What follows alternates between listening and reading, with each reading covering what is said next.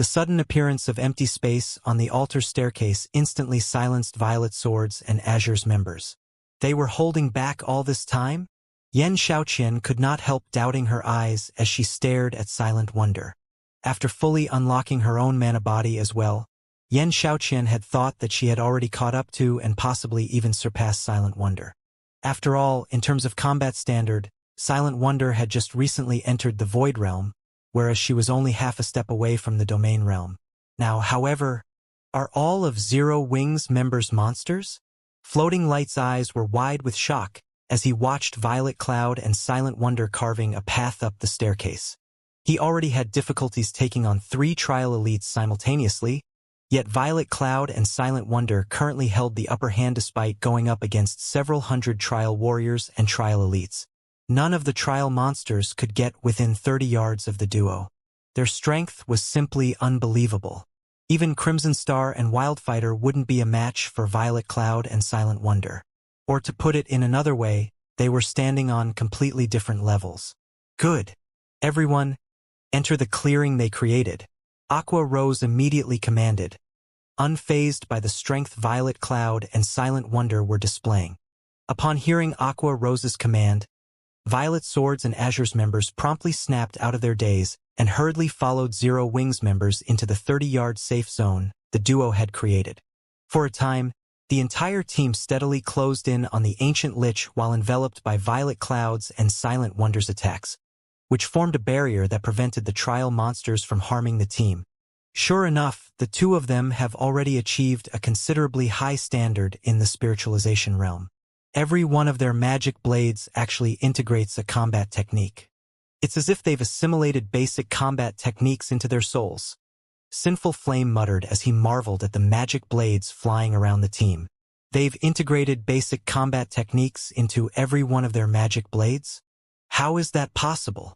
Yen Xiaoqian exclaimed when she overheard Sinful Flame's mutterings. Just executing a combat technique normally was plenty difficult. Executing combat techniques in quick succession was even more difficult. As for executing several hundred combat techniques simultaneously, that was simply inhuman. However, they have indeed succeeded in doing so. In fact, they're doing it as naturally as breathing, Sinful Flame said, a bitter smile forming on his face as he responded to Yen Xiaoqian's astonishment. Moreover, they aren't the only ones in Zero Wing capable of it. I really don't know how Black Flame managed to nurture so many monsters. As Sinful Flame and Yen Xiaoqian were conversing, the team arrived within 50 yards of the Ancient Lich under Violet Cloud and Silent Wonder's aegis. However, as the team pressed closer to the Ancient Lich, the magic blades Violet Cloud and Silent Wonder summoned grew increasingly translucent. It was obvious that their duration would end soon. Seeing this, everyone on the team inevitably grew nervous.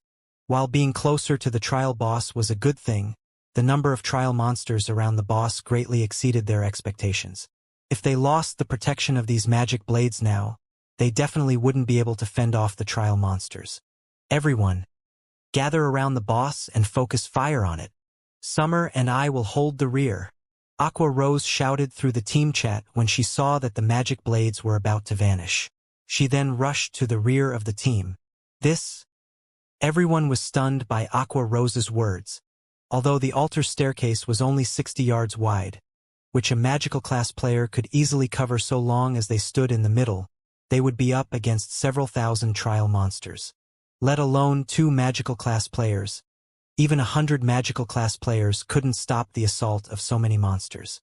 Normally, the majority of the team would hold off the trial monsters while a small number of peak experts dealt with the boss.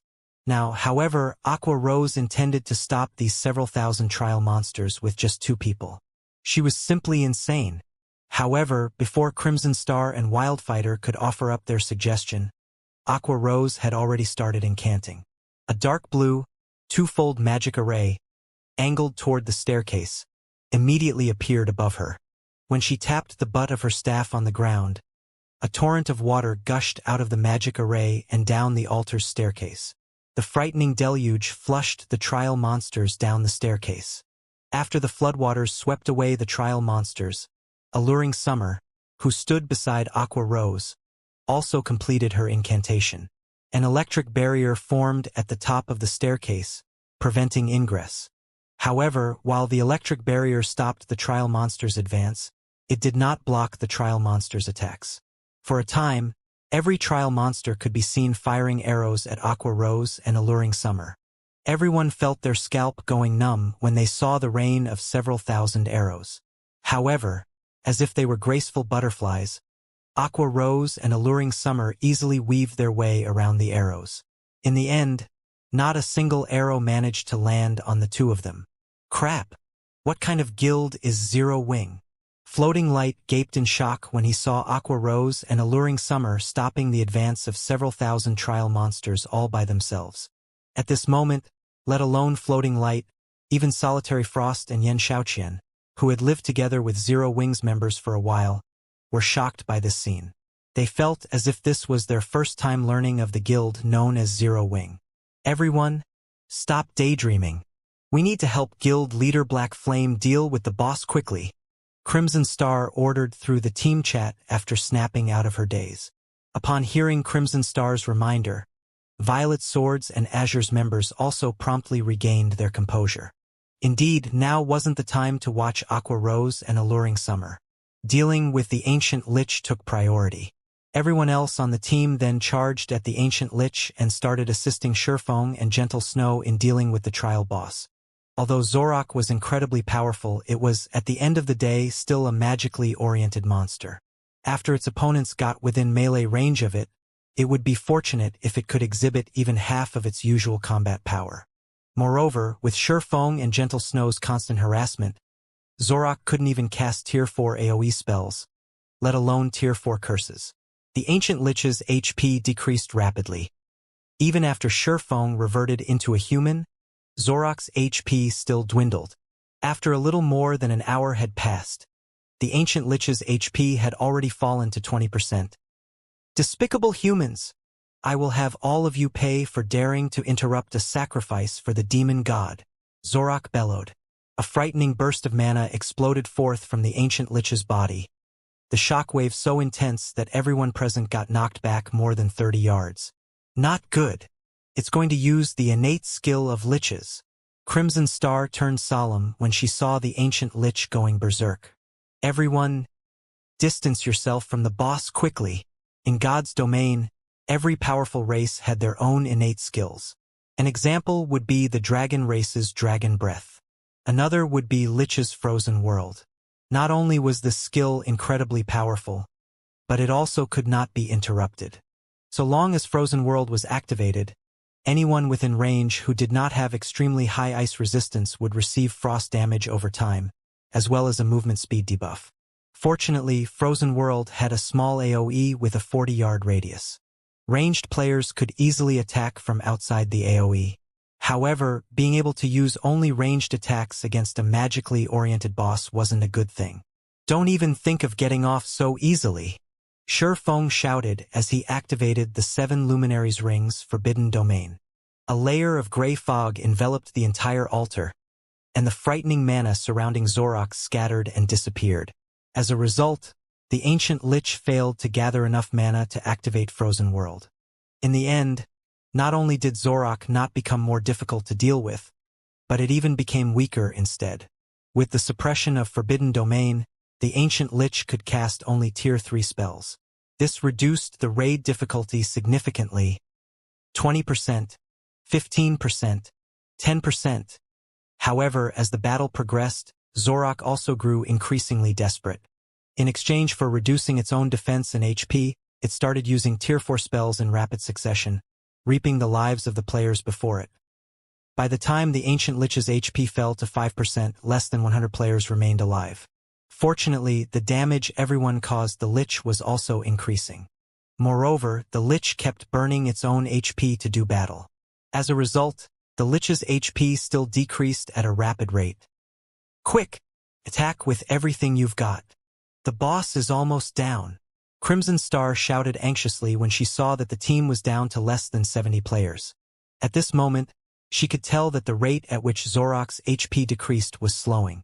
Even though the Ancient Lich only had 3% of its HP left, that was still more than 100 million HP.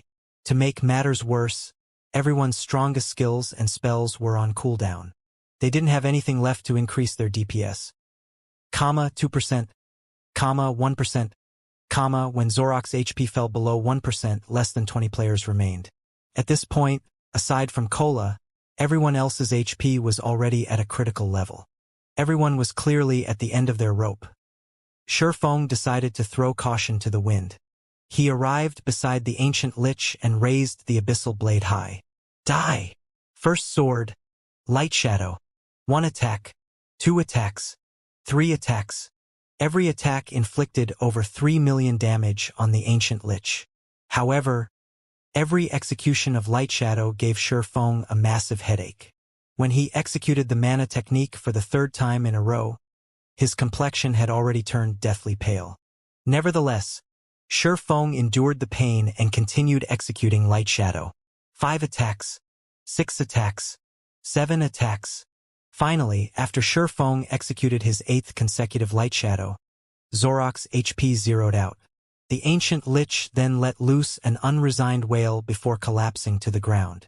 When the ancient lich collapsed to the ground, a purple glow enveloped the bodies of the surviving players. The EXP from the ancient lich was far more generous than what even ordinary superior mythics awarded, so much that Shifeng jumped directly to level 120. As everyone's experience bar was rising rapidly, due to the ancient lich's death, the boundless mana that had gathered around the altar no longer had anyone binding it to the altar's vicinity. As a result, the mana started dispersing, and the trial monsters that were frenziedly attacking Aqua Rose and alluring Summer suddenly collapsed to the ground, one after another, as if they had lost their souls. We won! An indescribable sense of joy and excitement welled up within Aqua Rose when she saw the collapsed trial monsters. At the same time, a sense of relief washed over her. Although both alluring Summers and her HPs had barely decreased, their stamina and concentration were already at critical levels. Had the fight continued for another 2 or 3 minutes, they would definitely have collapsed from stamina and concentration exhaustion. Fortunately, the ancient lich had fallen before they did.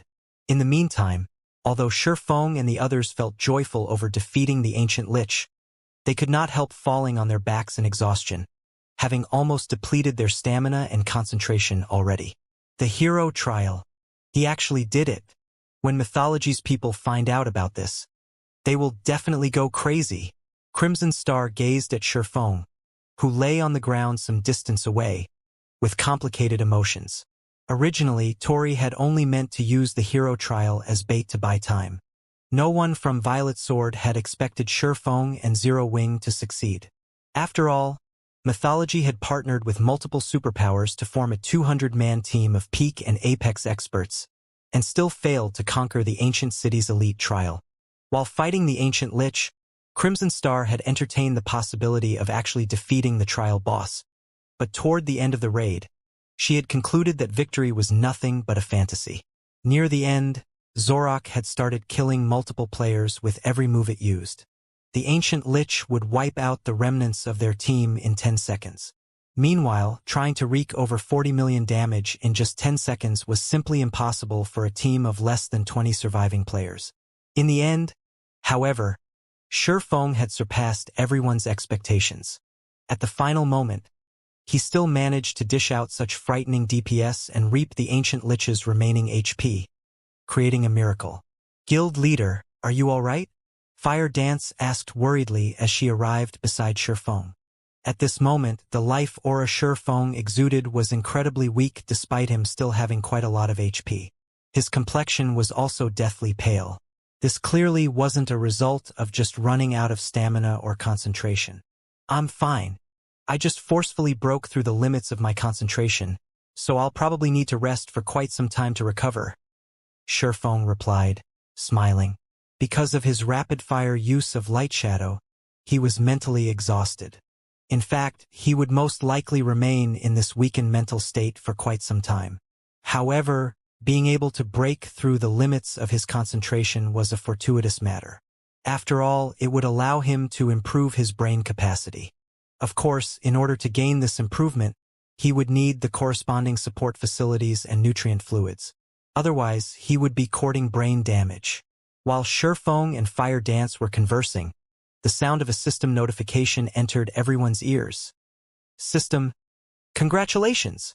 You have completed the hero trial. Trial completion rating S rank. Rewarding 500 Light-Forged City contribution points and permanent citizenship. Comma, the system notification repeated 3 times. While Zero Wings and Azure's members did not understand the importance of these rewards, Violet Sword's members revealed ecstatic expressions on their faces. What a bountiful reward! According to our investigations of Lightforged City, it'd take at least 7 or 8 quests just to get 100 contribution points. With 500 points, we can directly purchase 3 Tier 3 magic stones and attempt to boost the completion rate of our Tier 3 skills and spells past the 100% threshold. Floating Light exclaimed. As he read the contents of the system notification, he felt as if he was dreaming. Although neither Violet Sword nor Mythology had entered the ancient secret lands Lightforged City before, their research into the city indicated that obtaining contribution points in the city was incredibly difficult. Normally, the only way was by doing quests. However, there was not only a restriction of accepting 1 quest at a time but also a limited number of quests available in the city every day. Meanwhile, Lightforged City's contribution points were the only currency recognized in the city. These points could be exchanged for various useful items. Among the items available for exchange in Lightforged City, the one that attracted the attention of Violet Sword and Mythology the most was the Magic Stone. The Magic Stone was an item that could provide players with guidance on breaking through the 100% limit of their skills and spells. A Tier 3 Magic Stone could provide guidance for Tier 3 skills and spells. It was undoubtedly a treasure that all expert players desired. After all, skills and spells followed players for the rest of their careers in God's domain. However, improving the completion rate of skills and spells, especially Tier 3 skills and spells, was not an easy task. Just being able to achieve a 90% completion rate was already an incredibly difficult feat to accomplish. Meanwhile, even reaching 100% completion rate with a Tier 3 skill or spell would provide a considerable boost to a player's combat power. If one could break through the 100% limit, the boost in combat power would be even greater. Now that the hero trial had awarded each player with 500 contribution points, this meant each of them could exchange for 3 Tier 3 magic stones. They were naturally excited by this outcome. At this moment, let alone Violet Sword's members, even Shifeng was surprised by this reward. A 500-point reward for every player on the team. This trip really was worth it. Shifeng similarly felt joyful when he saw the rewards the system granted. Others might not know what it meant to have 500 contribution points for an ancient city, but he did. In God's domain, a player who managed to rack up 500 contribution points in an ancient city could improve their combat power by a significant margin. Setting aside the commonly known magic stone, just the most basic enchanted potion could allow players to improve their strength rapidly. When consumed, the enchanted potion raised the ambient mana around players to a very high density for 6 hours. If players fought against powerful monsters or sparred against expert players during this period, they would gain significant improvements. In the past, because of the magic stone and enchanted potion, Violet Sword had been able to recruit and nurture plenty of expert players, which, in turn, raised the guild's strength even closer to that of the 5 great super guilds. As Shifeng and the others were rejoicing over the trial rewards, the ancient lich's corpse suddenly burst into countless particles of light. Immediately afterward, the particles of light coalesced into more than 100 light globes of varying sizes, every one of which radiated dense mana. So, this is the ancient lich's loot? Everyone gaped in shock when they saw the items that appeared when the light globes faded. Although everyone had anticipated that the ancient lich's loot would be extraordinary, they never thought it would be this abundant. Originally, they had only expected to obtain around 24 noble authority tokens. However, there were over 60 tokens, as well as over 20 inferior legendary materials and 6 legendary materials. Aside from the tokens and materials, the ancient lich had also dropped a total of 14 pieces of dark gold equipment and 4 pieces of epic equipment. At this point in time, even the various superpowers barely had any level 100+ epic items. Now, however, the ancient lich had dropped 4 level 100+ epic items, including an epic weapon. Azure's members could not help but drool over the ancient lich's loot.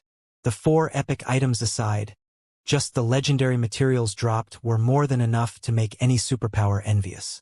After all, legendary materials could be used to produce custom-made epic weapons and equipment that had high compatibility with the players they were made for.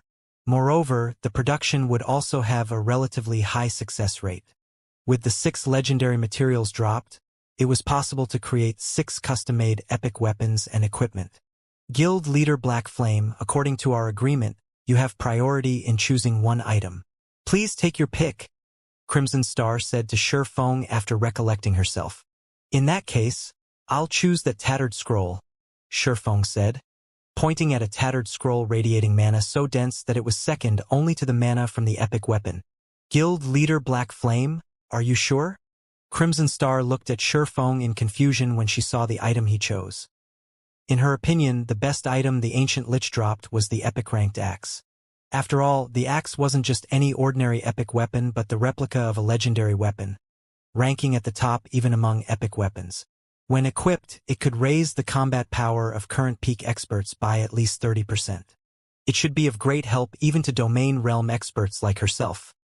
As for the tattered scroll Shi Feng chose, she had tried using an identification skill on it already. Although the scroll radiated powerful mana and looked very special, it was just a damaged epic scroll. The cost of repair alone would most likely be high. Not to mention, a scroll was also a consumable. How could it possibly compare to an epic weapon in terms of value? I'm choosing it, Shi Feng said as he nodded in affirmation. At this stage of the game, aside from himself, there was most likely nobody else in God's domain that would recognize this tattered scroll. This scroll was also the reason why he wanted priority pick over the trial boss's loot. This was because this scroll was something that could be obtained only from the first clear of Lightforged City's entrance trial. The Legacy Scroll. This magic scroll directly teleported players to the legacy land of their Tier 4 promotion quest, saving them plenty of time. In addition, it could be used to negate a failed attempt at challenging the Tier 4 promotion quest, allowing players to re-challenge their promotion quest right away in the same legacy land. The Tier 4 promotion quest was drastically different from past promotion quests. Every time players challenged their Tier 4 promotion quest, they would be sent to a different legacy land. Hence, players had no opportunity to learn from their failures and try again. However, if they could re-attempt a promotion quest in the same legacy land, their chances of success would increase drastically. Only, the legacy scroll the ancient lich dropped was somewhat different from what Shi Feng had heard in his previous life. In the past, the legacy scroll obtained from Lightforged City's entrance trial was at the dark gold rank. On the other hand, the one the ancient lich dropped was actually at the epic rank. However, Shi Feng did not dwell on the matter, quickly storing the legacy scroll. And after splitting the loot equally with Violet Sword, Shi Feng and the others promptly left the trial space. Once they exited the trial space, they entered Lightforged City under Crimson Star's lead, not bothering to wait at the trial entrance for the dead to get automatically resurrected. Ancient Secret Land, Lightforged City. With a flash, Shi Feng and the other survivors of his team arrived in the middle of a plaza.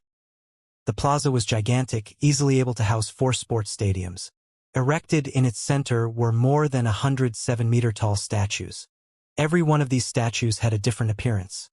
Some were armor-clad warriors, some staff-wielding mages, and some archers sporting bows. Despite their different appearances, these statues shared one similarity: a powerful aura. It felt as if these statues were alive. Upon seeing these statues, Shi Feng and the others were stunned. This ancient city is truly amazing. Just the statues in this teleportation plaza would most likely be enough to drive the experts in the outside world crazy. Shi Feng exclaimed as he studied the statues before him. The statues on the plaza might look ordinary, but in reality, they contained information on basic combat techniques catering to the class they represented. At this point in time, practically every player in God's domain already knew about the existence of combat techniques. However, the number of players that had the opportunity to learn a combat technique was still incredibly low. This was especially true for independent players. However, inside Lightforged City, Information on basic combat techniques was on display as if it was worthless garbage. Players could freely learn the combat techniques displayed whenever they wanted and at no cost at all. Moreover, these combat techniques catered to specific classes. The wealth and generosity of Lightforged City were truly astonishing. At this stage of the game, even the members of the various major powers had to pay a certain price and make sufficient contributions in order to learn basic combat techniques, yet players could freely learn them in this plaza. Furthermore, the ambient mana inside Lightforged City was also incredibly dense. If players trained in Lightforged City's arenas, their improvement speed would definitely be several times higher than normal. The mana here is very special. If I can train here long-term, I might be able to further unlock my mana body, Violet Cloud said excitedly through the team chat. Indeed, just standing here, I can already feel my control over mana strengthening. If I can take advantage of this experience, I might be able to further unlock my mana body as well, Aqua Rose said, nodding. Everyone else in the team had also noticed the special effects of Lightforged City's mana, their eyes glowing with excitement at this discovery. For Violet Sword's Crimson Star and Wildfighter, nothing was more attractive than being able to fully unlock their mana bodies as soon as possible. Or to put it in another way, expediting the unlocking of the mana body was something the various superpowers were constantly seeking to accomplish. As for Zero Wings members and Azure's Sinful Flame, Solitary Frost, and Yen Xiaoqian, breaking through the mana body's 100% threshold was something they dreamed of achieving. After all, the difference between a mana body that had broken through the 100% threshold and a mana body that had yet to do so was massive, as Violet Cloud had proven. However, trying to break through the mana body's 100% threshold was incredibly difficult. In fact, they hardly had any leads on doing so. Now that the mana here was giving them some clues, they naturally grew excited. In this situation, though, Sinful Flame, Solitary Frost, and Yen Xiaoqian could not help envying Zero Wings and Violet Sword's members. After all, Zero Wings and Violet Sword's members could train in Lightforged City whenever they wanted. On the other hand, Azure's members had only 2 days. Upon realizing this, Yen Xiaoqian and Solitary Frost took a seat and focused on the sensations they were currently experiencing. After all, it was unknown when they would get another opportunity to visit Lightforged City. There's still quite some time before the alchemy array disappears. Let's take a look at Lightforged City's City Lord's mansion first. It won't be too late to start training afterward, Shifeng suggested, chuckling when he saw Yen Xiaoqian and the others sitting down to circulate their mana. I guess you're right, Yen Xiaoqian answered, nodding as she dismissed her thoughts of training immediately. Upon further consideration, she felt that what Shifeng said was indeed correct. The special effects of the ancient city's mana could be said to be a bonus only.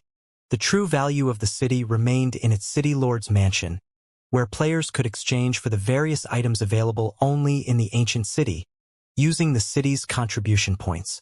Currently, every one of them had 500 contribution points. It would be a pity not to use them. Shifeng and the others spent over 2 hours traveling down Lightforged City's main street before arriving in front of the 600-meter-tall City Lord's mansion. Currently, dozens of uniformed knights were standing guard before the entrance of the City Lord's mansion.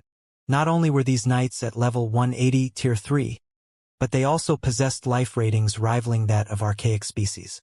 The aura they radiated was comparable with that of mythic monsters of the same level. As for the knight captain leading these knights, he was a bona fide Tier 4 NPC. His mere presence put intense pressure on Shifeng. Meanwhile, when everyone entered the City Lord's mansion's first-floor exchange hall, they were stunned by the scene before them. Currently, all sorts of items were on display in the exchange hall. Among them were epic weapon and equipment designs, grandmaster potion recipes, rare skills and spells, bronze combat techniques, advanced construction designs, and designs for war weapons. Every one of these items was an unbelievable treasure that one could only come across by luck in the outside world. Now, however, a plethora of such treasures greeted their eyes. Of course, everyone could only afford to look at these items. After all, even the cheapest of these displayed treasures cost 4,000 contribution points, with the more expensive ones costing tens of thousands of points. With each of them having only 500 points, they shouldn't even think of purchasing any of these items. Fortunately, these valuable treasures weren't the only things available for exchange. There were still plenty of cheap and ordinary items within their means. An example of these items would be the magic stone and enchanted potion. Of those present, whether it was Violet Swords or Azure's members, they almost immediately chose to spend all of their contribution points on the Tier 3 magic stones and enchanted potions. Guild Leader, the items available for exchange here have limited quantities. Let's quickly exchange for some Tier 3 magic stones and enchanted potions as well. If we wait until the others get resurrected, there won't be anything left for us? Aqua Rose urged hurriedly as she looked at Shifeng, who showed no interest in the magic stones and enchanted potions at all. All items in the exchange hall had an exchange limit. While some would be restocked over time, the more valuable treasures were unique items, no longer available once exchanged. As for the Tier 3 magic stones and enchanted potions, while they weren't unique items, if everyone were to spend all 500 of their contribution points on these two items, there would only be enough to supply 50 people. Once these items sold out, those who wanted them would have to wait until they got restocked to exchange for these items. However, who knew when these items would get restocked? No need to rush this, Shifeng said, shaking his head. He then shifted his gaze to a shelf carrying bottles of icy blue liquid, saying, "Have everyone exchange for 10 master concentration recovery potions first. Guild Leader, that concentration recovery potion is too expensive at 50 points per bottle. Do we really need to buy it?" Aqua Rose could not help her exasperation when she saw the price of the master concentration recovery potion. That item only aids players in recovering concentration. Moreover, each potion lasts only 2 hours. Although it is a rare potion in the outside world, spending our precious points on it is a little. Concentration recovery potions were indeed incredibly rare, but not particularly useful since players naturally recovered their concentration over time. If players rested inside a city, their recovery rate would be even quicker. Hence, items that helped in the recovery of concentration were not that expensive on the market.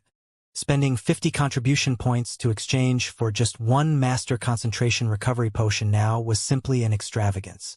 After all, the master enchanted potion cost only 10 contribution points, yet it lasted 6 hours. Relax. Just exchange all your points for the potion. I guarantee that the value you can get from these potions will greatly surpass your expectations. They're even more valuable than those Tier 3 magic stones, Shifeng said, chuckling when he saw the anxious look on Aqua Rose's face. In his opinion, the master concentration recovery potion was very cheap. Moreover, they were allowed to purchase the potion only because they had the Noble Authority token. Otherwise, they wouldn't have the qualifications to do so. If these master concentration recovery potions were put up for sale during his previous life, just one potion would have sold for the price of one epic material. Even at such a price, rarely anybody would be willing to sell their potions. After saying so, Shifeng spent all his points on master concentration recovery potions without hesitation. Aqua Rose no longer tried to dissuade Shifeng. After all, he definitely had his reasons for such a decision. Following which, she and the others exchanged all their points for master concentration recovery potions as well. Violet Swords and Azure's members were confused upon seeing this scene. They could not understand why Zero Wings members would exchange for potions that did not provide the slightest bit of help in training. However, they did not pay too much attention to this matter. After all, their alchemy erase duration was running down. Now that they had obtained the magic stones and enchanted potions, they had to devote their efforts to training. As for what Zero Wings members intended to do, that was none of their business. Violet Swords and Azure's members promptly ran to Lightforged City's arenas to train. As for Zero Wings members, they made their way to the city wall under Shifeng's lead. Let's hope these potions will be enough for me to break through to the Tier 4 standard.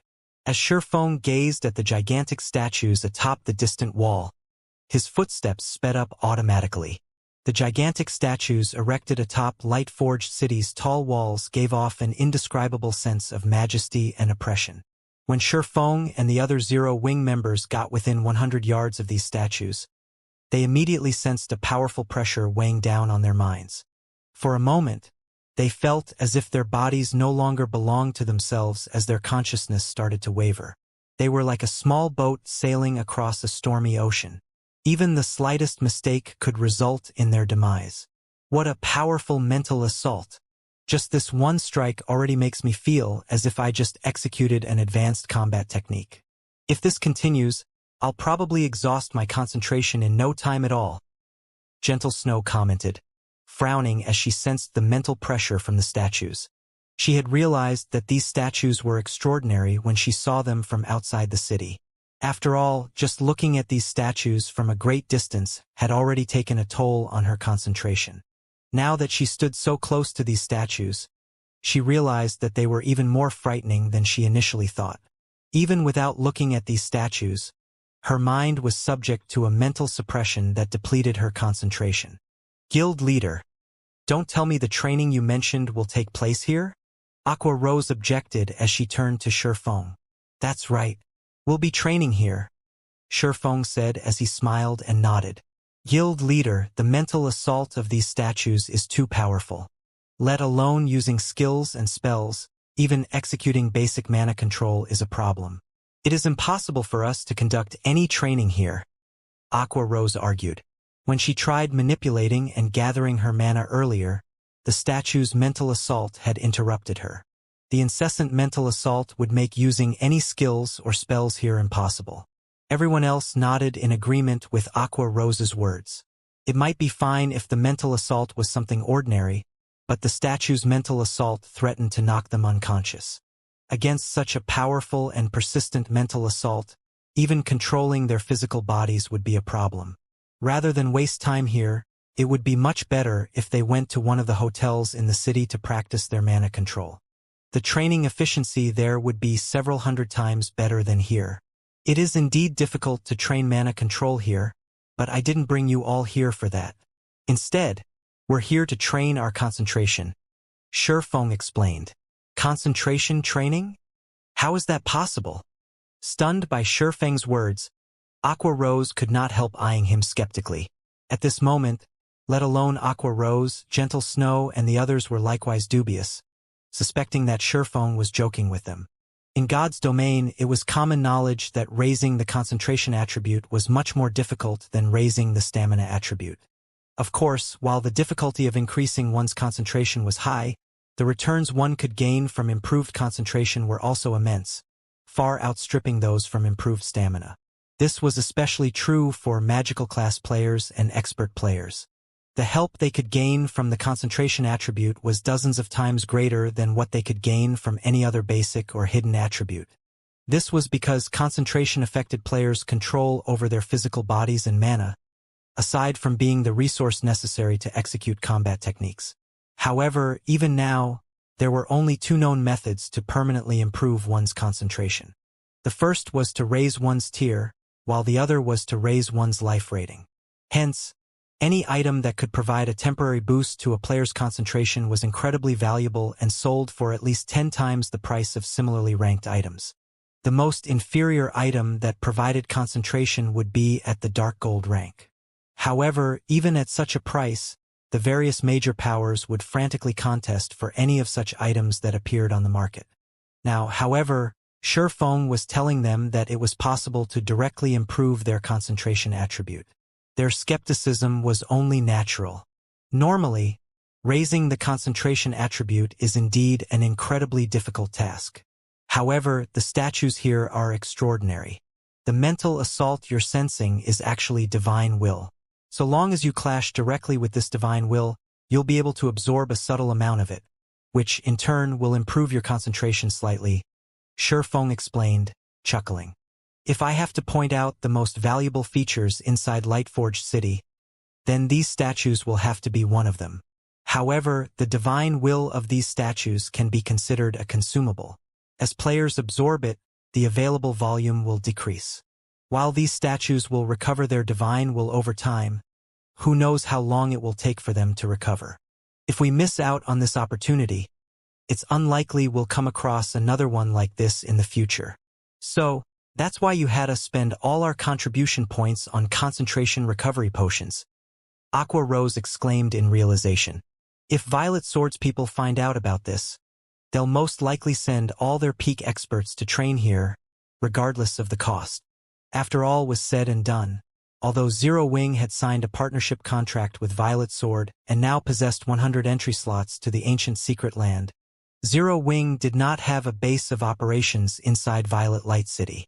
The resources Zero Wing could obtain from the ancient secret land definitely couldn't compare to what Violet Sword could get. Violet Sword would definitely be able to secure more contribution points in Lightforge City than Zero Wing could. If Violet Sword found out about the statue's secret, it would definitely send a large number of experts to absorb the divine will here, rapidly depleting it and leaving only scraps for Zero Wing's members. Alright, everyone, start focusing your mind to resist the mental assault. The closer you approach these statues, the stronger the mental assault becomes. Meanwhile, the stronger the mental assault you resist, the greater the improvements you will gain. However, make sure not to be too greedy. If your consciousness leaves your body too many times, it will end up weakening the absorption rate. You might even fail to absorb any divine will. So, make sure to train at an appropriate distance, Shifeng said as he looked at the others. Upon hearing Shifeng's instructions, Aqua Rose and the others sat down excitedly and started resisting the mental assault of the statue before them. Ordinary experts treated concentration as an attribute that determined the number of times they could use combat techniques. However, for players like themselves who had fully unlocked their mana bodies, the concentration attribute held an entirely different meaning. By improving their concentration, they could improve their mana control, which would, in turn, allow them to execute more complex actions using mana. With this, they could accomplish things that they previously couldn't. One of the simplest examples would be breaking through the mana body's 100% threshold. With their present concentration, their mana control was at their limit. However, if they wished to break through the 100% threshold, they needed to be capable of controlling even more mana. Now that an opportunity to break through the mana body's 100% threshold was right before them, they did not wish to waste even a second. However, after everyone attempted to resist the statue's mental assault, their original excited expressions disappeared, replaced by solemnity. Their complexions had similarly turned pale. The difference between enduring and resisting the mental assault is actually this large? Aqua Rose nearly collapsed on her back after her first attempt. She had expended roughly 5% of her concentration after resisting just one mental assault. Her consciousness had even momentarily left her body, making her lose all control over herself. The experience was extremely uncomfortable and completely different from when she was just passively enduring the mental assaults. At this moment, everyone, aside from Shifeng, promptly retreated from their original positions, not daring to continue resisting the mental assault at the 90-yard mark. However, even Shifeng did not fare much better than everyone else. Although he had managed to resist the mental assault, the amount of divine will he absorbed was far from ideal. Moreover, just a single attempt had cost him 1/40th of his concentration.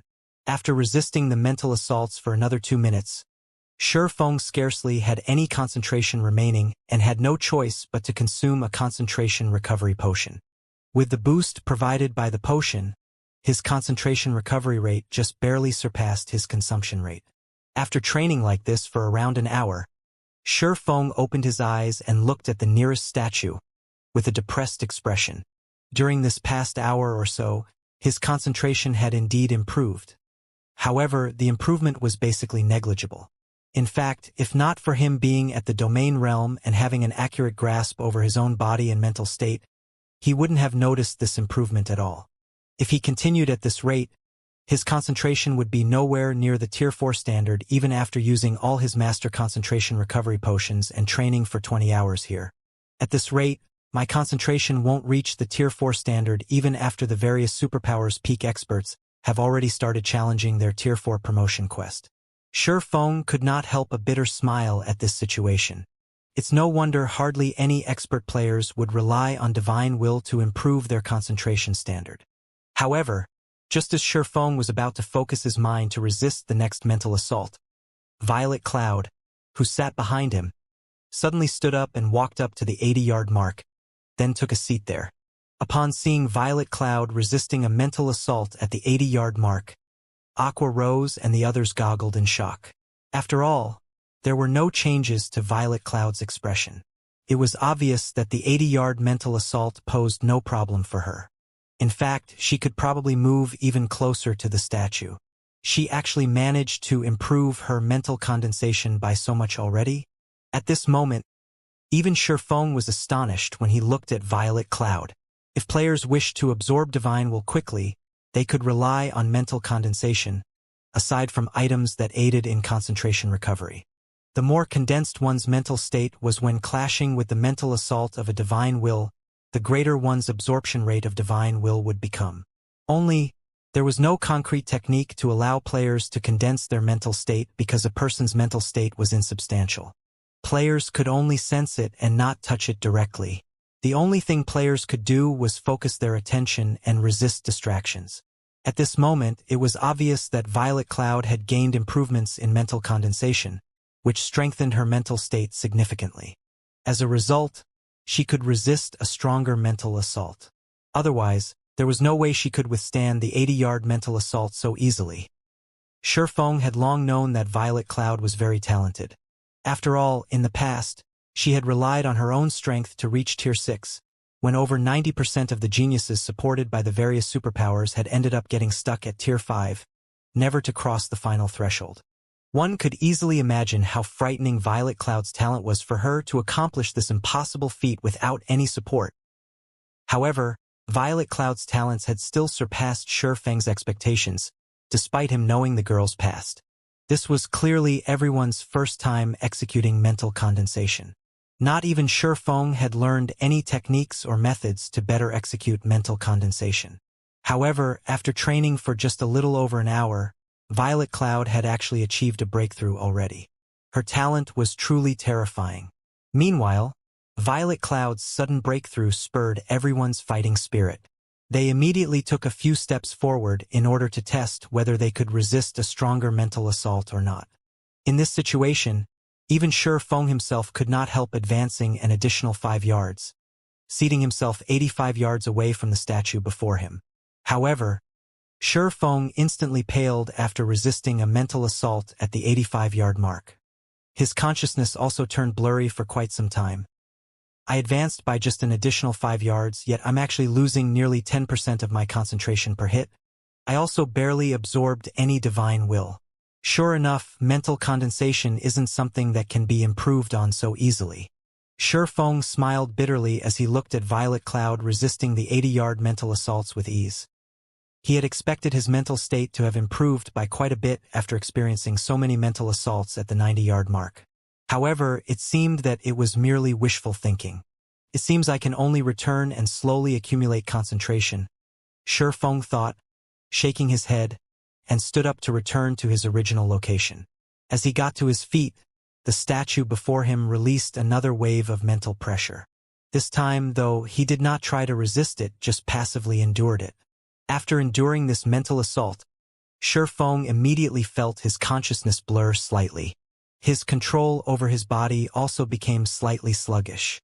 Overall, though, he fared a lot better than with active resistance. Despite facing the same mental assault, there's such a huge difference between passively enduring and actively resisting. If the effects of actively resisting the mental assault were the same as the result I just experienced, I would most likely be able to move within 30 yards of the statue. Shifeng could not help but sigh ruefully when he sensed the effects of passive endurance. When he reached his original position, another mental assault washed over him, nearly making him lose his footing. After experiencing this mental assault, though, he paused as a spark of inspiration flashed across his eyes. So, that's the case. Why didn't I think of this before? Shifeng clenched his fists as realization dawned upon him.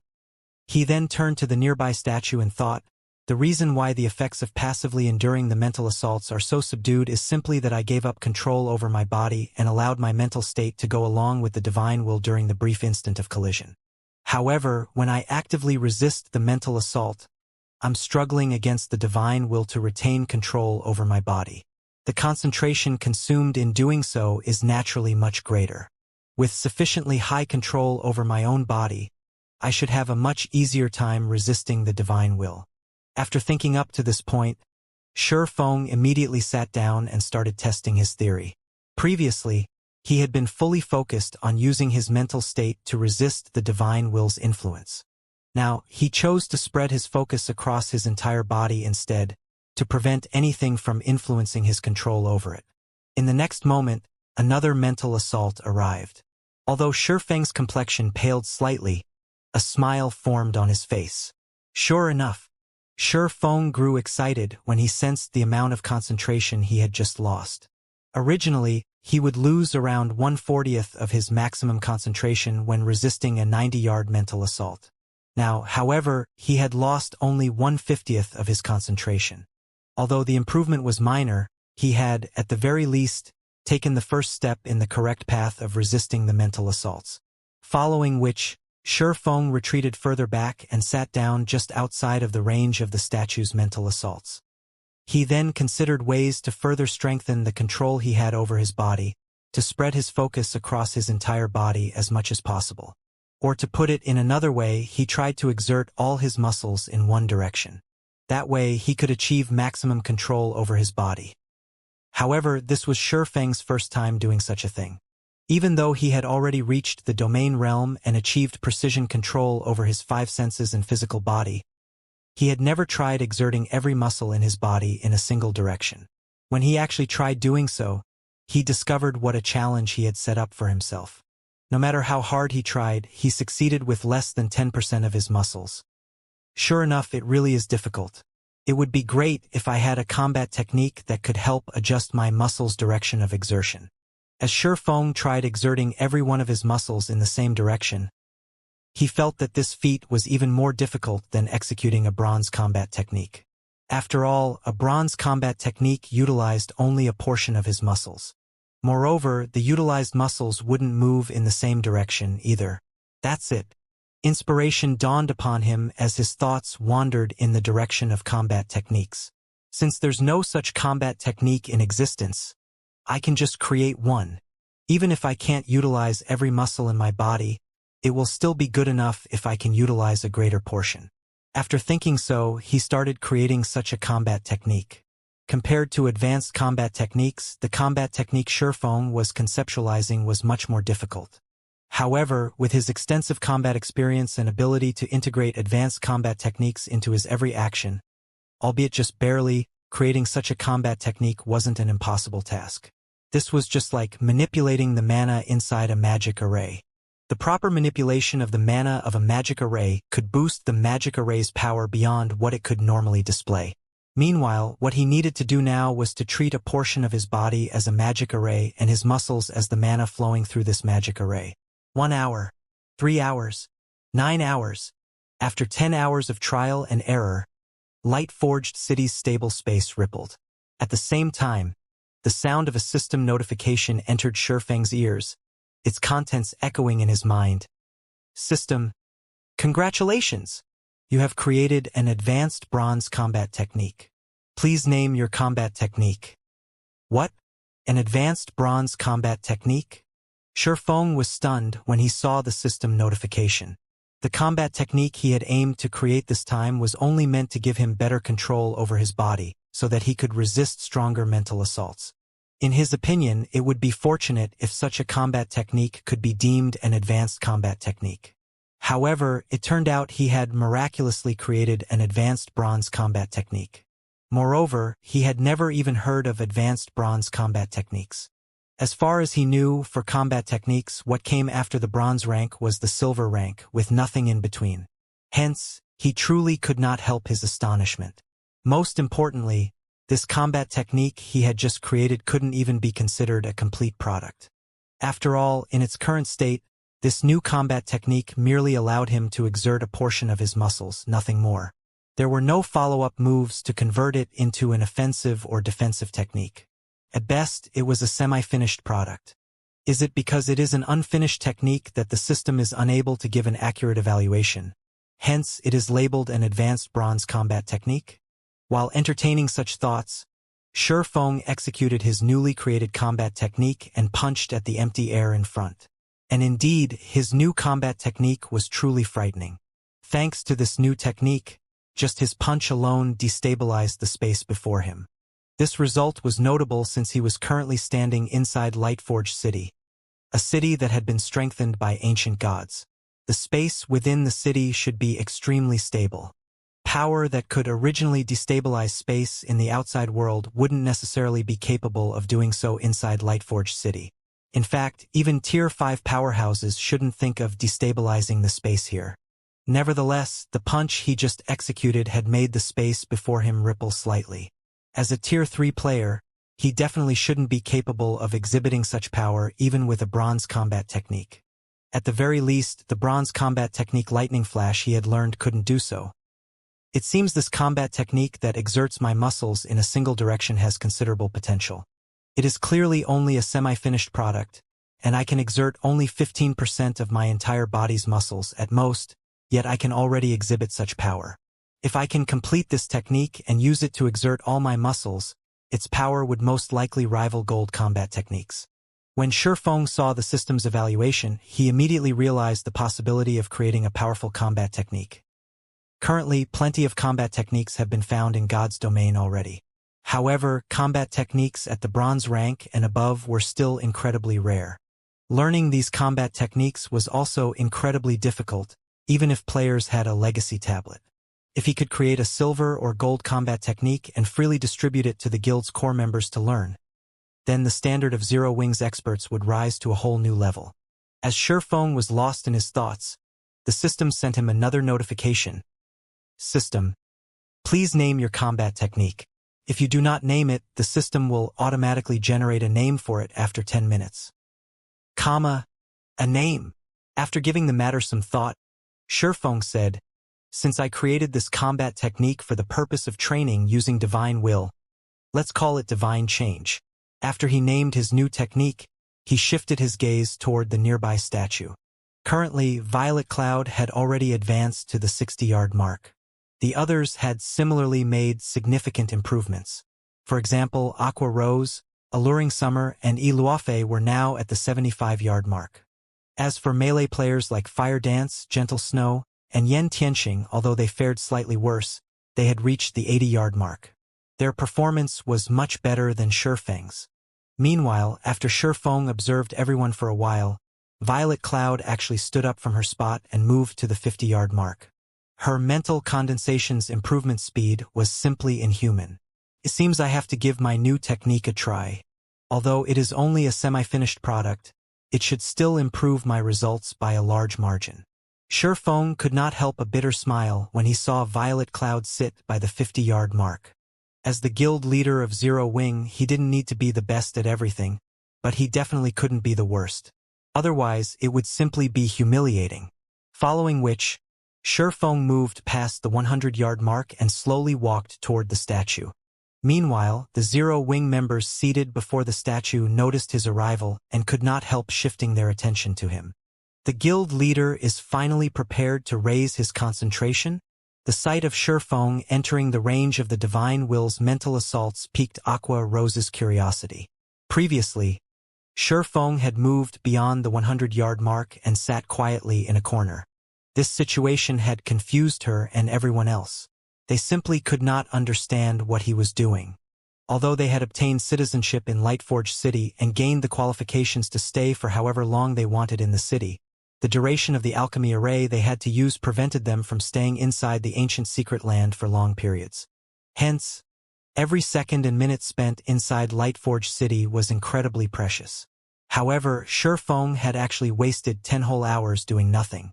I really can't figure out why the guild leader sat there for so long. He even wasted nearly an hour of the precious concentration recovery potion. Kola muttered as he gazed at Shifeng in confusion. Originally, their time in Lightforge City was already limited.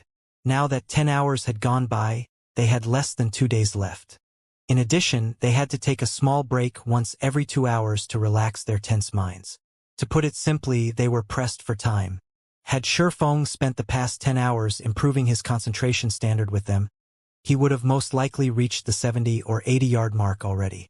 With the improvement speed at these locations several times better than that at the 90-yard mark, his concentration might even get upgraded to the Tier 4 standard by the time he ran out of Master Concentration Recovery Potions.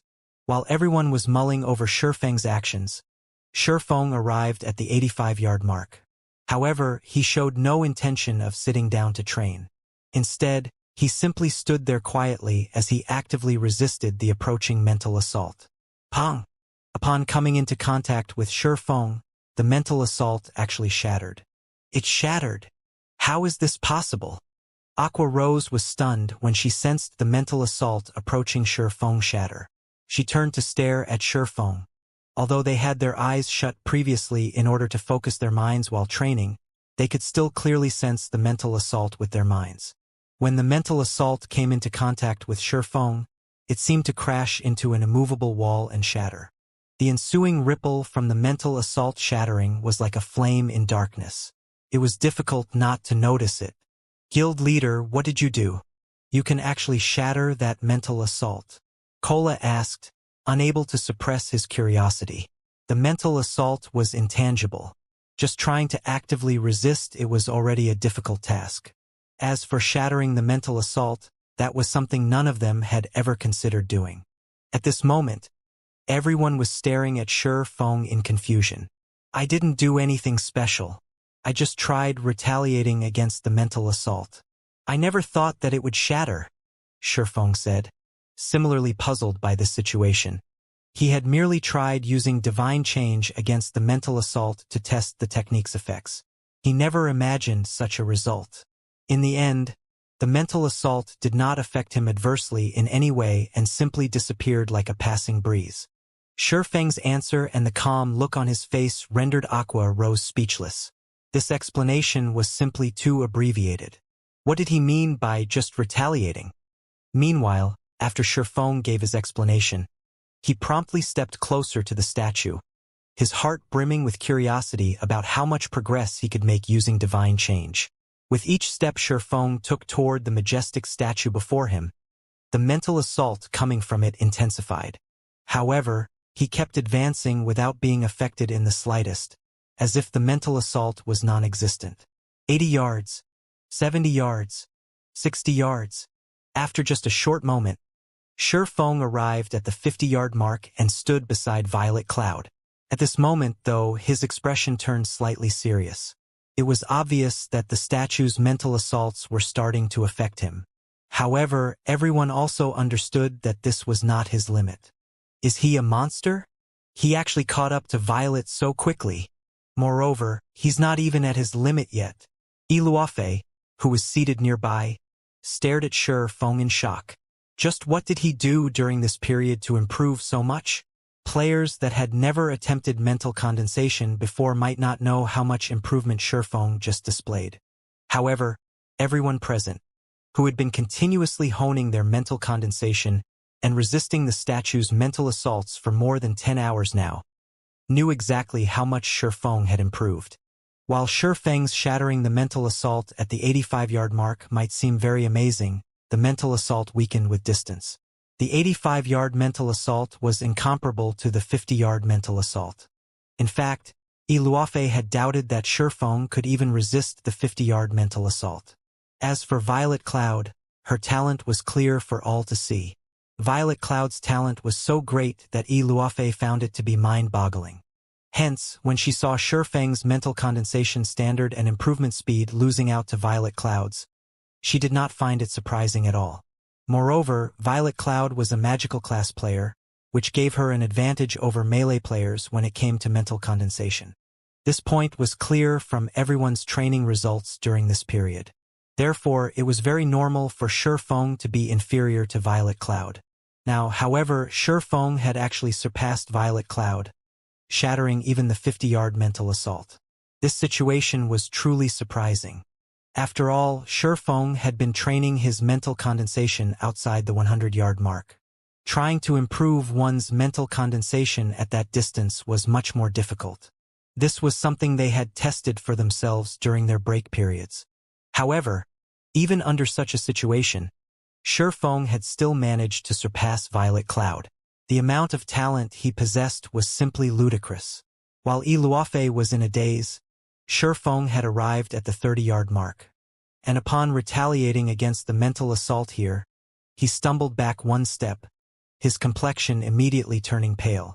It seems it's going to be difficult to get any closer than this. The power of the mental assault here is already several times that of the 50-yard mental assault. It's no wonder so many people couldn't reach and cross the 30-yard mark in the past. When Shifeng tried retaliating against the 30-yard mental assault, he had instantly lost 1/15 of his maximum concentration. This was no longer a loss he could afford. In the past, the area within 30 yards of divine will statues had been considered a forbidden zone. According to rumors, anyone that managed to train within this zone would see a qualitative leap in their mental condensation standard. Although this improvement would not provide players with a substantial boost in combat power, it would hone their perception of mana to inhuman levels, as well as facilitate the formation of their magic domain when they reach Tier 4. It was even rumored that the improvement one received from training within the Forbidden Zone could provide significant help when challenging the Tier 5 promotion quest. Meanwhile, upon seeing Shifeng finally fail, Aqua Rose and the others could not help a sigh of relief. After all, if Shifeng were to get any closer to the statue, they would really start suspecting that they were severely lacking in talent. Although I can't train efficiently at the 30-yard mark, training at the 35-yard mark isn't a bad option, either. With this, I shouldn't need more than 2 days to raise my concentration to the Tier 4 standard. Shifeng could not help but sigh when he looked at the Forbidden Zone before him. However, he wasn't too disappointed. In its current state, divine change was still incomplete. Originally, he thought that he would be fortunate if he could train at the 50-yard mark with the help of the combat technique. After all, he could exert only 15% of his body's muscles in the same direction. He still couldn't unify the strength of the remainder of his body. Hence, he was already quite satisfied with his current results. As for entering the Divine Will's Forbidden Zone, so long as he could perfect divine change, it should not be a problem at all. Following which, Shifeng returned to the 35-yard mark and started absorbing the Divine Will there, improving his concentration. As he continuously absorbed Divine Will and raised his maximum concentration, the number of players that got resurrected and entered Lightforged City also increased. When the many members of Violet Sword and Azure saw Shifeng and the others sitting in front of one of the statues on the city walls, they were bemused. I really don't know what those people from Zero Wing are doing. They're actually wasting time sitting before a statue. Do they not know that the peace outside has already shattered completely? Crimson Star could not help her puzzlement when she read the report her subordinate sent her regarding the activities of Zero Wing's members. Violet Swords and Azure's members were all doing their best to improve their combat power in Lightforged City. Zero Wing's members, on the other hand, had wasted 2 whole days doing nothing. Aside from occasionally leaving their position to have a meal at Lightforged City's restaurants, they had spent all their time sitting before one of the statues erected on the city walls. Rather than coming here to train, Zero Wing's members looked as if they were on vacation. Zero Wing probably has its own considerations. After all, when it comes to peak experts, it is already superior to ordinary superpowers, Wildfighter said. Moreover, after the partnership this time, I heard that Azure plans to ally itself with Zero Wing. Afterward, Zero Wing will have a much smoother path ahead of it. Ally? So what if Azure allies with Zero Wing? Let alone Azure, even some super guilds are failing to cope with the current situation. How can Azure possibly have the time to help Zero Wing? Crimson Star said disdainfully. In addition, peak experts are no longer as effective as they were before. The various powers have already researched plenty of war weapons. The usefulness of Tier 3 players is continuously diminishing. Nowadays, Zerg tactics rule the battlefield. Since guild towns and cities no longer enjoyed the protection of NPC soldiers, guilds had lost their greatest assurance. Players no longer had to fear overly powerful NPC soldiers and were free to cause trouble inside guild towns and cities. This was especially good news for powerful experts and developing powers with limited territory. In fact, according to Violet Sword's intelligence network, over 200 guild towns on the Western continent had switched owners since the activation of the Demon Gods Chaos expansion pack. And while the various superpowers still hadn't suffered any losses due to this expansion pack, that was mainly because of the large number of Tier 3 experts and peak experts they possessed. Zero Wing, however, was significantly inferior to the various superpowers in this regard. This isn't something we need to concern ourselves about. Instructor Tori has just sent news that some of the secretly developing superpowers have started stirring recently. So once we complete our training here, he wants us to station our trump card legion in the 2 guild cities closest to level 100 maps as insurance. Wildfighter said. I understand. Once our time here is up, I'll bring the men over. Crimson Star replied, nodding. Meanwhile, as Crimson Star and Wildfighter were conversing, Shi Feng, who was sitting quietly before one of the city wall's statues, suddenly opened his eyes. At the same time, an invisible ripple spread out from his body, weakening the divine will's mental assault considerably. Success! When the strange ripple appeared from Shi Feng's body, Aqua Rose and the others present promptly noticed it. At the same time, they felt a mental pressure from Shi Feng that they had never felt before. Although this mental pressure was far weaker than what the divine will statues radiated, it was inherently the same. Guild leader, did you break through? Aqua Rose could not help asking as she looked at Shi Feng. Although she understood that Shi Feng had achieved a breakthrough, she still wanted confirmation. The difficulty of raising concentration was far greater than she had expected. Even now, she could sense that she was still far from a breakthrough. Even Violet Cloud, whose mental condensation standard was second only to Shi Feng's, had a long way to go, 30% or so to reach the Tier 4 standard and its concomitant qualitative transformation. I've reached the Tier 4 standard already, Shi Feng said, nodding happily as he focused his mind on experiencing the changes brought about by having his concentration reach the Tier 4 standard. Tier 4. This was a realm that he was never able to reach in the past no matter what he did. Even though only his concentration had reached the Tier 4 standard, for now it was already more than enough to excite him. In God's domain, Tier 4 was a major turning point for players, a far more important one than when players went from Tier 2 to Tier 3. One could say that more than 99% of Tier 3 players would never be able to reach Tier 4. In order to reach Tier 4, aside from sufficiently high combat standards and equipment standards, one also needed a lot of luck and fortuitous opportunities. If a player lacked any of these factors, the difficulty of reaching Tier 4 would increase exponentially. Now, with Shi Feng's concentration at the Tier 4 standard, his chances of attaining Tier 4 in the future had just increased significantly. Guild leader, what does it feel like to have Tier 4 concentration? Is the difference large? Yan Tianxing asked, curious. Upon hearing Yan Tianxing's question, everyone turned to Shi Feng with inquisitive eyes. It's large. It's very large, Shi Feng answered after giving the matter some thought. You can say that I've already reached a completely different level. The improvement of the concentration attribute would provide a significant increase in a player's control over their physical body and mana. The concentration attribute reaching the Tier 4 standard would even bring about a qualitative transformation. Take the Holy Annihilation mana technique, for example. If executing Light Shadow cost him 10 points of concentration previously, then now it required only 3 points. As for the concentration cost of executing bronze combat techniques, it had dropped even further. Now, he could basically use bronze combat techniques as if they were advanced combat techniques. In addition, even executing Tier 3 skills and spells at a 100% completion rate would probably no longer be difficult. Even breaking through the 100% threshold was entirely doable. Is the difference really that great? Aqua Rose could not help her incredulity.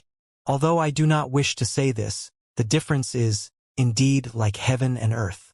Right now, in a situation where I have the same basic attributes, I'm certain my current self can defeat my previous self in less than 10 moves. Shi Feng replied, chuckling when he saw the skeptical look Aqua Rose was giving him. Only after his concentration reached the Tier 4 standard did he truly understand how big the gap between Tier 3 and Tier 4 was. It was no wonder the Tier 4 experts in the past could trounce a group of Tier 3 peak experts, with some Tier 4 experts even able to capture a guild town single-handedly.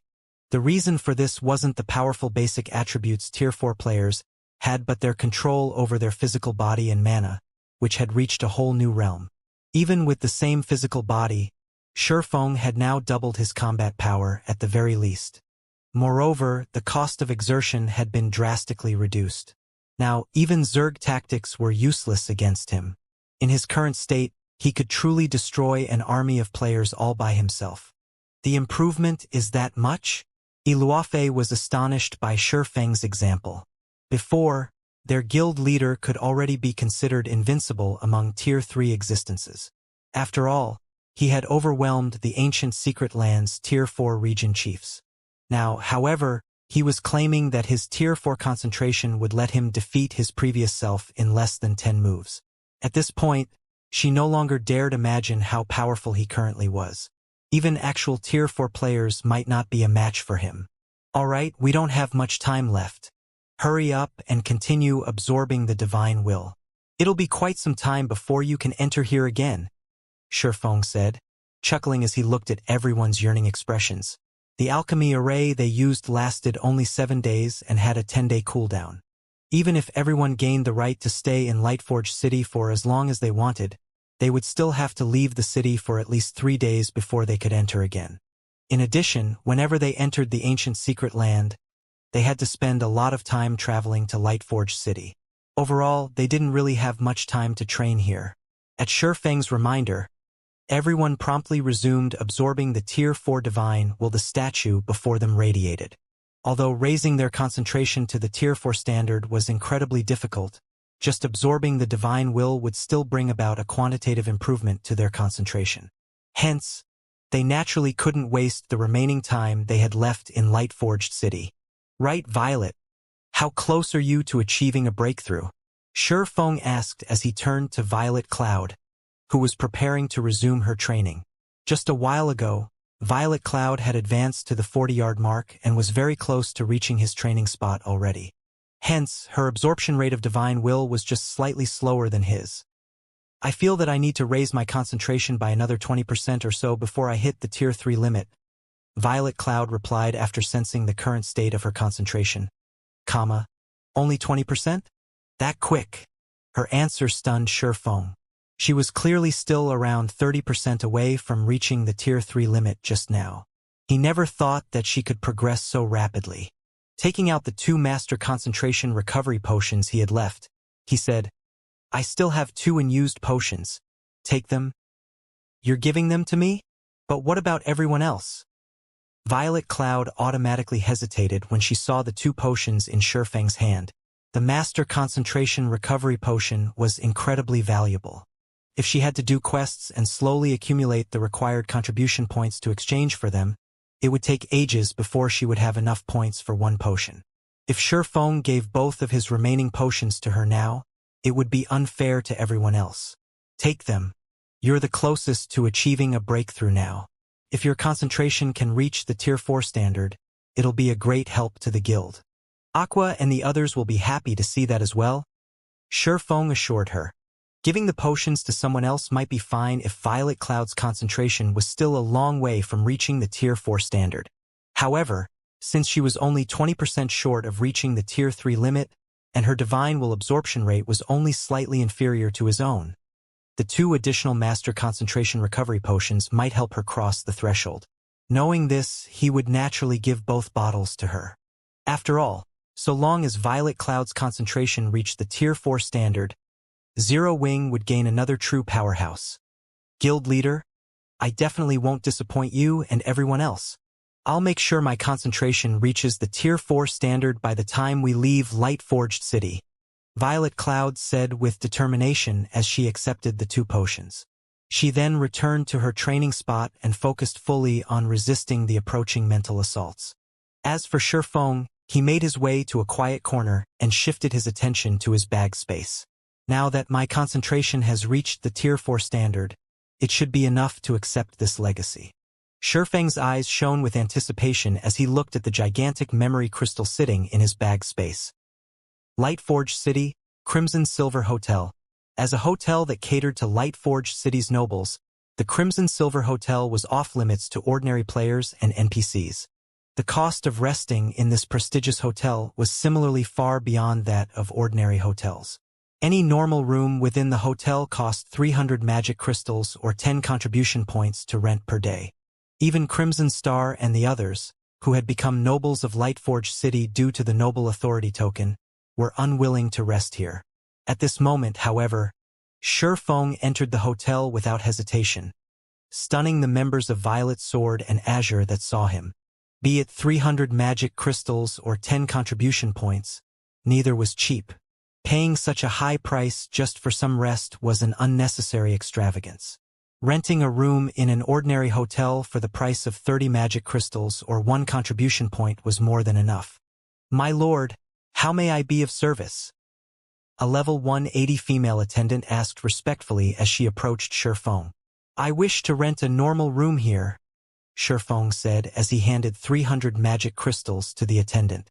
"Very well," the female attendant said after verifying the payment. She then took out a crystalline key and gave it to Shifeng, saying, "My lord, here is your room key. You may choose any of the empty rooms upstairs." After accepting the key, Shifeng promptly made his way to the second floor and entered one of the unoccupied rooms there. As soon as he entered the guest room, the mana density inside actually started rising rapidly. Just a short moment later, the ambient mana had more than doubled already. In addition, the mana here also gave him a soothing and calming feeling. Sure enough, the mana density here is much higher than in ordinary hotels. Shifeng nodded in satisfaction when he sensed the room's environment. If he merely wanted some rest, he would have gone to an ordinary hotel. However, he didn't intend to rest, but to obtain the ancient legacy recorded inside the memory crystal. Hence, he could not afford to be careless. The noble hotel was much safer than the ordinary hotels in the city. This point was obvious just by looking at its attendants and guards. Every NPC here was at least a level 180 Tier 3 NPC. They were not existences current players could afford to provoke. In addition, the noble hotel was protected by a ridiculously strong fourfold defensive magic array. Under normal circumstances, even Tier 5 existences would pose no threat to this magic array, let alone Tier 3 and Tier 4 existences. Now that Shifeng no longer had to worry about external disruptions, he immediately took out the memory crystal from his bag and readied himself to read its contents. The memory crystal he obtained would remain in existence for only 2 natural days. He had already spent a lot of this time raising his concentration standard. Now he had less than 3 hours left to read it. Now that my concentration has reached the Tier 4 standard, I should be able to read it, right? Shifeng could not help being nervous as he tapped his finger on the memory crystal. On this trip to the ancient secret land, his greatest harvest would definitely have to be the memory crystal. In fact, everything else he obtained from this trip couldn't even come close to half the value of this memory crystal. If he still couldn't read the information contained in it, then he really would die from heartache. In the next moment, the sound of a system notification entered his ears. "System, warning! You have discovered a large memory crystal. According to your current concentration, if you read the recorded information completely, there is a very small chance you will enter a deep coma. Do you still wish to read the information? There's still a risk?" Shifeng was stunned when he saw the system notification. Just what is in this thing? Although the Tier 4 standard was not the apex of God's domain, it was definitely above average. Even a king had to take Tier 4 existences seriously. Now, however, despite his concentration having reached the Tier 4 standard already, reading the recorded information still involved a bit of risk. This was simply unbelievable. Although there is a risk, I want to see what is recorded in this thing. Gritting his teeth, Shifeng chose to read the information in the memory crystal. Memory crystals that contained ancient legacies were incredibly rare in God's domain. In fact, they could be counted on the fingers of one's hands.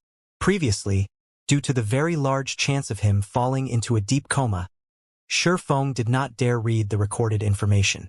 However, now that the risk had become very small, he naturally had to try. After all, he wouldn't get another opportunity like this again in the future. After he chose to read the contents of the memory crystal, the large crystal in his hand started rapidly gathering mana from its surroundings. It then released a dazzling glow that brightly illuminated the entire room. Afterward, a beam of white light shot out from the memory crystal and into Shifeng's forehead. For a time, Shifeng sensed countless images and texts being transferred into his brain. The amount of the information was simply astonishing. It felt as if he had just plunged into a sea of knowledge. 10 minutes, 20 minutes, 1 hour. For the first half hour, Feng still felt fine after receiving the copious information. However, after the transfer process continued for 40 minutes, he felt a stinging in his head as if someone was using a needle to poke his brain. Meanwhile, as time passed, this stinging sensation only intensified. After 80 minutes into the transfer process, Feng felt as if his brain was about to explode. Right then, the beam the memory crystal released disappeared. Immediately afterward, the crystal shattered into countless fragments and vanished from the room. As for Feng, his body swayed slightly, as his mind was in a mess. And when he opened his eyes, the world spun around him. How close! If the transfer process had continued for a few more minutes, I might have fainted. At this moment, Feng felt that the system had tricked him. Despite the warning stating that there was only a very small chance for him to fall into a deep coma, he was clearly very close to breaching the mental protection system, which would have forced him into a deep coma for a very long time. Then he would definitely die of regret.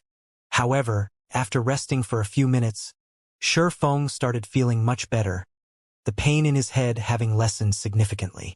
Meanwhile, the information he had received also came into focus. This is a lie, right? A small, mobile fortress design. Stunned, Feng wondered if the system was playing a joke on him when he looked at the images and texts displayed before him. In God's domain, fortresses were much more valuable than towns. After all, aside from providing players with a place to rest, fortresses possessed far greater offensive and defensive capabilities than towns. They were shelters made for all kinds of warfare. Even a small fortress could easily fend off the assault of a large number of Tier 4 existences.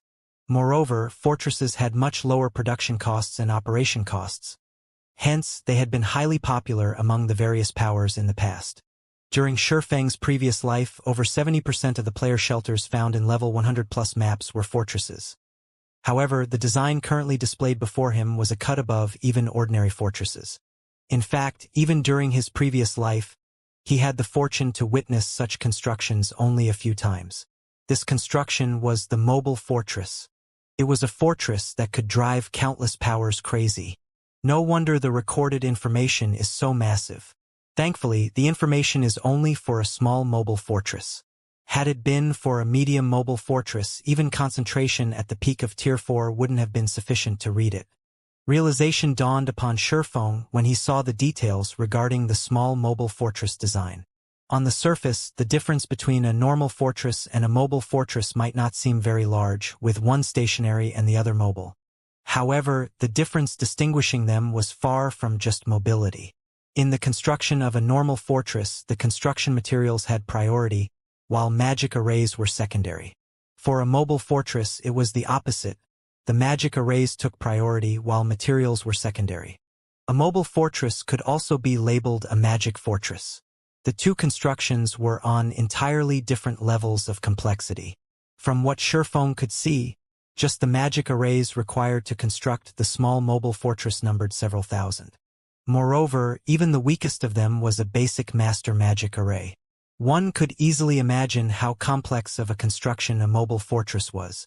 If the design he received were for a medium mobile fortress, its complexity would be even more frightening, most likely boasting tens of thousands of magic arrays. Just thinking of this number gave him the shivers. However, when Feng took a closer look at the details of the small mobile fortress design, he did not know whether he should cry or laugh. A mobile fortress was something countless powers had yearned to obtain in his previous life. In fact, the superpowers had even been willing to exchange a main city for a mobile fortress. This was despite the exceptionally high difficulty of upgrading a guild city into a main city. A lot of time and effort were needed to obtain a main city. However, even when offered a main city, there had never been any power that was willing to part with their mobile fortress. After all, a mobile fortress was an aerial base. Even though a small mobile fortress's size wasn't comparable to that of a basic town, in a situation where flying mounts were incredibly rare and very few guild cities could get established in level 100+ maps, a mobile fortress was worth far more than 3 main cities. In the past, any power that possessed a mobile fortress had been a target of partnership for the various superpowers. Countless independent peak experts and top adventurer teams would also do whatever they could to gain the qualifications to enter a mobile fortress. Some first-rate guilds that were fortunate enough to obtain a mobile fortress had even instantly become pseudo-superpowers as a result. Moreover, none of the superpowers wished to offend them. Now, although Shifeng did not obtain an actual mobile fortress, he had the design to make one. Moreover, as an intermediate master magician, he could build a mobile fortress now and instantly stabilize Zero Wing's position in God's domain. This was definitely a matter worth celebrating. However, after studying the design, Shifeng also discovered a headache. While he indeed possessed the mobile fortress design as well as the necessary skills to construct it, the mobile fortress's material cost was stratospheric. Setting aside the various materials necessary for the several thousand magic arrays, just the materials for the basic structure of the mobile fortress were already more than enough to make any superpower in the current God's domain faint. 8 million magic crystals, 30,000 mana stones, 2 million pieces of mana ore. Although these were all generally available on the market, the amounts required were not something ordinary superpowers could afford. Not to mention, the construction of the small mobile fortress also needed various other valuable materials such as magic metal. By Shifeng's rough estimates, completing the small mobile fortress would cost a minimum of 50 million gold. Let alone ordinary superpowers, even veteran super guilds would need a long time to collect such an enormous sum of money. Ordinary superpowers would be fortunate to have a liquid fund of 3 or 4 million gold. Even 10 ordinary superpowers combined wouldn't be able to fork out 50 million gold unless they sold off their assets. However, doing so would be akin to putting the cart before the horse. Before they could even finish constructing the mobile fortress, they would have caused the collapse of their guilds already. Most importantly, coins weren't the main problem. After all, coins were the most basic form of currency in God's domain. However, it was a different story for magic crystals, mana stones, and mana oregon. Aside from being hard currency, they were also essential items for players to get by. Whether it was now or in the future, this fact would remain true. Hence, the difficulty of obtaining all these materials was much greater than the difficulty of accumulating 50 million gold. Since the minimum material cost alone is already 50 million gold, it's no wonder no powers were willing to sell their mobile fortresses and would even refuse to accept main city-ranked guild cities. If it were up to me, I definitely wouldn't make such an exchange, either. Shifeng could not help a bitter smile when he saw the list of required materials. The value of a main city-ranked guild city indeed surpassed 50 million gold. However, 50 million gold was only the material cost of a small mobile fortress. Moreover, this was under ideal market conditions. Magic crystals, mana stones, and mana ore were in low supply and high demand in God's domain. Just collecting the necessary amount to construct a small mobile fortress would most definitely cause a shortage, which would, in turn, raise their prices. In the end, the material cost would definitely far exceed 50 million gold. In fact, 100 million gold might not even be enough to pay for all the necessary materials. After factoring in the time and labor costs, one would make a loss if they sold their mobile fortress for less than 200 million gold. With Zero Wing's current strength, obtaining the required magic crystals and mana stones shouldn't be a problem. It'll just take some time. However, gathering 2 million pieces of mana ore is a problem. With the Philosopher's Stone's help, he could easily convert magic crystals into mana stones. Overall, he needed just 9.5 million magic crystals, which shouldn't be a big problem for the current Zero Wing, as the guild was earning a large amount of magic crystals through the Starlight Fortress, Stone Forest City, and the Dark World's teleportation gate. However, it was a different story for mana oregon. On the surface, mana ore was cheaper than magic crystals. Ordinary players normally wouldn't have any use for mana oregon. Only the various powers would occasionally make use of it to construct buildings. However, the production of mana ore was also significantly lower than that of magic crystals because mana ore was associated, or with only a certain chance of appearing when harvesting ores containing dense mana. In addition, the various superpowers were treating mana ore as a strategic resource and would not sell it unless absolutely necessary. The difficulty of collecting 2 million pieces of mana ore was far greater than the difficulty of collecting 9.5 million magic crystals. Although we currently have an alliance with the Azure Chamber of Commerce and can also source some from the Secret Pavilion, purchasing such a large amount of mana or will definitely attract the attention of some superpowers. If these superpowers start interfering, it'll become even more difficult to collect mana Oregon. It seems I have to secure some grade 2 or grade 3 or veins. If he tried purchasing the uncommonly used mana or in bulk, just the price inflation alone would already present a problem. Currently, due to a sharp increase in member count, Zero Wing's daily expenditure had likewise increased substantially. He also needed funds to support the development of the guild's Night Legion, towns, cities, and airport. Now, let alone purchasing 2 million pieces of mana or Zero Wing didn't even have the funds necessary to purchase 500,000 pieces. Then, when the guild's members started challenging their Tier 4 promotion quest, the guild would also have to invest a lot of funds and resources to assist them. Overall, Zero Wing was extremely short of funds right now. The only way he could secure a large amount of mana or now was to acquire a grade 3 or vein or better. That way, not only could he obtain a long-term supply of mana but he also wouldn't have to worry about interference from the various superpowers. Meanwhile, as Shifeng was pondering how to go about obtaining such an vein, he suddenly received a call request from Aqua Rose, guild leader. Something big happened to the Purple Thorns Kingdom, Aqua Rose reported anxiously. Something big happened? What is it? Shifeng asked, curious. Due to the Demon God's Chaos Expansion Pack, the entire God's domain had fallen into turmoil, and guild wars were being waged daily. With how large the Purple Thorns Kingdom was, it would be strange if nothing happened there. The Purple Thorns Kingdom is no more. The Purple Thorns Kingdom is no more?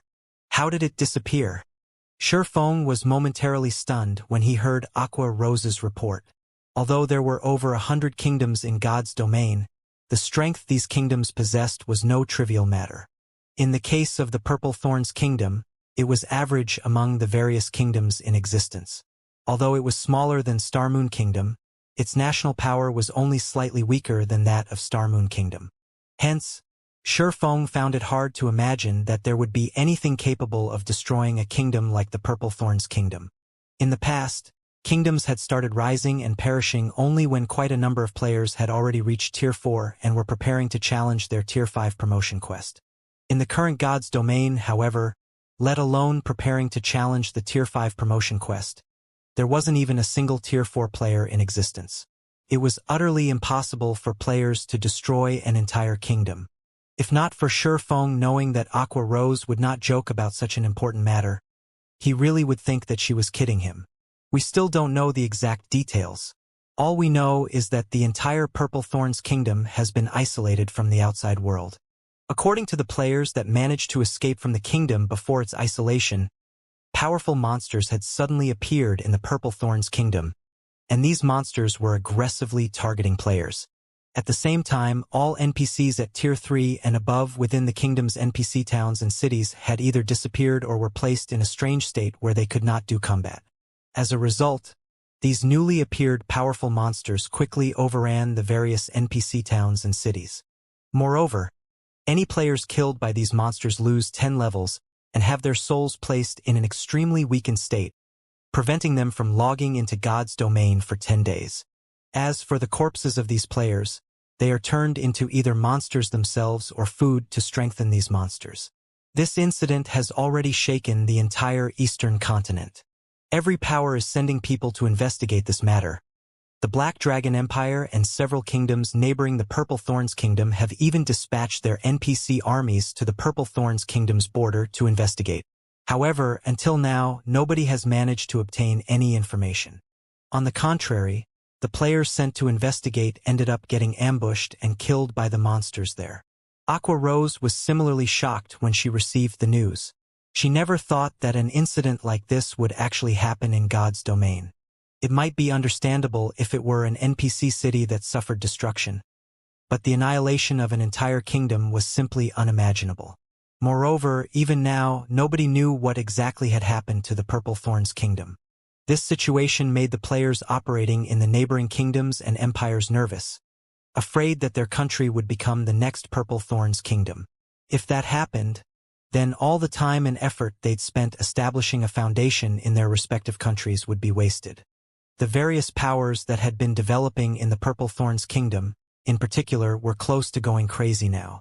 In order to develop in the Purple Thorns Kingdom, the various powers had purchased large tracts of real estate there. They had even constructed numerous guild towns and cities. However, because of the Purple Thorns Kingdom's fall, all of these investments were gone. Many guilds had even collapsed because of this incident. Just thinking of this matter made Aqua Rose shudder. Killed players are turned into either monsters or food that goes to improving the monsters. When Shifeng heard Aqua Rose's statement, the name of one person came to mind. However, he soon shook his head in denial. Although Beast Emperor possesses the evil god's legacy, he shouldn't be capable of rendering so many powerful NPCs incapable of combat and even destroying the Purple Thorns Kingdom. In the past, the evil god's temple had indeed caused many problems for the Eastern continent. However, by the time the evil god's temple had become a real threat, quite a number of players had already reached Tier 4. Moreover, the evil beasts of the evil god's temple required a lot of time to build up their strength. In fact, let alone the current evil god's temple, even when the evil god's temple had been at its peak in the past, it couldn't destroy an entire kingdom so quickly. Guild leader, because of this matter, the entire guild is in chaos. Many hidden powers are trying to take advantage of this situation. The players and powers that escaped from the Purple Thorns Kingdom, in particular, are now waging war over the various resource spots in Starmoon Kingdom. The entire Starmoon Kingdom is in a mess, Aqua Rose said in frustration. Moreover, many of Starmoon Kingdom's players have started migrating to other kingdoms and empires, which has led to a drop in the player populations of the kingdom cities. The kingdom's economy is now plummeting. I understand. Have Fire and the others get ready. We'll return to Starmoon Kingdom immediately, Shifeng said, nodding. Originally, he had planned to partner with Azure to visit the neutral sea zone off the Silvermoon Empire and see if they could occupy one of the islands there.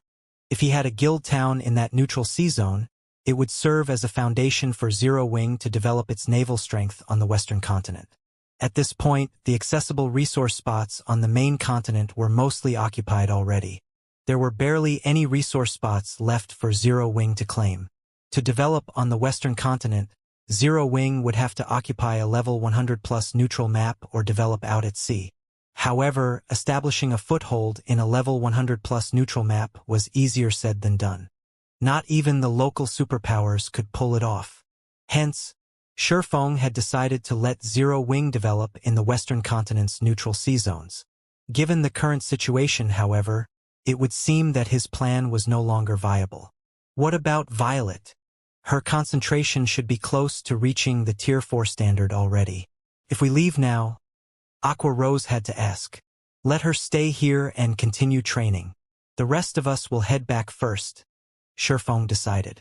Moreover, we also need a powerful expert to safeguard our territories here on the western continent. I understand. I'll contact Fire and the others now and have them get ready, Aqua Rose said before disconnecting the call and gathering the other members of Zero Wing.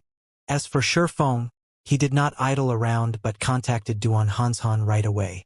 Guild leader Black Flame, seeing as you're contacting me so suddenly at this time, you've probably received news about the Purple Thorns Kingdom as well and wish to have Azure help you return to the Eastern Continent, right? Duan Hanshan said, smiling as he caressed his beard. Elder Hanshan really is amazing. That's right. We plan to return to the Eastern Continent. However, trying to send back 100 players is a little difficult for us, so we'll need your chamber's help, Shifeng said, nodding. Of course, we will pay the fees according to market price. Currently, the interactions between the two main continents were growing. Some superpowers capable of intercontinental travel had even started offering teleportation services. Ordinary powers still lacked the qualifications to utilize these services. However, now that Zero Wing and Azure were allies, Azure naturally wouldn't refuse to teleport Zero Wing's members back to the Eastern Continent. Guild leader Black Flame, you're being too polite. Our two guilds have just become allies, so let's just set the fee aside, Duan Hanshan said, waving his hand. We only hope that we can send some of our guild's young talents to interact and train at your guild. May I know if guild leader Black Flame can do us this favor? Of course, that won't be a problem. Only by interacting with each other can we improve more quickly. This is a good thing for both of us. How can I possibly refuse? Shifeng replied, slightly surprised by Duan Hanshan's proposal. He never thought that the Azure Chamber of Commerce would consider such an action. This offer was good news for Shifeng. After all, he was basically getting free labor. Moreover, he could tell that Azure was expressing its goodwill to Zero Wing. He naturally wouldn't reject such an offer. In that case, thank you, Guild Leader Black Flame, Duan Han said. Afterward, all you need to do is head to Purple Light City with your team. Solitary Frost and the others will bring you all to the teleportation point. All right. Shifeng nodded before disconnecting the call. He then left the guest room he rented and made his way to Lightforged City's teleportation plaza. After Zero Wing's members gathered at the teleportation plaza, they promptly left the ancient secret land. Solitary Frost's team of 40 then led Zero Wing's members toward a teleportation point leading to the eastern continent. Guild Leader Black Flame, given the number of people this time, we can only make use of this random teleportation array. When it activates, everyone will be teleported to a random location on the eastern continent. So, we'll have to travel to Starmoon Kingdom independently, Solitary Frost said as he pointed at the ancient ruin before them. That won't be a problem, Shifeng said, nodding. Of the teleportation arrays that allowed intercontinental travel, the ones capable of teleporting a large number of players generally did not have fixed destinations. Although this feature was somewhat troublesome, this trouble was nothing compared to the benefits one could gain from intercontinental travel. Seeing that Shifeng had no objections, Solitary Frost took out a key and activated the ruin's teleportation array. Immediately, a gigantic black hole appeared in the middle, rapidly depleting the ambient mana. Quick! This teleportation passage stays open for only 15 seconds. Once it disappears, we can reactivate it only after 10 days, Solitary Frost said hurriedly. After Solitary Frost's warning, Shifeng and the others promptly jumped into the black hole and disappeared from the ancient ruin. God's Domain, Eastern Continent. In a vast desert, a black hole with a 6-meter radius suddenly appeared. All mana within a 50-yard radius promptly surged toward it as if summoned. In the blink of an eye, the area around the black hole became a manaless area that players could not survive in. At the same time as this manaless area formed, a figure emerged from the black hole and landed on the sandy ground. Although the vicinity was devoid of mana, the body of this figure was actually wrapped in a dense layer of mana and remained utterly unaffected by the harsh environment. I'm finally out. Shifeng stared in disgust at the gradually dissipating black hole. That ancient ruin's random teleportation array is simply a scam. Other random teleportation arrays teleport players directly to their destination, yet this one actually makes players go through a spatial maze first. If I couldn't fly, I would have most likely been stuck inside that spatial maze for about 5 or 6 hours. He had used random teleportation arrays in God's Domain before, but this was definitely the first time he had come across such a bizarre random teleportation array. Entering the black hole on the western continent transported him into a gigantic spatial maze, and he had to search for the exit himself. However, that still wasn't the worst part. What was worse were the many void creatures inside the maze. Fortunately, these void creatures were only around level 120, and the majority of them were at the Great Lord standard only. Moreover, he possessed Gale Domain, which granted him the ability to fly, so he was able to easily shake off the monsters chasing after him and search for the exit quickly. After inwardly grumbling a little, Shifeng took out a return scroll for White River City. He wanted to take a look at White River City's condition immediately. However, when Shifeng unfurled the return scroll and started activating it, the sound of a system notification immediately entered his ears. System. A strange energy is sealing this area. All forms of teleportation cannot be used here. I can't teleport here? Shifeng frowned upon seeing this notification. Was I unlucky and got teleported to a forbidden land? In God's Domain, aside from some special locations, forbidden lands were the only places that prohibited the use of return scrolls. Meanwhile, the chances of a random teleportation array sending players into special locations were 0 because such locations had to be entered using specific methods. As for Forbidden Lands, they only prevented players from teleporting out of them and not into them. It seems I have no choice but to fly out of this place. Having no better option, Shi Feng stored his return scroll and took out the Thunder Eagle summoning flute. However, a second after he tried to summon the Thunder Eagle, he was dumbfounded once more. System. A strange energy is sealing this area. Flying mounts cannot be used. What is this place? It actually prohibits the use of flying mounts. Shi Feng was truly stunned when he saw this system notification. As far as he remembered, Forbidden Lands generally did not prohibit the use of flying mounts. Those that did were usually level 150 plus Forbidden Lands. Even with his current self, he would not dare set foot into such high-level Forbidden Lands. The main reason for this wasn't him lacking levels, but the possibility of Tier 5 world bosses spawning in level 150 plus Forbidden Lands. Against a Tier 5 world boss, even a player of his caliber would be no different from an ant. While Shi Feng was grappling with this headache, a weak ripple of mana came from far away. He turned reflexively to look at its source, but the only thing he could make out was a bunch of ant-like figures fighting in the distance. By his estimates, those figures should be more than 1,500 yards away. What's going on? Shi Feng was stupefied by this situation. For Tier 3 players, 1,500 yards was already the very limit of their visual range. At such a great distance, unless the other side was using large-scale destruction spells influencing a radius of several hundred yards, he shouldn't be able to sense any mana fluctuations from his position. However, such spells were definitely beyond the capabilities of Tier 3 magical class players. And from what he could see, the figures in question weren't using spells of such scale and power, either. Is this an effect of having Tier 4 concentration? After giving the matter some thought, Shi Feng could think of only this explanation for this situation. This discovery astonished him. No wonder I was never able to escape Tier 4 players once I got discovered. A perception range of 1,500 yards.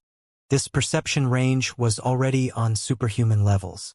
The perception range Tier 3 players possessed couldn't even come close. Previously, no magical battles had taken place in his vicinity after his concentration had reached the Tier 4 standard. Moreover, he had been in a mana-rich environment, so he didn't sense any particular changes to his perception of mana. However, now that he had arrived in a place with very thin mana, he became extraordinarily sensitive to the changes in mana. Nonetheless, Shi Feng did not dwell on the matter. With quick steps, he made his way toward the origin of the mana fluctuations since he could sense that the cause of these mana fluctuations were players. With the system map inaccessible, he couldn't tell where he was right now. Hence, collecting information about his current location was of utmost importance. Otherwise, he wouldn't even know how he could return to Star Moon Kingdom. Meanwhile, players were undoubtedly the best source of information. A short moment later, Shi Feng arrived on a sand dune roughly 400 yards from the battlefield. Standing on the sand dune, he had an unobstructed view of the entire battlefield. Sure enough, they're players. Currently, a 200-man team of players was fighting several dozen strange monsters while protecting a dozen or so carriages and a group of NPCs. Faux Saint Saboteur, Elemental Creature, Great Lord, Level 112, HP 120, 000, 000/120, 000, Faux Saint Destroyer, Elemental Creature, Grand Lord, Level 114, HP 450, 000, 000/450, 000, 000. The bodies of these strange monsters were pure white, looking like white statues. Every one of these monsters brandished weapons and wore armor. Although they weren't very high-leveled, every one of them was using spells in combat. Moreover, they also possessed very high combat standards, with even the weakest among them at the 5th floor trial tower standard. As for the players fighting these monsters, they were all at level 110 or above. Although these players were coping against these monsters, it was obvious that they were at a disadvantage. If not for the team's 8 Tier 3 experts holding off the 2 foe Saint Destroyers, the team would have long since suffered annihilation. Vice Commander Wind, we can't continue like this. 2 destroyers are already far beyond our capability. The male Tier 3 shield warrior tanking one of the foe Saint Destroyers said as he turned to look at the female Tier 3 swordsman tackling the other foe Saint Destroyer. The female swordsman in question was clad in crimson armor and wielded 2 swords. By relying on her profound footwork, she managed to evade the foe Saint Destroyer's spells one after another. Occasionally, she also landed an attack on the Grand Lord and dealt some damage. From her performance, it was clear that she was at the flowing water realm standard. After putting some distance between herself and the foe Saint Destroyer before her, the female swordsman replied, "I know. I've already contacted the commander for reinforcements, but the commander's team is still some distance away. They'll need around 2 hours to reach us." 2 hours? We won't last that long, the Tier 3 shield warrior exclaimed, exasperated. Currently, although they were pinning down the 2 foe Saint Destroyers, the rest of the team had their hands full with the foe Saint Saboteurs. Overall, their entire team was barely doing any damage to these monsters. Meanwhile, at the rate they were expending stamina, they wouldn't last more than an hour against these monsters. In regard to this situation, the female swordsman also could not help feeling frustrated. If it were possible, she would have given the command to escape. However, these foe saint monsters possessed an incredibly wide perception range. So long as players came across them, it was basically impossible to escape them. And even if they disregarded this fact and tried to flee, they would simply be making things worse.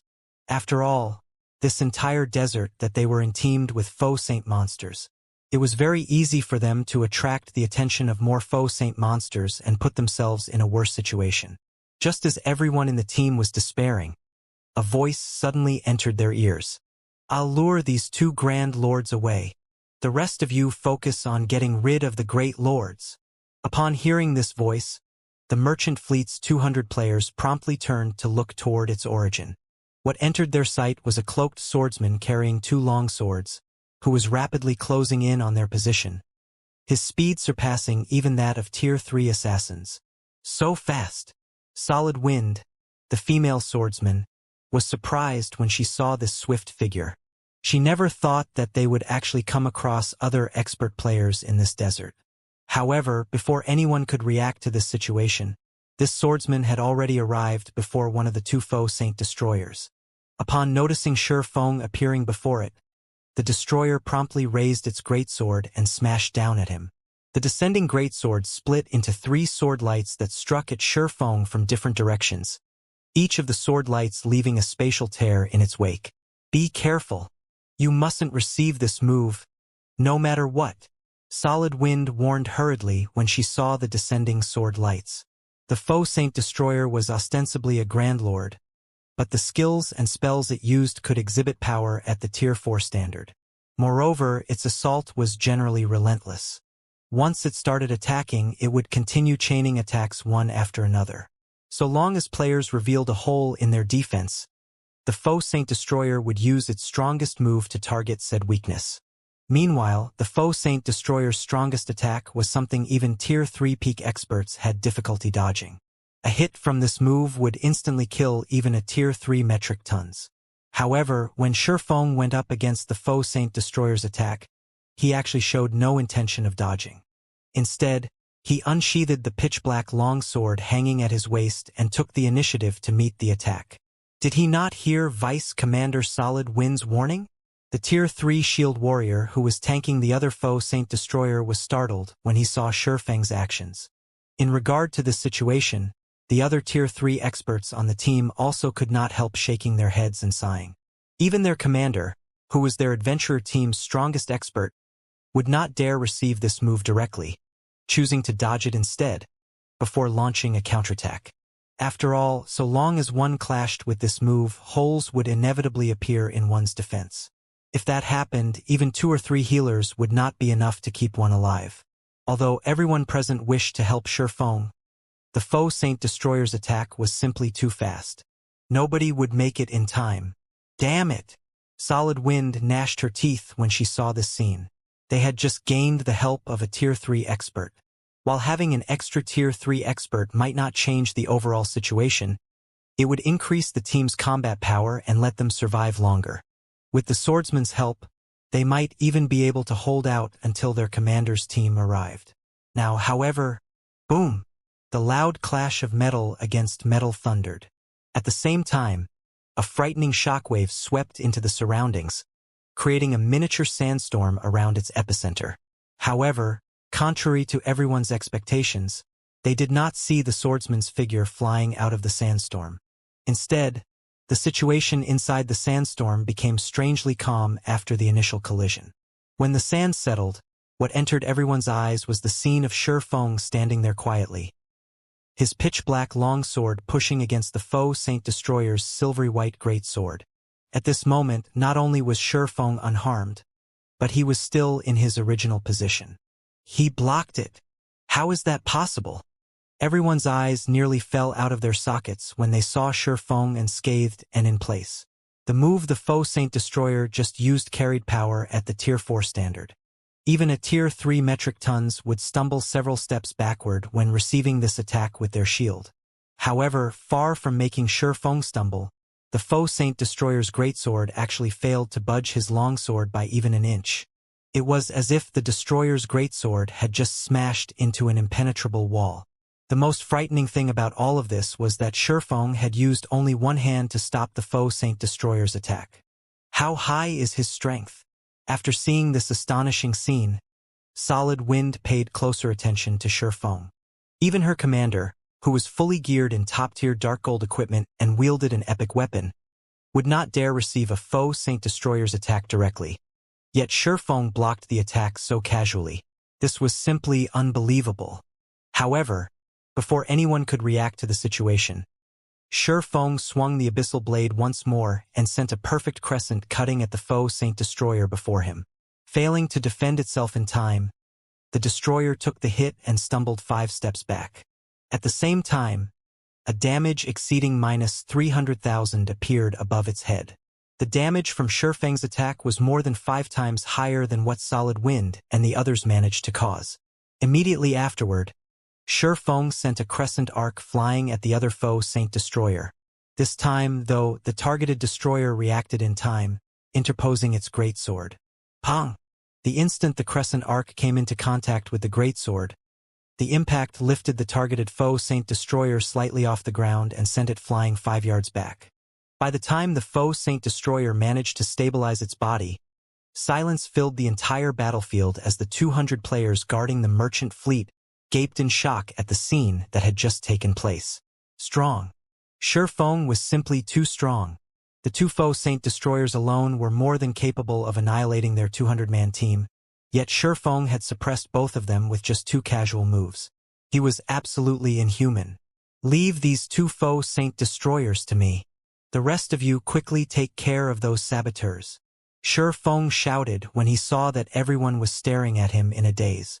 Got it. Upon hearing Shi Feng's reminder, everyone promptly snapped out of their daze and resumed fighting the foe Saint Saboteurs without hesitation. In less than an hour, because of Shi Feng pinning down the 2 foe Saint Destroyers, the team was able to finish off 70% of the foe Saint Saboteurs present. After seeing that the tide of the battle was turning against them, the 2 foe Saint Destroyers actually quit the field without hesitation. As for the surviving foe Saint Saboteurs, they similarly scattered and fled as well. They're escaping? What are these monsters? Shi Feng was surprised to see the foe Saint monsters fleeing. He had seen monsters abandon fights before. However, those monsters would generally turn tail only when their HPs had fallen to a critical level. On the other hand, the foe Saint monsters that fled still had most of their HP. The 2 foe Saint Destroyers, in particular, were basically still at full HP. We don't know what exactly these foe Saint monsters are. We only know that they came from Star Moon Kingdom's side. Moreover, every one of them possesses extremely high intellect. So long as they see that they have no chance of winning, they will scatter and flee immediately. This is especially true for those foe Saint Destroyers. Even now, we haven't heard of any team killing one, Solid Wind explained when she saw the confusion on Shi Feng's face. They came from Star Moon Kingdom? Solid Wind's words surprised Shurfeng. Curious, he asked, Vice Commander Wind, could we be very close to Star Moon Kingdom? As far as he knew, there were no maps close to Star Moon Kingdom that prohibited the use of teleportation, flying mounts, and the system map. MHM. Once we cross this desert area, which is in the Orc Empire, we'll arrive at Star Moon Kingdom's fallen border, Solid Wind said as she eyed Shurfeng strangely. After all, this information was common knowledge already. The Orc Empire? Star Moon Kingdom's fallen border. Shurfeng grew even more confused at Solid Wind's words. Wasn't it the Purple Thorn's kingdom that has fallen? Upon hearing Shurfeng's question, Solid Wind and the others gave him strange looks. Am I mistaken about something? Shurfeng asked, puzzled by their reactions. The information Aqua Rose reported couldn't be false. Moreover, Duan Hanshan had also mentioned the matter of the Purple Thorn's kingdom falling. Even if Aqua Rose received the wrong information, there was no way a super guild like the Azure Chamber of Commerce would as well. You're not wrong, Solid Wind said, shaking her head. It's just that the fall of the Purple Thorn's kingdom happened 9 days ago. 9 days ago? Shurfeng was stunned by Solid Wind's words. For a moment, he wondered if she was trying to trick him. According to the information Zero Wing received, the Purple Thorn's kingdom had fallen only a day ago. Even if there was an error in the information, the time gap shouldn't be this large. The Purple Thorn's kingdom indeed fell 9 days ago. The incident shook the entire God's domain back then. The players and powers based in the kingdom were truly miserable. The Tier 3 shield warrior standing beside Solid Wind said, nodding.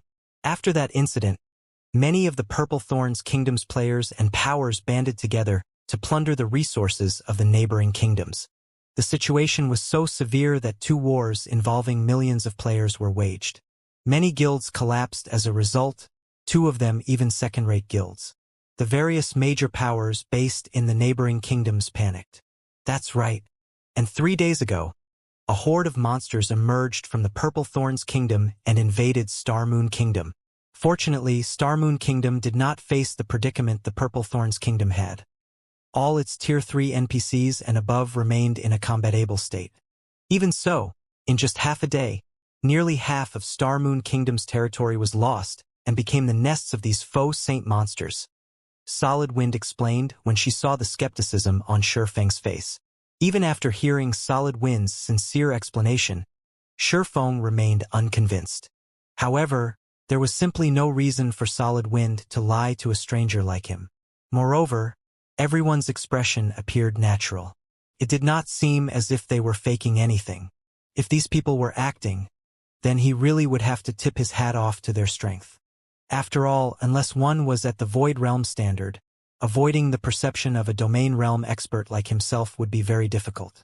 Only after reaching the Void Realm standard would people be able to control the minute actions their bodies made when lying. If Solid Wind and the others were truly lying, this meant that the entire 200-man team consisted of peak experts. Not even the 5 great super guilds had so many peak experts under their command. What is going on here? Shurfeng could not make heads or tails of this matter. I spent at most 7 or 8 hours inside the spatial maze. How did I unknowingly waste 9 days? As soon as he received word of the Purple Thorn's kingdom's fall, he had hurried back to the eastern continent without hesitation. He didn't even log off midway. He also couldn't have fallen asleep during the journey and slept 9 whole days away. After all, he had remained fully conscious during his entire journey. 7 or 8 hours becoming 9 days. Shurfeng suddenly thought of a possibility, and his complexion darkened at this thought. Did I enter a space with chaotic time? Normally, one would experience 48 hours a day in God's domain. However, in certain special locations, time would flow much more quickly, and staying just half a day there would mean an entire month going by in the outside world. Moreover, during this entire month, players should not be interrupted lest they enter a coma and regain consciousness only after a long time. Fortunately, such cases rarely occurred in God's domain. In the past, Shurfeng had only ever heard rumors of such situations happening. He never thought that he would experience it himself. In fact, there was a possibility that Aqua Rose and the others had been put into a similar situation as well. Right? Vice Commander Wind. Do you know how Star Moon Kingdom's various powers are faring against the faux Saint monsters? Shi Feng asked after recollecting himself. What was done was done. The time he lost was already gone, and there was no way he could get it back. Fortunately, Star Moon Kingdom had only partially fallen. With Zero Wing's status as Star Moon Kingdom's #1 guild and the support of Stone Forest City, Zero Wing shouldn't face too many problems. After all, aside from Zero Wing's main force members that had gone over to the Western continent, there were still Melancholic Smile, Yulon, and the others to manage things in Star Moon Kingdom. As he currently couldn't make contact with the outside world, the only thing he could do was collect as much information as possible regarding Star Moon Kingdom. The situation isn't optimistic, Solid Wind replied. Originally, these faux Saint monsters already had a huge impact on Star Moon Kingdom. However, for some reason, the main force members of Star Moon Kingdom's #1 guild, Zero Wing, actually refused to show themselves despite such a major incident occurring. Fortunately, some of Zero Wing's partners operating in Stone Forest City came to help fight these faux Saint monsters, allowing Zero Wing to stabilize the situation in Star Moon Kingdom, albeit just barely.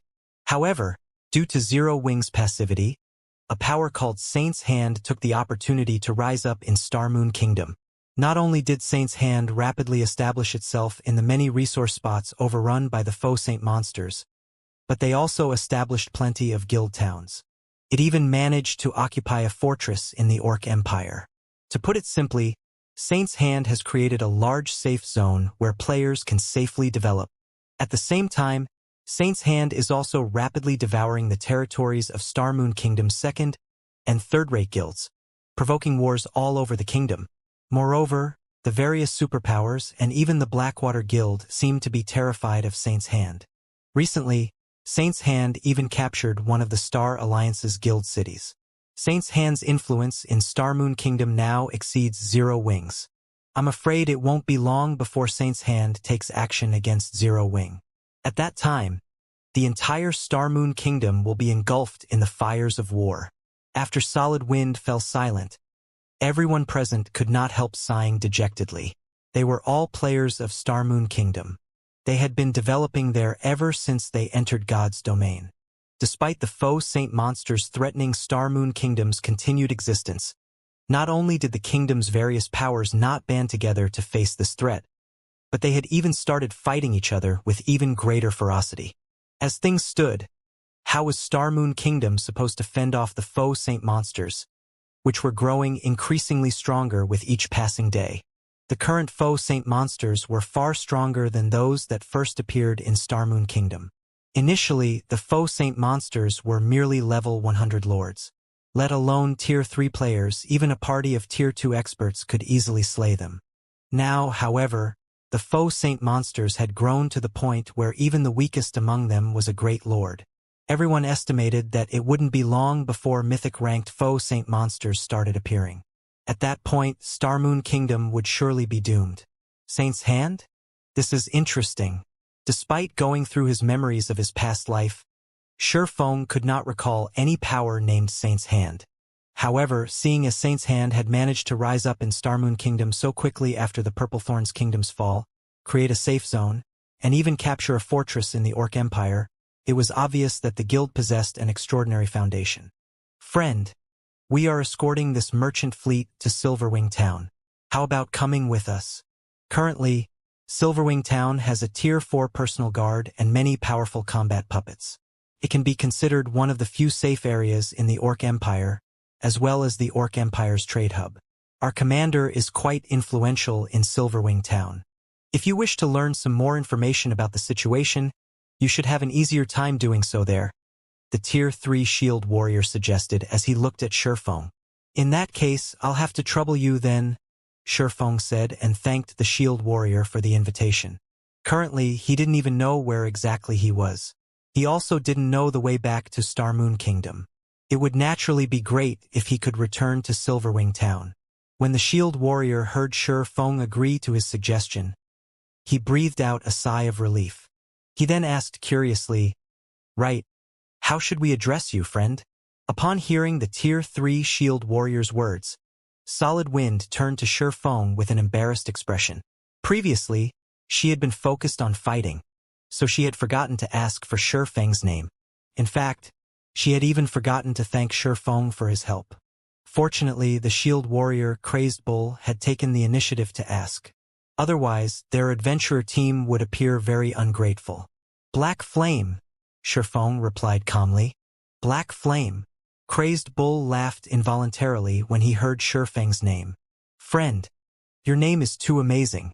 Most likely, nobody in Starmoon Kingdom would dare show disrespect to this name.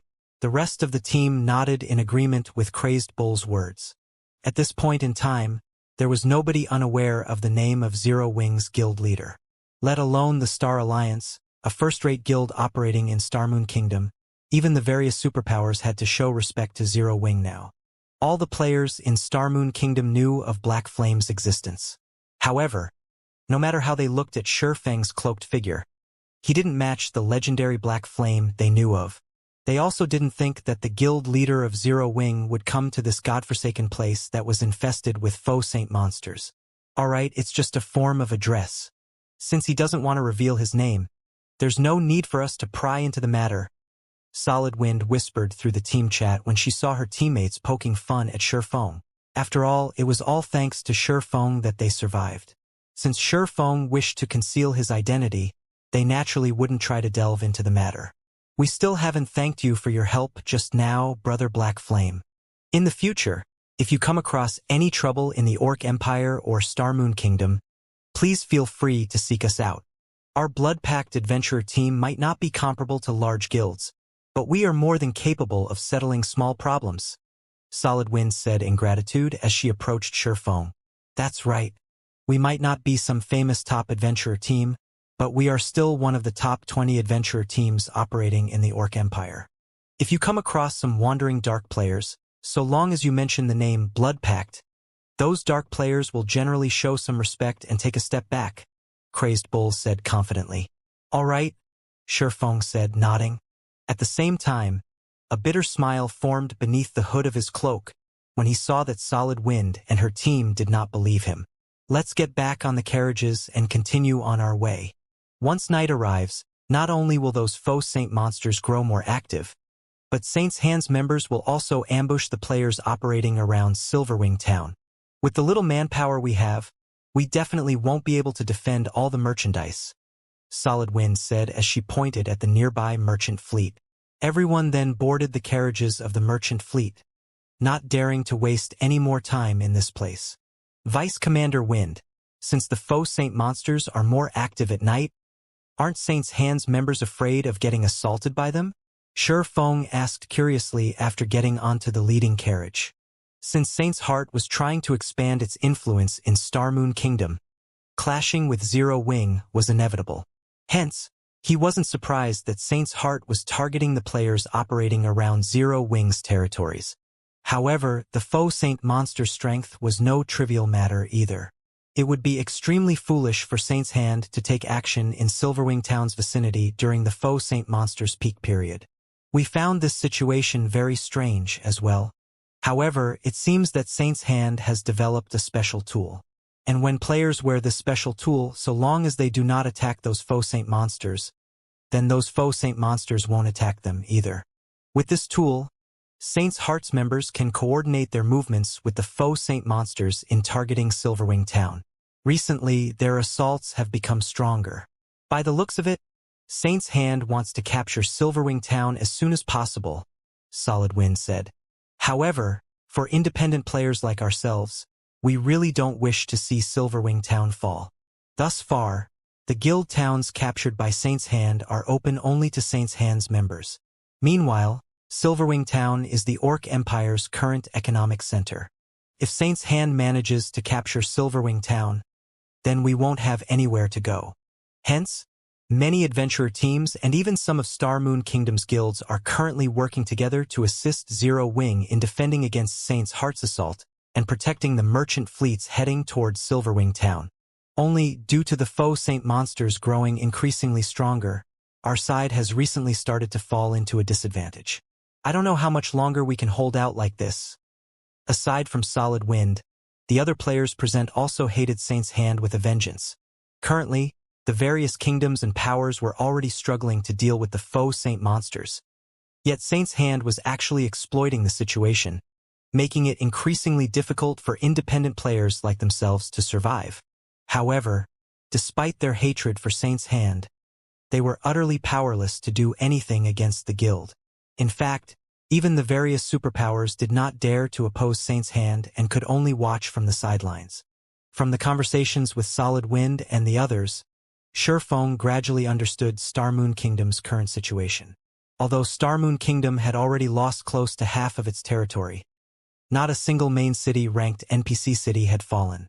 Even so, the situation did not look too good for the kingdom.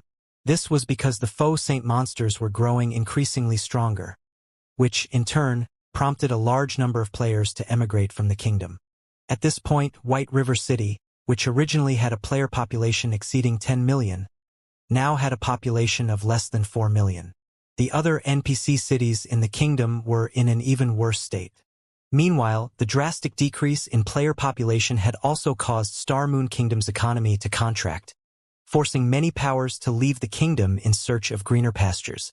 To make matters worse, the departure of Starmoon Kingdom's major powers opened up opportunities for the various dark powers to rise up. The kingdom's dark powers had already developed to a point where normal players might lose their lives as soon as they left the protection of an NPC town or city. Overall, the situation in Starmoon Kingdom could be summed up with a single word: chaos. Most importantly, with the faux Saint monsters growing increasingly stronger, everyone could already foresee the day when Starmoon Kingdom's main city-ranked NPC cities fell. At that time, the entire kingdom would collapse, and only those that joined Saint's Hand could avoid getting devoured by the faux Saint monsters in the kingdom. As the merchant fleet continuously advanced, before anyone realized it, they had already arrived in a desert woodland close to Silverwing Town. Currently, at least 20 merchant fleets could be seen advancing towards Silverwing Town under the escort of players. From this, one could easily see how prosperous the current Silverwing Town was. Moreover, aside from the escorting adventurer teams, there was also an army of 10,000 players, belonging to the various large guilds, patrolling the vicinity of Silverwing Town. We're finally safe. Solid Wind breathed out a sigh of relief when she saw this guild army. The sky was already darkening. The faux Saint monsters they had to face at this time were no laughing matter, not to mention the threat of Saint's Hand's experts. Their merchant fleet would definitely face annihilation if they came across an ambush. Today's patrol really is amazing. The Star Alliance's Vice Guild leader Purple Eye is actually leading it. With this, even if Saint's Hand's members attack together with the faux Saint monsters, we have nothing to fear, Crazed Bull said, his eyes glowing with excitement as he gazed at the beautiful, crimson-robed woman leading the patrol army. The other Blood Pact members nodded their heads in agreement with Crazed Bull when they saw Purple Eye. Nowadays, despite Starmoon Kingdom giving birth to plenty of new experts, those capable of making it to the God's Domain experts list still numbered very few. After all, players all over God's Domain were also continuously growing stronger. The difficulty of ranking within the God's Domain experts list was many times greater than before. Meanwhile, among Starmoon Kingdom's experts on the experts list, Purple Eye ranked within the top 300. According to rumors, she had obtained a powerful bloodline, and her combat power now rivaled that of monster-level experts. To top it all off, just recently, Purple Eye had even succeeded in fully unlocking her mana body. At this point, everyone in Starmoon Kingdom was already guessing that Purple Eye had already surpassed Zero Wing's Aqua Rose in terms of strength and that she was catching up to Black Flame. With such an expert protecting them, how could they not feel assured? While Blood Pact's members were quietly discussing Purple Eye, a disturbance erupted in the distance. Shortly afterward, deafening roars came from the same direction. Run! Run quickly! The faux Saint monsters have come! Upon hearing someone shout these words, everyone in the vicinity reflexively turned to look at the origin of the roars. What entered everyone's sight was a massive dust cloud rapidly approaching. Meanwhile, within the dust cloud, they could faintly make out the figures of 6-meter-tall faux Saint monsters, easily numbering several thousand. Everyone, quickly retreat to Silverwing Town. Our patrol will hold the rear. Purple Eye shouted when she saw the army of faux Saint monsters bearing down on them. The patrol army promptly shifted to a defensive formation. From how calmly the patrol army's members reacted even after seeing the approach of several thousand faux Saint monsters, it was obvious that they were all experienced experts. However, when the faux Saint monsters arrived within 500 yards, the expressions of the patrol army's members changed. Not good. There's a mythic-ranked faux Saint monster. Among the faux Saint monsters present, even the faux Saint destroyers were only 7 meters tall. However, to everyone's surprise, a 12-meter-tall figure was running amidst the monster army. The intense pressure this 12-meter-tall faux Saint monster exuded was so powerful that even level 112, Tier 2 experts felt stifled. The Grand Lord-ranked faux Saint destroyers were already incredibly difficult to deal with for Tier 3 experts. In fact, even peak experts had died when fighting against a faux Saint destroyer. Nobody dared imagine how powerful a faux Saint monster would become after reaching the mythic rank. Not to mention, aside from the mythic-ranked faux Saint monster, the monster army also had several hundred faux Saint destroyers and several thousand faux Saint saboteurs. How is this possible? How can a mythic-ranked faux Saint monster appear so quickly? Solid Wind was stunned when she saw the gigantic faux Saint monster. We're doomed. We're really doomed this time. Crazed Bull similarly fell into despair at this situation. When facing an army of Grand Lord-ranked faux Saint destroyers, players like themselves could still band together to fend off the monsters.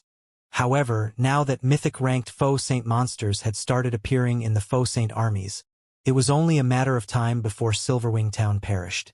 After all, even now, nobody had managed to kill a faux Saint destroyer. Needless to say, killing the mythic-ranked faux Saint devourer would be even more impossible. Moreover, these faux Saint monsters would only grow increasingly stronger as time passed. Players like themselves were helpless to stop these monsters. Before anyone could properly react to the appearance of a mythic-ranked faux Saint monster, the faux Saint army had already started clashing with the patrol army. Against a mythic-ranked faux Saint devourer, even the defense of Tier 3 MTs was no different from paper. Executing a horizontal swipe with its spear, the faux Saint devourer easily sent the Tier 3 MTS in its path flying, the MTs losing HP rapidly. Even when Purple Eye, a level 114, Tier 3 elementalist, used a Tier 3 curse against the faux Saint destroyer, the mythic monster not only blocked the attack without any difficulty but even managed to turn the force of the attack to its advantage, propelling itself toward Purple Eye at lightning speed. If not for her quick reaction, activating a life-saving skill in time, she would have been instantly killed. Brother Black Flame, let's hurry up and leave. The patrol army won't hold out for very long, Crazed Bull urged anxiously when he saw Surefong jumping off the carriage. If even an expert of Purple Eye's caliber was at an absolute disadvantage, the faux Saint army would eventually break through the patrol army's defensive line. Silverwing Town, Blue Rose Bar. As one of the few advanced bars found in Silverwing Town, not only was the Blue Rose Bar a place where experts exchanged information, but it was also a sacred place for the various well-known adventurer teams to celebrate their harvests. Hence, the Blue Rose Bar was basically crowded with players every day. At this moment, however, only a dozen or so people occupied the bar's third floor. Of the people there, even the lowest leveled was level 114, with the highest at level 115. These players also boasted excellent equipment, the weakest piece of equipment being level 110 Dark Gold rank. As for level 100 plus epic equipment that could make even peak experts drool, every one of these players had at least 2 pieces, with some of them sporting up to 4. However, compared to the levels and equipment of these people, their identity was what was truly astonishing. These players were none other than the peak experts of Crimson Emperor, a guild that was known by almost everyone in the surrounding kingdoms and empires. Meanwhile, seated at the head of this group was Illusory Words, one of Crimson Emperor's vice guild leaders. Sure enough, just like our spies in Saint's Hand reported, the mythic-ranked faux Saint Devourer that recently spawned is planning to attack Silverwing Town. A level 114 man with a fierce look said as he looked at the image on the magic mirror set up in the middle of the table. Sighing, the man continued, "It won't be long before more faux Saint Devourers appear. With this, Silverwing Town will fall within a few days." At that time, it will be useless even if Zero Wing's main force members show up. Upon hearing the fierce man's words, the other Crimson Emperor members fell silent. The Grand Lord-ranked foe Saint Destroyers were already plenty strong. Now, even a mythic-ranked foe Saint Devourer had appeared. The strength and combat standards the foe Saint Devourer had displayed thus far were enough to give even peak experts like themselves goosebumps. Most likely, even if their group here worked together to attack it, they would all still die. Meanwhile, once the numbers of these foe Saint Devourers grew to around 20 or 30, they might be capable of destroying even guild cities. What is the guild leader's response to this matter? Illusory Words asked the fierce man. When she saw the foe Saint Devourer's unstoppable rampage through the magic mirror, she could not help frowning, either. The guild leader has ordered a complete withdrawal. He says that there's no need for us to accompany Zero Wing in its fight to the death against these foe saint monsters. The fierce man replied. A complete withdrawal? Illusory Words was a little surprised by the answer she received. Previously, their guild leader had personally dispatched Crimson Emperor's experts to help defend Silverwing Town. This indicated that he strongly supported Crimson Emperor's partnership with Zero Wing. Now, however, before Crimson Emperor's experts had even started fighting, he was actually ordering a retreat. Illusory Words found this situation unbelievable. That's right, a complete withdrawal. The current God's domain is no longer the same as before. We have a ton of matters to deal with just in the Dark Knight Empire alone. This is especially true now that Starlink's development is accelerating. At this point, Starlink already has designs on a few of our guild towns. Moreover, the situation here is obviously hopeless, so it is naturally much better if we post our available combat power to defensible locations. Unyielding Soul should be doing likewise. The fierce man explained. Do we have any new information on Zero Wing's guild leader and main force? Illusory Words asked. There's still nothing even now. I heard that Zero Wing's upper echelons have tried contacting Black Flame and the others, but their virtual gaming cabins remain under lockdown. If they sever the power to the gaming cabins, there's a very high chance that Black Flame and the others will enter a deep coma. Hence, all they can do is wait, the fierce man said, shaking his head. However, with the present situation, there's no chance of Zero Wing making a comeback. Setting aside the threat of Starlink and the Dark World, Zero Wing will have difficulty defending its headquarters in Starmoon Kingdom from the foe Saint monsters. Nothing will change even if Black Flame and the others return. The difference in combat power is simply too large. Moreover, there's also Saint's Hand, which is eyeing Zero Wing's position in Starmoon Kingdom. Saint's Hand's origin is extremely mysterious and extraordinary. Even Blackwater's mighty Xuanwu Chisa seems afraid of it. Otherwise, with her personality, she definitely wouldn't make any concessions in the Orc Empire. I understand. However, at the rate the foe Saint Devourers are spawning, so long as we defend together, we should be able to hold out for another 2 weeks or so. Retreating so soon is really... Although Illusory Words understood what the fierce man was trying to say, she still could not bring herself to give up just like that. 2 weeks. The fierce man revealed a bitter smile at Illusory Words' statement. If we really could hold on for another 2 weeks, the guild leader wouldn't have called for a retreat right away. What do you mean? Illusory Words asked curiously. While Tier 4 combatants were indeed extremely powerful and especially useful when attacking fortified locations, with Silverwing Town's defenses and the experts like themselves present, it would take at least 20 or 30 foe Saint Devourers to conquer Silverwing Town. According to the information we collected from Saint's Hand, when foe Saint monsters reach the mythic rank, not only do their basic attributes and combat power undergo a qualitative transformation, but so does their intellect as well, the fierce man said, fear darkening his eyes as he looked at the foe Saint Devourer displayed on the magic mirror. Isn't it normal for them to gain a boost to their intellect? Illusory Words didn't get the fierce man's point. It wouldn't be a problem if it were a normal improvement in intellect. However, according to Saint's Hand's information, these foe Saint monsters gain the ability to learn once they reach the mythic rank. In just a few minutes, they can learn the combat techniques players use. And the more experts they fight, the more quickly they improve. They are monsters in the truest sense, the fierce man explained. How is this possible?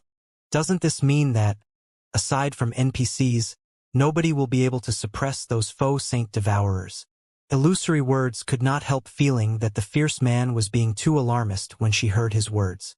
Learning a combat technique was easier said than done.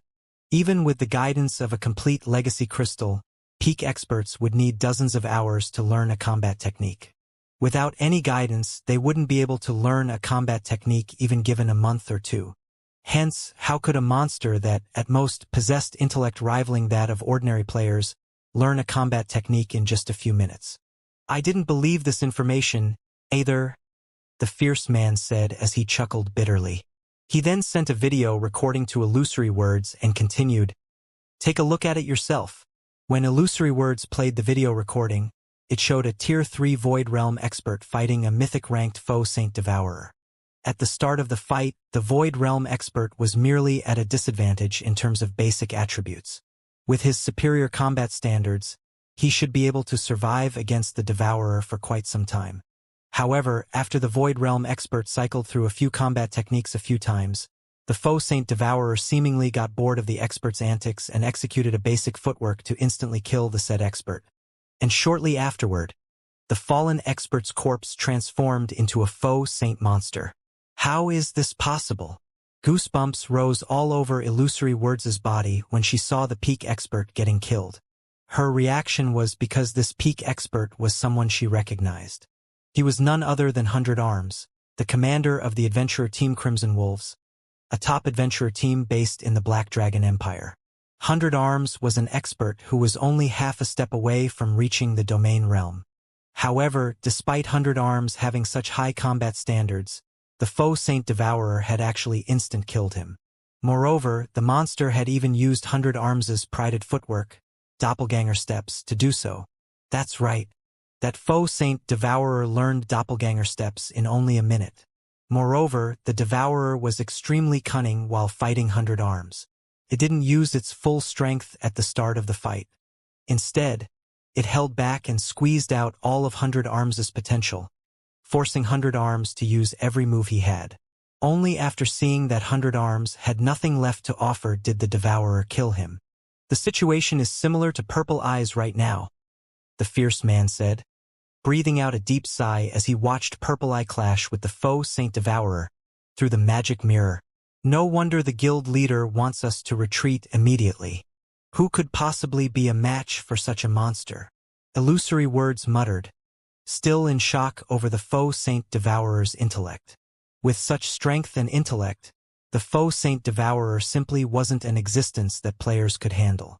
Only NPCs could kill such a monster.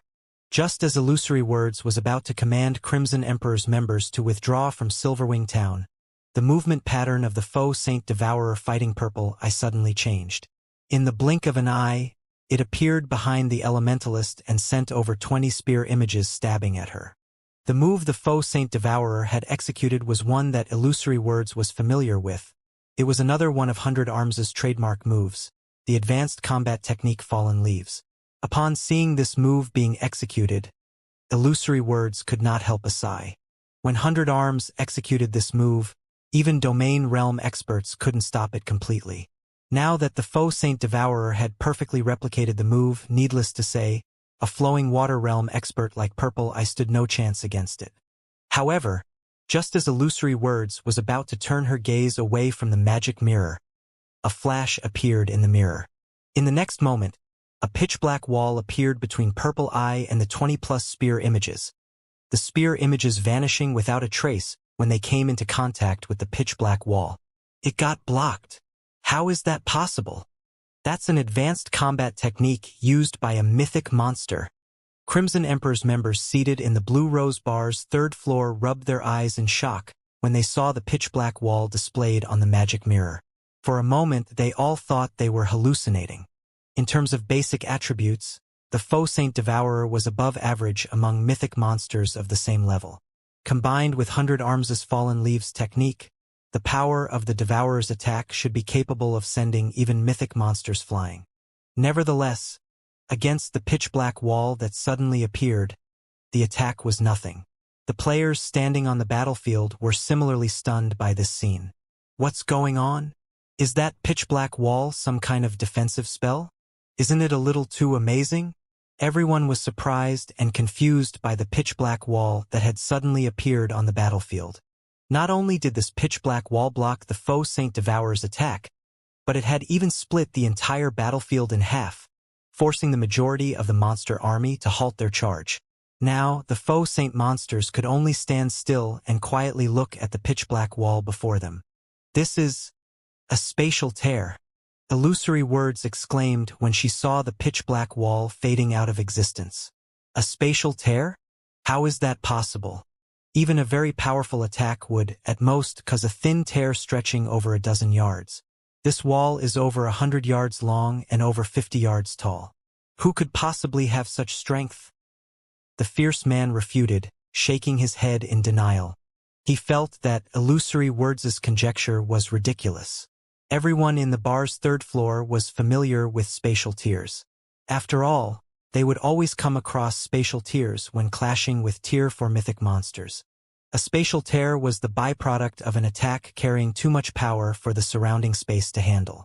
The surrounding space would destabilize and shatter like broken glass, which was why the shape of spatial tiers was generally irregular. However, the pitch-black wall displayed on the magic mirror was incredibly stable. There were no cracks in it at all. It looked like a steel wall that had just fallen out of the sky, incredibly smooth and heavy.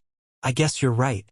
Even that person wouldn't be capable of such a feat, Illusory Words said, laughing despite herself. After giving the matter some thought, she agreed with the fierce man. Regardless, who saved Purple Eye? The fierce man wondered as he carefully tracked the pitch-black wall back to its origin. Setting aside the wall's defensive capabilities, just the fact that this person saw through the faux Saint Devourer's movements is already plenty amazing. I doubt there are more than a handful of people in the entire Silverwing town who would be a match for this person. Did an old monster belonging to one of Zero Wing's partners take action? The fierce man's gaze landed on a cloaked man wielding a pitch-black longsword, the origin of the remarkable wall. Although he couldn't see any information about this cloaked man, his gut told him that this cloaked man possessed astonishing strength definitely at the domain realm. Before the pitch-black wall disappeared completely, the cloaked man vanished from his original location and arrived before the faux Saint Devourer. He then stopped another spear attack from the Devourer, allowing Purple Eye to put some distance between herself and the mythic monster. Crap! Who is that guy? He actually managed to block that faux Saint Devourer's attack, Crazed Bull exclaimed, his eyes nearly falling out of their sockets when he saw Shurfeng successfully rescuing Purple Eye. At this moment, aside from Crazed Bull, even Solid Wind could not help goggling in shock, her mind freezing in disbelief. Previously, she already found Shurfeng's ability to pin down two faux Saint Destroyers all by himself astounding. Now, the man had even single-handedly pinned down the mythic-ranked faux Saint Devourer, which even an expert of Purple Eye's caliber was no match for. Amazing! He's actually keeping up with that Devourer's speed. With this, he should have no problems handling the Devourer, Illusory Words said, her eyes glowing with excitement when she saw the cloaked man deflecting every one of the faux Saint Devourer's attacks. If Silverwing Town has his protection, we should be able to sustain the town for some time and foil Saint's Hand's plan to solicit help from the neighboring kingdom's powers. That way, Saint's Hand's development speed will slow down, and Zero Wing will have some breathing room. If Zero Wing can continue holding out in Starmoon Kingdom, we'll have an easier time resisting Starlink in the Dark Knight Empire as well. This will only delay the inevitable. That faux Saint Devourer will grow stronger as more time passes. This growth speed is also no laughing matter. Not to mention, Saint's Hand has already informed the various superpowers that anyone that helps Zero Wing will become Saint's Hand's enemy. The fierce man said, shaking his head. Saint's Hand has done considerable research into the faux Saint monsters. In the future, we'll definitely need Saint's Hand's help to deal with the threat of the faux Saint monsters. This is also why the guild leader is having us withdraw completely. The appearance of that mysterious expert won't change anything. In fact, Saint's Hand will probably locate the power behind that mysterious expert and give that power a warning. Aside from Crimson Emperor's members, the members of various superpowers hidden in Silverwing Town, also viewed this situation indifferently. Zero Wing sure is lucky. It actually managed to get the help of an old monster. I bet that old monster has yet to receive the news. Otherwise, why would he move to help Zero Wing? Although they did not know which superpower's old monster was helping Zero Wing right now, they knew that this would be the only time this old monster would do so.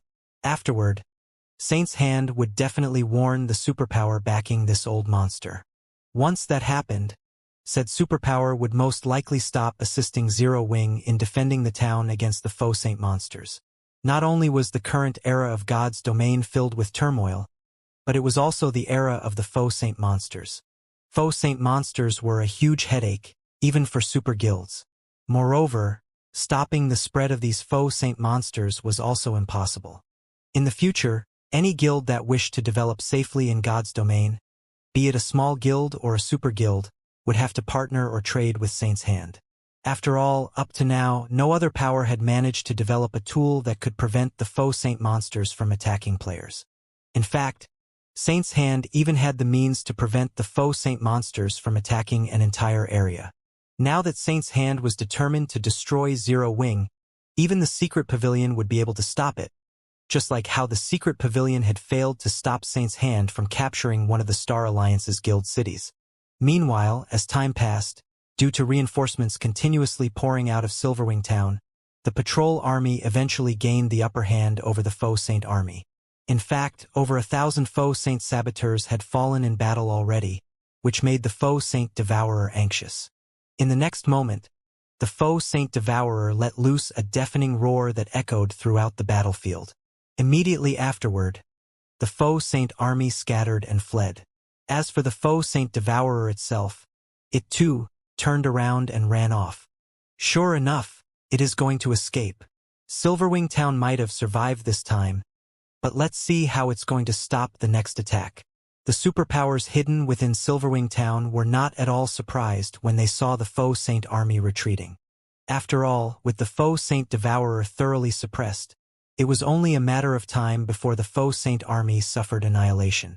However, what made the faux saint monsters truly formidable was their ability to grow stronger with each battle they experienced. Even though Silverwing Town had successfully fended off today's attack, it wouldn't necessarily be able to repeat the feat, escape. Shifeng sneered when he saw the faux saint devourer fleeing.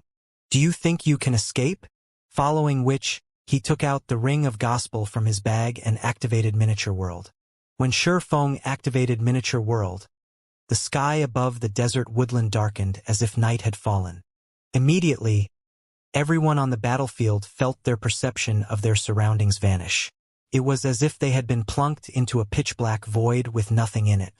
Moreover, aside from the players, even the fleeing faux saint monsters came to a halt and aimlessly turned their heads left and right, their eyes brimming with fear and confusion. Shortly afterward, a colorful brilliance descended from the sky, the lights giving off a sacred and majestic feeling. Spectators at a distance would see a gigantic rainbow barrier enveloping the entire desert woodland outside Silverwing Town. This rainbow barrier thoroughly isolated the woodland from the outside world, making the woodland look like a mirage. Meanwhile, beneath this colorful brilliance, the faux saint monsters started wailing in agony, one after another, their screams echoing throughout the woodland.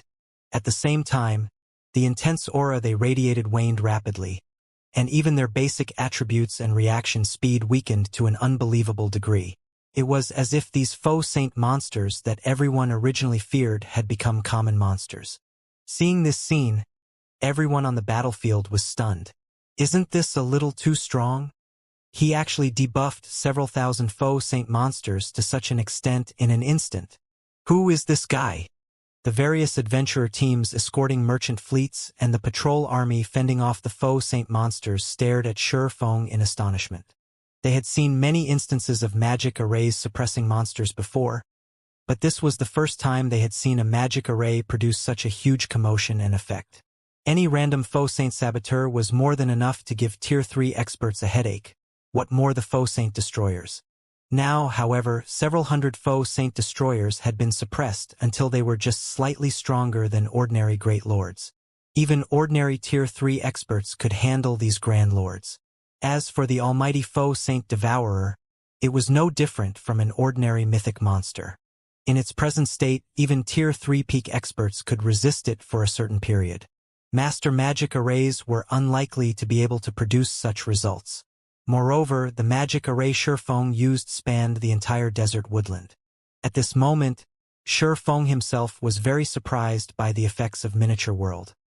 He never thought that, after his concentration had reached the Tier 4 standard, aside from being able to exhibit the power of an advanced combat technique with his every movement, his control over magic arrays would also improve to such a frightening degree. Currently, Miniature World's suppression effects could rival those of advanced master magic arrays. Despite his surprise, Shifeng did not pause. After activating Miniature World, he promptly charged at the foe Saint Devourer. Under the suppression of Miniature World, the foe Saint Devourer's speed had decreased considerably. In just 2 seconds, Shifeng intercepted the mythic monster and sent the abyssal blade cutting at it. Immediately, a crescent arc appeared and cut through the foe Saint Devourer's shoulder. Failing to react to the attack in time, the Devourer got sent flying and crashed into a large tree several yards away, a damage exceeding -600,000 appearing above its head. The disparity in combat power was clear for all to see. What is that magic array? The foe Saint Devourer actually doesn't even have the strength to fight back. The various superpowers spectating the fight from Silverwing Town gaped in shock when they saw the foe Saint Devourer at a complete disadvantage. In fact, the Devourer's reaction speed couldn't even keep up with the Swordsman's movements. Although they could tell through their magic mirrors that the foe Saint Devourer's basic attributes had decreased by a significant margin, the Devourer should be at the standard of ordinary mythic monsters. Given its knowledge of combat techniques, its overall combat power should still be on par with that of domain realm experts. After all, the basic attributes of a Tier 4 monster was no trivial matter. However, let alone putting up a fight, the foe Saint Devourer couldn't even defend itself against Shifeng's attacks, its HP continuously decreasing. It simply couldn't keep up with Shifeng's movements. After seeing this, everyone could already imagine what outcome awaited the foe Saint Devourer. Death. While it might be impossible for Shifeng to kill the foe Saint Devourer by himself, as the mythic monster had 1.6 billion HP, so long as a dozen or so Tier 3 experts joined him in assaulting it, the Devourer would eventually fall. Until this day, let alone killing a mythic-ranked foe Saint Devourer, the various superpowers hadn't even managed to kill a Grand Lord-ranked foe Saint Destroyer before. Now, however, Shifeng accomplished this miracle just by using a magic array. This was simply unbelievable. Following which, time passed quickly. Less than 10 minutes after Shifeng activated Miniature World, all the foe Saint Saboteurs on the battlefield had already fallen to the patrol army, while the foe Saint Destroyer's HPs were down by half. As for the foe Saint Devourer with Shifeng, Purple Eye, and several dozen other Tier 3 experts attacking it, its HP had fallen below the 70% threshold already. The players present could not help growing excited at this scene. This was especially true for the members of the various adventurer teams. After all, the foe Saint monster's undefeated streak had finally ended. Previously, the various powers and players had been afraid of the foe Saint monsters because the Grand Lord-ranked foe Saint Destroyers were basically impossible to kill, not to mention the mythic-ranked foe Saint Devourer. However, now that killing these Grand Lord and mythic-ranked foe Saint monsters was no longer a problem, not only was there hope of Star Moon Kingdom's survival, but reclaiming some of the kingdom's lost land might even be possible. Players like themselves would then be able to continue developing in the Orc Empire and Star Moon Kingdom like before. I don't know who that person is, but after this battle, the situation in the Orc Empire and Star Moon Kingdom is most likely going to change. Illusory Word said, the corners of her lips curling up slightly as she watched Shifeng suppressing the foe Saint Devourer on the magic mirror. Previously, the undefeatable foe Saint monsters were the main reason why the various major powers and superpowers feared Saint's hand. Now, although they had succeeded in killing only a very small portion of the foe Saint monsters plaguing Star Moon Kingdom, so long as news of this success spread, Saint's hand would no longer be able to act in an overbearing manner as it did before. However, just when the various superpowers hidden within Silverwing Town thought that the foe Saint army was going to suffer annihilation, Several dozen lightning spears descended from the sky, shooting at Feng and the others, who were assaulting the foe Saint Devourer. The speed and power of the lightning spears were so great that more than 20 Tier 3 experts were instantly vaporized. Along with the descent of the lightning spears, 2 magic barriers suddenly appeared around the injured foe Saint Devourer, protecting it from further harm. The Tier 3 curse purple I used failed to break through them. Before anyone could react to this turn of events, over 100 figures emerged rapidly from the surrounding forest and interposed themselves between the foe Saint Devourer and Feng's group. Surprisingly, every one of these new arrivals radiated an aura rivaling that of Grand Lords of the same level. Who are you people? What are you trying to do? After Purple I saw her companions killed and the foe Saint Devourer protected by a twofold magic array. An indescribable rage welled up within her as she glared at the 100-plus black-clad Tier 3 experts that had suddenly appeared. If not for these new arrivals exuding auras rivaling that of Grand Lords, she would have attacked them already. However, reason told her she absolutely mustn't do so. After all, so long as she took action, both she and her several dozen remaining teammates would die swiftly. At this time, a tall and bald man with golden eyes walked out of the group. Looking at Purple Eye, the bald man smiled and said, "Commander Purple, long time no see. Do you still recognize me?" With the appearance of this bald man, the atmosphere became incredibly tense. And Purple Eye's expression turned grave. "Thousand Eyes, why are you here?"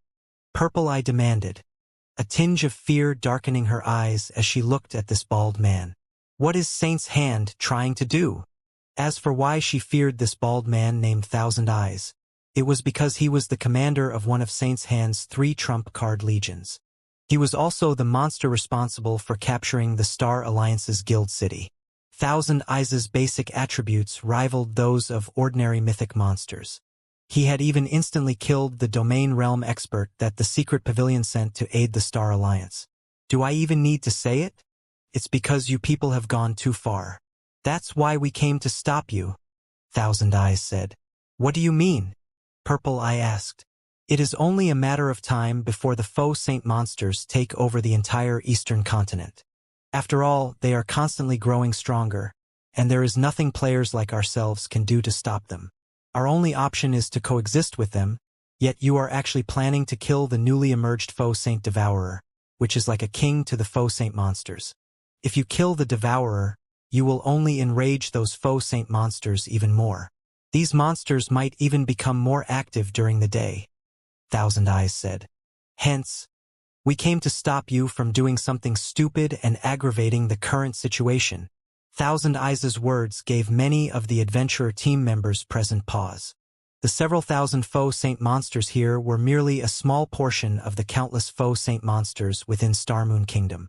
Moreover, just like Thousand Eyes had said, these foe Saint monsters were incredibly vengeful. So long as a player killed one of these foe Saint monsters, even more foe Saint monsters would hunt down the said player. Even if the said player managed to fend off a few attacks, the foe Saint monsters would simply continue attacking more frequently and in greater numbers. They would not stop until they exacted their vengeance. If they really killed the foe Saint Devourer, which was akin to a king among foe Saint monsters, nobody could tell what the other foe Saint monsters would do. It was entirely possible for them to grow even more violent and for their daytime activity to escalate. In fact, previously, the foe Saint monsters had not been particularly active during the day. However, as the number of foe Saint saboteurs that players killed increased, the foe Saint monsters had indeed become more active during the day. They had also grown stronger much more quickly. In this situation, Purple Eye was at a loss as to what to do. As Purple Eye and the others were wondering what to do, a crisp and calm voice suddenly entered everyone's ears. What if I want to kill it, no matter what? When everyone heard this calm voice, they looked at its origin reflexively. Meanwhile, the person who said these words was none other than the cloaked man who had suppressed the foe Saint Devourer and single-handedly turned the tides of this battle. Is he really opposing Saint's Hand? The various Superpowers members spectating from Silverwing Town were surprised by this development. They never thought that the Swordsman would actually dare provoke Saint's Heart's members. Moreover, he had even spoken those provocative words to Thousand Eyes, the commander of one of Saint Han's 3 trump card legions. The swordsman was simply too bold. At this moment, even Illusory Words and the other Crimson Emperor members seated inside the Blue Rose Bar were astonished by this situation. Although Saints Heart's members numbered only a little over 100, which was nothing compared to Silverwing Town's patrol army, these Saints Heart members all possessed extraordinary strength. In fact, Thousand Eyes had relied on these 100-plus players to attack and capture the Star Alliance's heavily defended guild residents. They had even killed more than 600 of the Secret Pavilion's Tier 3 experts that were dispatched to help the Star Alliance. At Silverwing Town, one could say that, unless Zero Wing's main force members took action, nobody could stop Thousand Eyes' group. But why does this scene feel familiar? When Illusory Words saw the standoff on the magic mirror, she had a sense of déjà vu. At the desert woodland, Purple Eye could not help growing somewhat anxious when she saw Sure Feng challenging Thousand Eyes. Others might not know how powerful Thousand Eyes and his team were, but she did. After all, she had witnessed him in action before. It might be fine if they were within 300 or 400 yards of Silverwing Town, since Silverwing Town's Tier 4 personal guard could take action at that range. As strong as they were, even Thousand Eyes and his team would not dare mess around with a Tier 4 NPC. However, not only were they quite some distance from Silverwing Town, but the majority of the patrol army were currently scattered all over the battlefield. With only a little more than 30 Tier 3 experts on Purple Eye's side, even if Sure Feng's combat power could suppress the faux Saint Devourer, her people still wouldn't be a match for Thousand Eyes' team. The members of Thousand Eyes' team simply couldn't be considered human. They were more like a group of humanoid beasts. Otherwise, they wouldn't have dared attack the Star Alliance's guild residents, which had been guarded by several hundred Tier 3 personal guards and over 10,000 experts, with just 100-plus players. Their inhuman strength was also the reason why Thousand Eyes and his team dared take action so close to Silverwing Town. As Purple Eye was growing nervous over this matter, Thousand Eyes turned to Sure Feng. I don't know who you are, but I advise you not to look for trouble. Your strength and abilities are indeed amazing. I'm sure many superpowers will fear you. However, all of those things are nothing to Saint's Hand. Thousand Eyes said coldly. Since you wish to destroy the current balance of God's domain, I'll teach you a small portion of the consequences of doing so. As soon as Thousand Eyes finished speaking, 5 figures appeared from behind him, simultaneously activating a Tier 3 combination skill, Purgatory Storm. Each of these 5 people immediately split into 6 copies of themselves and surrounded Sure Feng. The 30 doppelgangers then launched a synchronized strike at Sure Feng, every one of their attacks carrying power at the Tier 4 standard. With 30 attacks coming from all directions, let alone dodging, Sure Feng wouldn't even be able to defend himself completely. This scene surprised the various superpowers spectating experts. Saint's Hand actually has a 5-man Tier 3 combination skill? Illusory Words frowned when she saw the 5 players attacking Sure Feng. Tier 3 skills and spells were originally plenty rare already.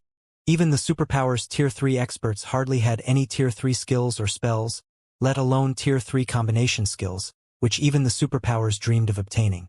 Even the weakest Tier 3 combination skill allowed players to exhibit power at the Tier 4 standard.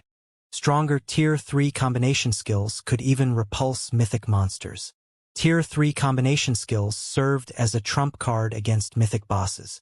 However, until now, there had been no news of any superpower obtaining a Tier 3 combination skill for 5 players. Even the strongest one required only 3 players to use. Against a 5-man Tier 3 combination skill, even the faux Saint Devourer would not emerge unscathed. A 5-man Tier 3 combination skill. Sure enough, Saint's Hand's foundations truly are extraordinary. That guy must be stupefied right about now. When the various superpowers spectating members saw Sure Feng surrounded, some of them laughed in ridicule while some sighed in disappointment.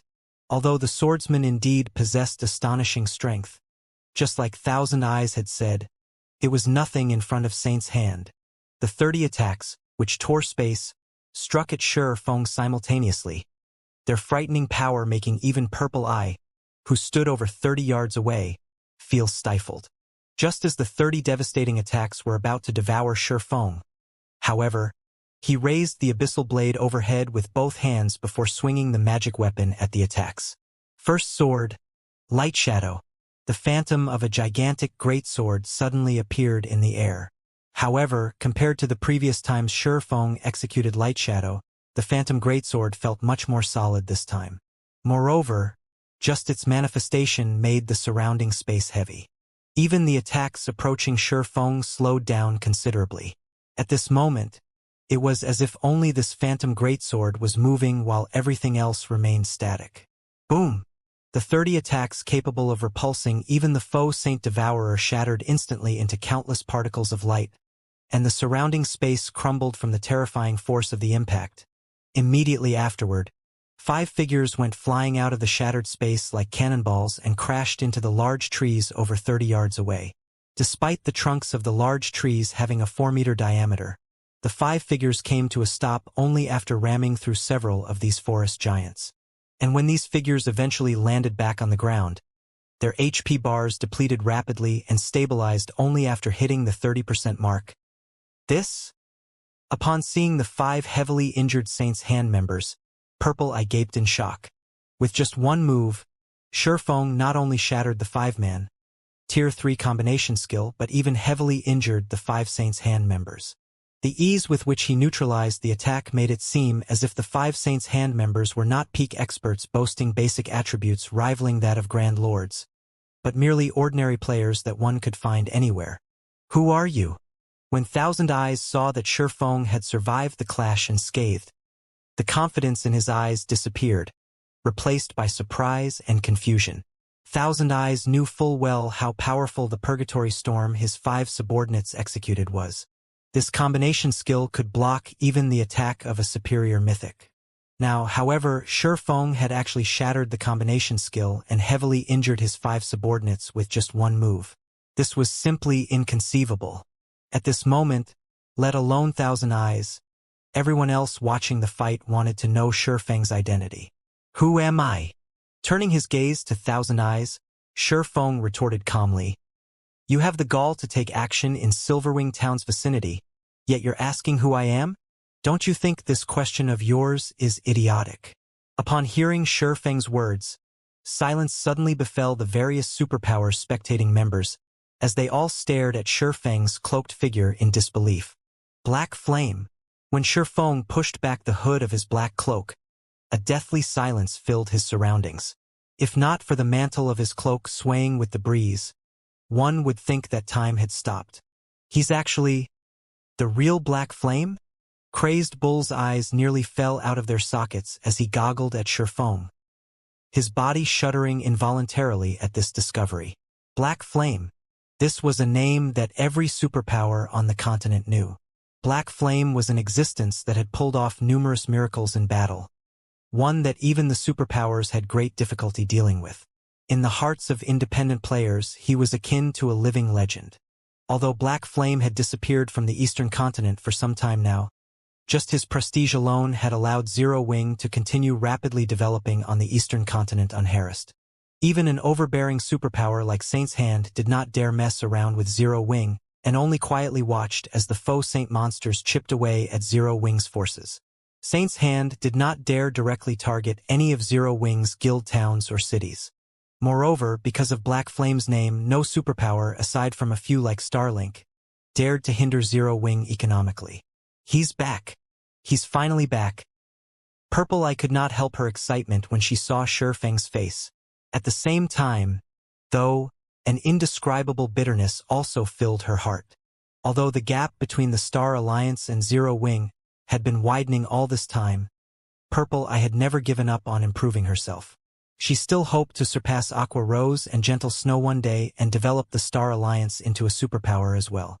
However, against Saint's Hand, her power had proven utterly insignificant. In the end, she could only watch as the Star Alliance's main headquarters in Starmoon Kingdom fell. In fact, she couldn't even adequately stop the foe Saint monster's ambushes. Meanwhile, after a moment of silence, the various superpowers spectating members, as well as Saint's Hand's members, burst into laughter. Black Flame? Zero Wing's guild leader. So what if he returns now? He's been gone from the eastern continent for so long. Does he really think the continent is the same as before? They were indeed very surprised by Shifeng's appearance. However, that was it, nothing more. After all, Shifeng had disappeared from the eastern continent for far too long.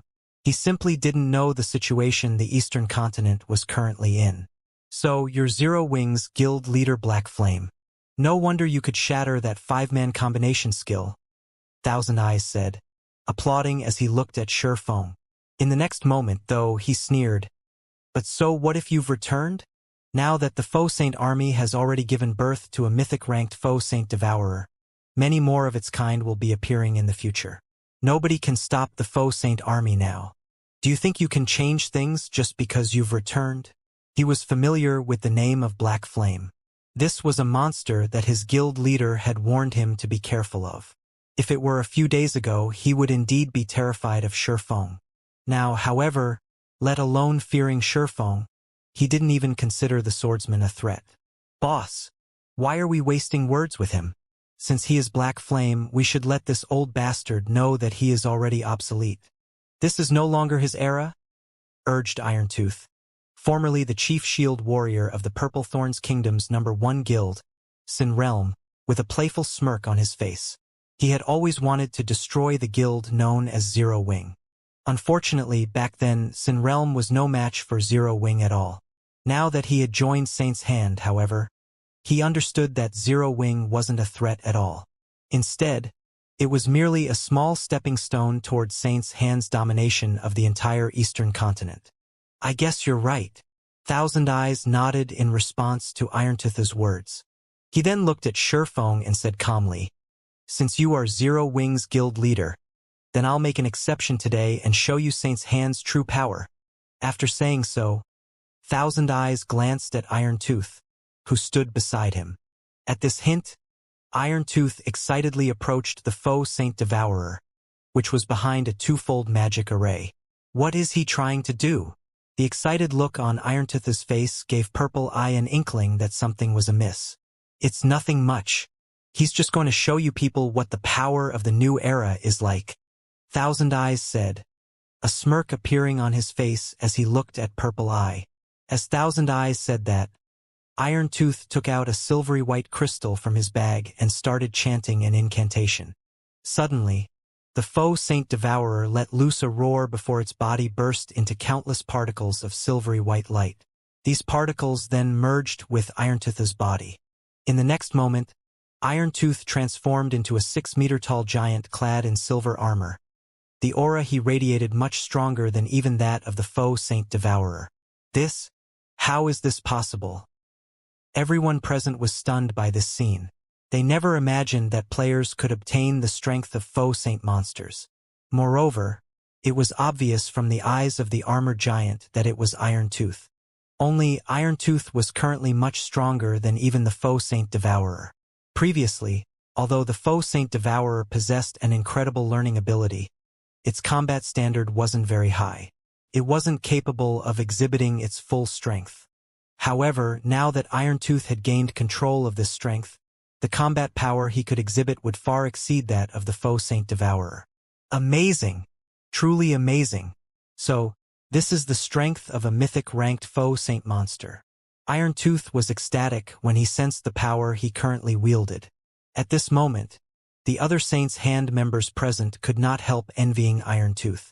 In front of such strength, players were nothing. If they could have such strength as well, they could single-handedly annihilate an entire army of players. They wouldn't even have to fear Tier 4 NPCs. Meanwhile, the various superpowers spectating members gaped in shock at the transformed Irontooth. They hadn't suspected that Saint's Hand had kept such a powerful trump card hidden all this time. This is bad. Although Irontooth is only in the flowing water realm, with the Faux Saint Devourer's strength, let alone Black Flame, even Silverwing Town's Tier 4 personal guard might not be a match for him. Illusory Words' complexion darkened as she took in the armored giant displayed on the magic mirror.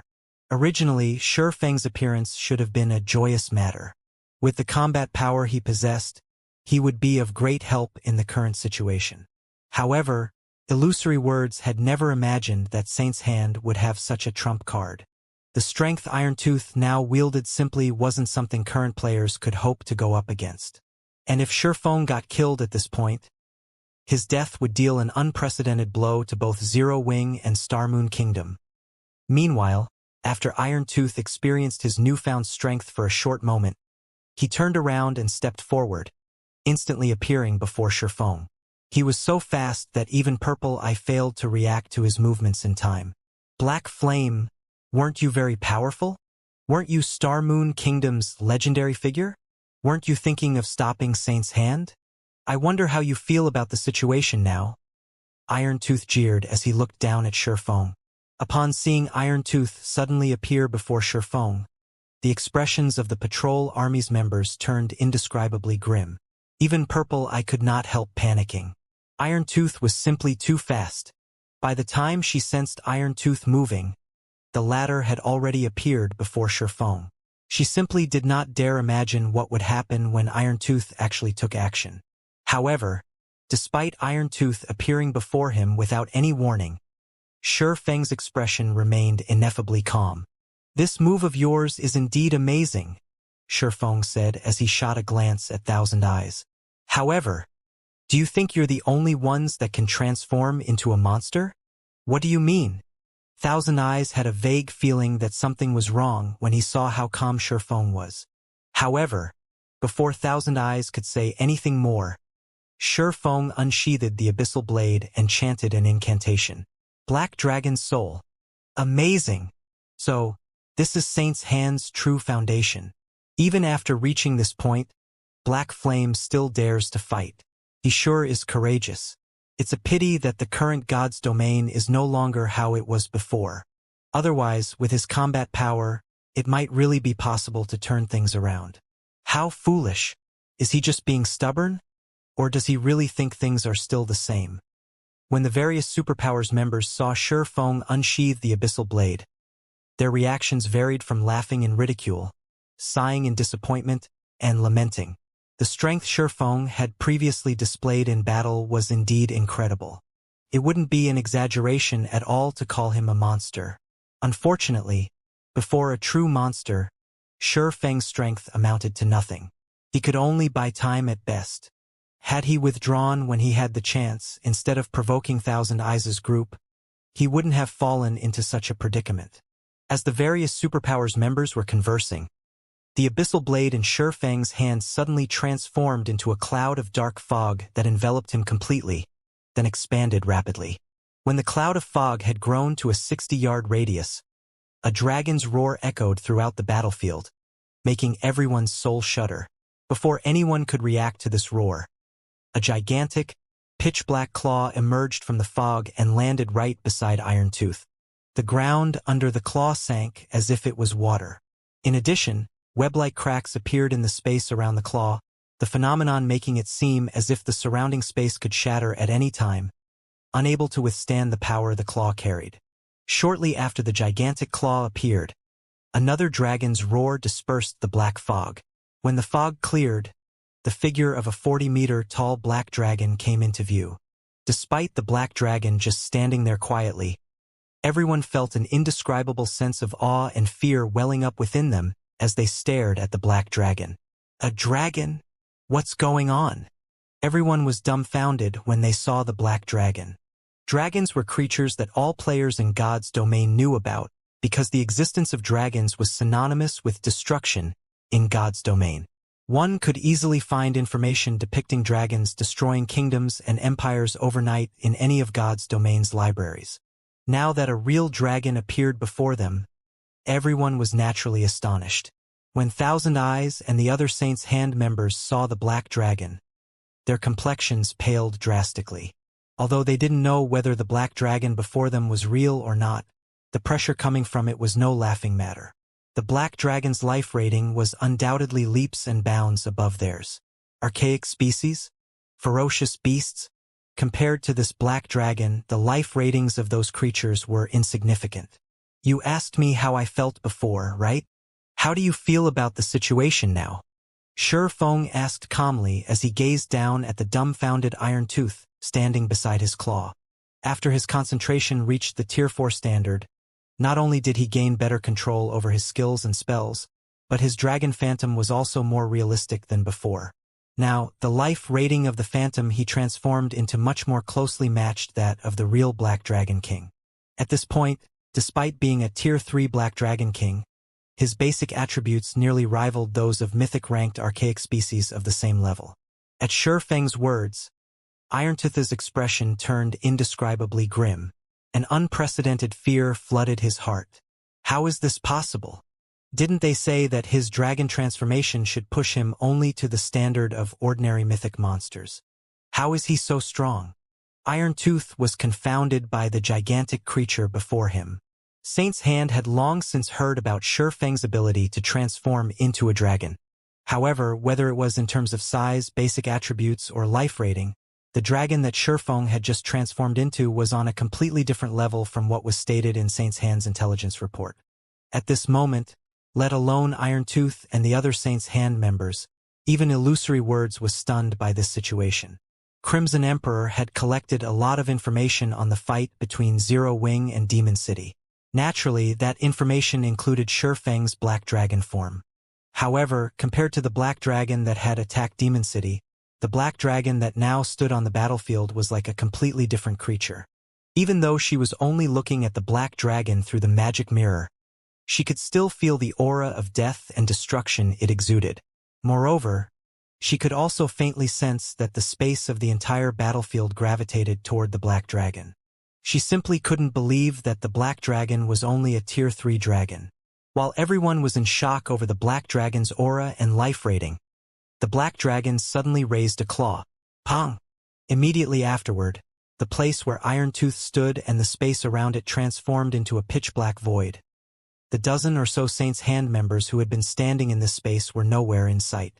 As for Irontooth, his 6-meter-tall figure currently lay inside a newly formed crater over 30 yards from his previous position. Cracks were also spreading across the silver armor protecting Irontooth's 2 arms, and his HP had decreased by more than 2 million. Silence. At this moment, it was as if time had stopped. What just happened? The fierce man from Crimson Emperor muttered, slack-jawed. As a domain realm expert with basic attributes and a physique rivaling those of Grand Lords of the same level, almost nothing in God's domain could escape his sight. However, he actually hadn't seen what had happened just now. Aside from a momentary black flash in the magic mirror's display and a loud boom, his senses had failed to pick up any other information. So, this is his true strength? Purple Eye, who stood a short distance away from Shi Feng, was filled with an indescribable sense of shock when she saw the black void that had appeared near her. Compared to the various superpowers members that were spectating the fight through magic mirrors, she was able to get a much clearer sense of just how much power Shi Feng's attack contained. Monster-level experts? Tier 4 monsters? These things were nothing in front of such overbearing power. Meanwhile, upon seeing this scene, the complexions of Thousand Eyes and the others turned deathly pale. Was Shi Feng still human? Despite Irontooth currently being stronger than the Faux Saint Devourer, Shi Feng actually suppressed Berserker to an even greater degree than when he suppressed the Faux Saint Devourer. As for Irontooth, who had just stood himself back up inside the distant crater, horror colored his face as he gazed up at the black dragon Shi Feng had transformed into. So close. He was so very close. If not for him having reacted sufficiently quickly and defended himself in time against the Black Dragon's swipe using his weapon, the consequences would have been unimaginable. It seems your reactions are pretty fast to be able to block that attack of mine, Shi Feng said calmly as he looked down at Irontooth. However, how many attacks can you afford to block? Although Shi Feng had casually executed the earlier attack, it still carried the power of an advanced combat technique. Had Irontooth failed to raise his weapon in time, he definitely would have suffered tremendously. Just as Shi Feng was about to continue attacking, however, Thousand Eyes suddenly stepped forward. Guild Leader Black Flame, I admit that you are very powerful. However, you'd best not force our hand. Saint's Hand's goal is to maintain stability in God's domain, Thousand Eyes said coldly. If you really kill Irontooth now and break the balance, both the Faux Saint monsters and Saint's Hand definitely won't let Zero Wing off the hook. At that time, Silverwing Town and Zero Wing City will both face the wrath of an army of tens of millions. It was incredibly difficult for mythic-ranked foe saint monsters to spawn. Hence, everyone held great importance for both the foe saint monsters and Saint's Hand. Now that Irontooth had temporarily merged with the foe saint Devourer, killing Irontooth would also kill the foe saint Devourer. This definitely wasn't something the foe saint monsters and Saint's Hand would tolerate. Upon seeing Thousand Eyes threatening Shurfeng, the spectating superpowers were surprised. This was the first time since Saint's Hand's establishment that such a situation occurred. Normally, the guild would just destroy all those that stood in its path. It had never bothered negotiating or making threats at all. It seems Thousand Eyes has been cornered this time. I wonder what Black Flame will do. What else can he do, aside from letting them go? Let alone Zero Wing. Even if the superpowers of the several neighboring kingdoms and empires work together, they still wouldn't be able to prevent Saint's Hand and tens of millions of foe saint monsters from retaliating. However, while the various superpowers spectating members were discussing this matter, Shurfeng glanced at Thousand Eyes and said in an ineffably calm voice, "So what?" After saying that, Shurfeng used Dragon Breath on Irontooth and heavily injured him. The Berserker's HP fell by a sizable chunk. In his current state, Irontooth was utterly incapable of combat. Following which, Shurfeng battered Irontooth with claw attacks, one after another, plundering large chunks of HP from the Berserker without pause. Thousand Eyes' complexion went through several shades of red when he saw Shurfeng's wanton assault. Is he crazy? Is he really not afraid of the foe saint monsters and Saint's Hand's retaliation? Zero Wing is doomed. Zero Wing is truly doomed this time. When the various superpowers spectating members saw Irontooth's HP plummeting, they gaped in disbelief. They never thought that Shurfeng would actually ignore the big picture and choose to kill Irontooth.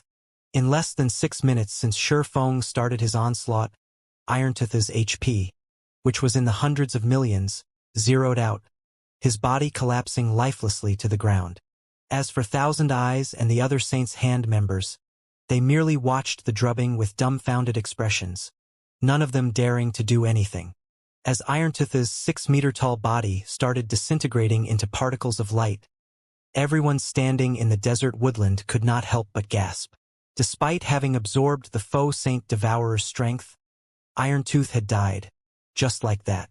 Thus far, not a single power or player had managed to kill a Grand Lord-ranked foe saint destroyer. Yet Shurfeng had actually succeeded in killing a foe saint Devourer. Moreover, he had accomplished this feat while Saint's Hand was protecting the mythic-ranked monster.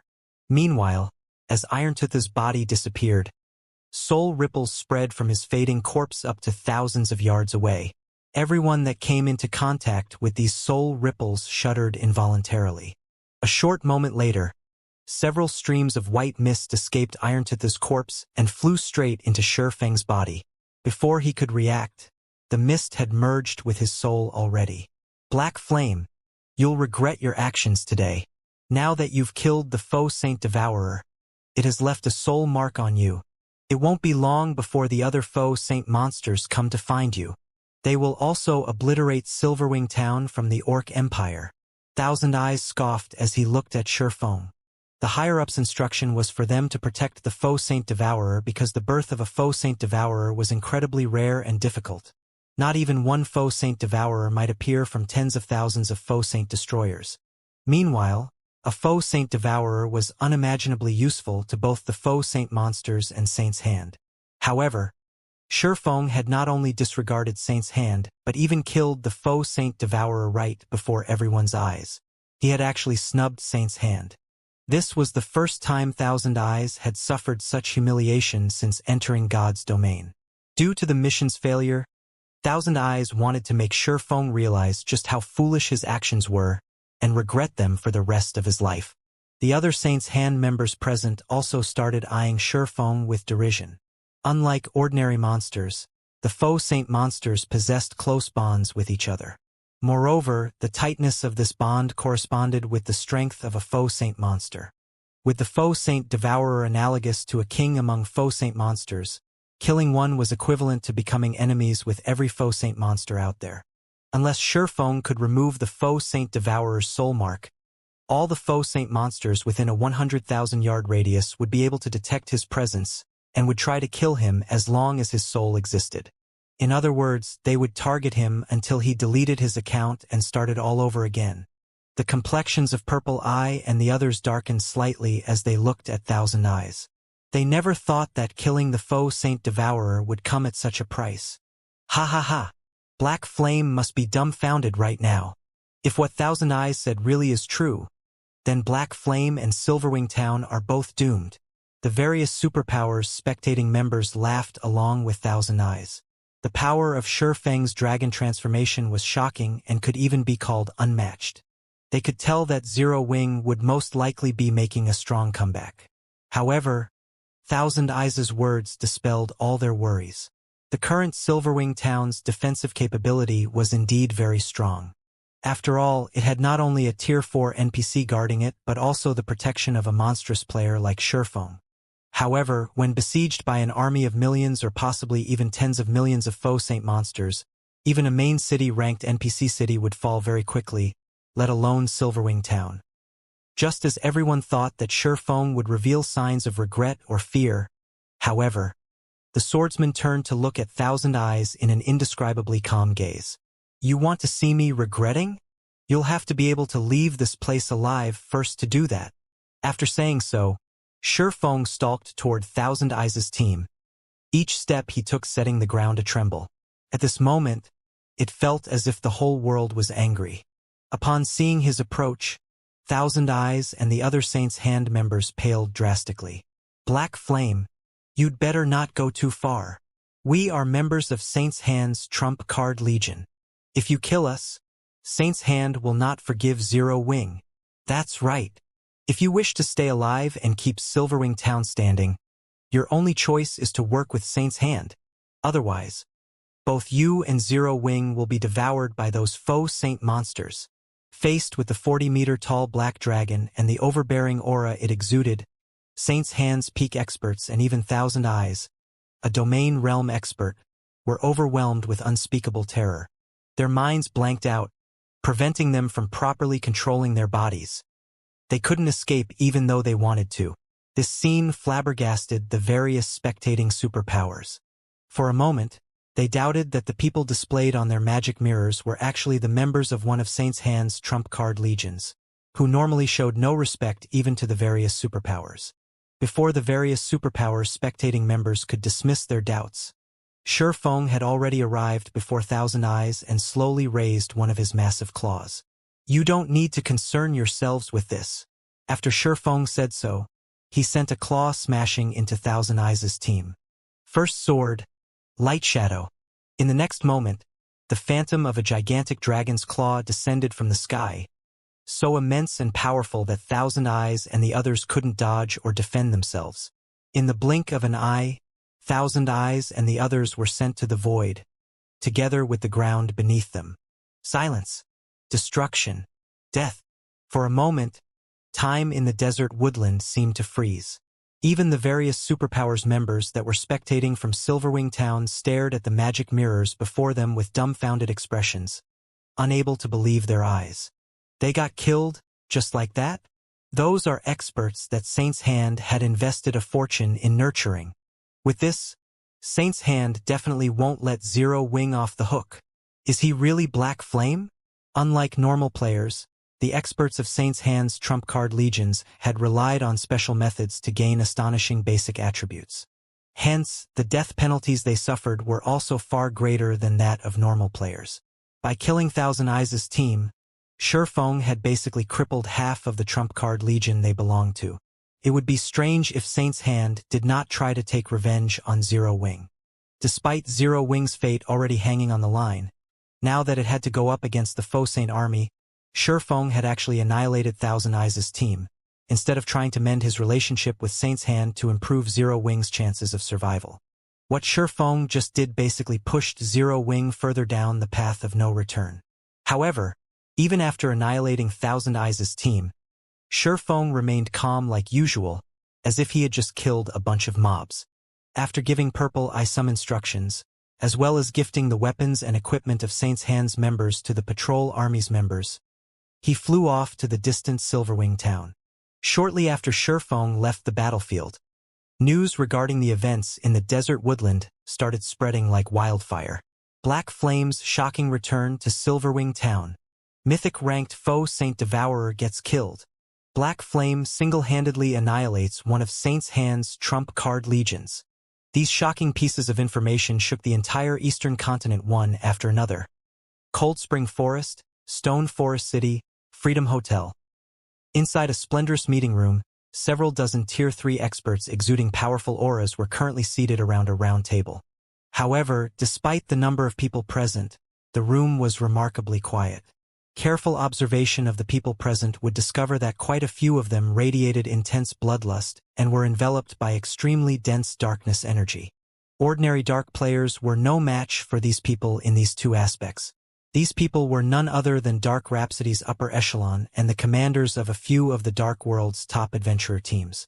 Aside from these experts from the Dark World, the other Tier 3 experts seated around the table also had extraordinary origins.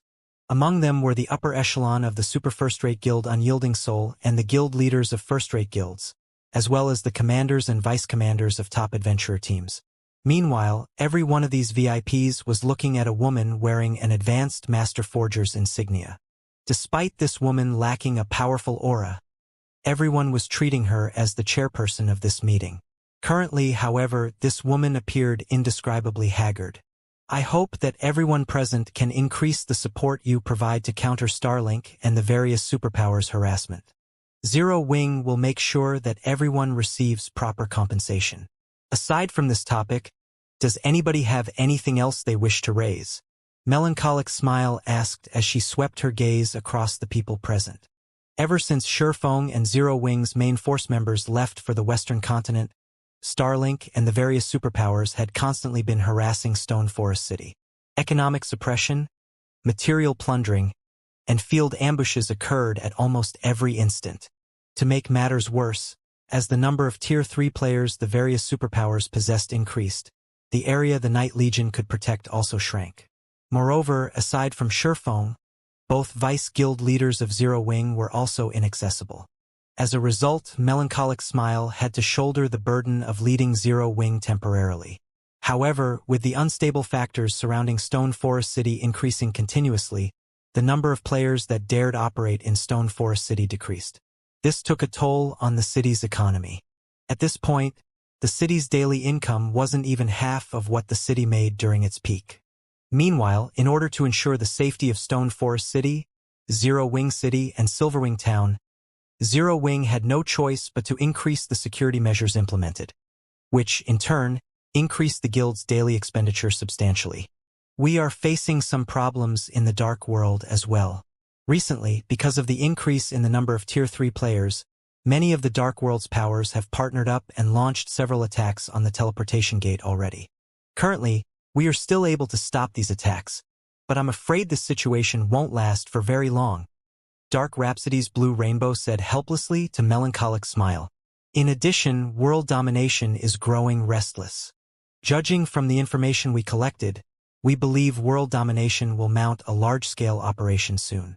Hence, we hope that Zero Wing can give us more of the Freedom Hotel's resources, so that we can rope in more of the Dark World's powers and maintain a stable hold over the teleportation gate.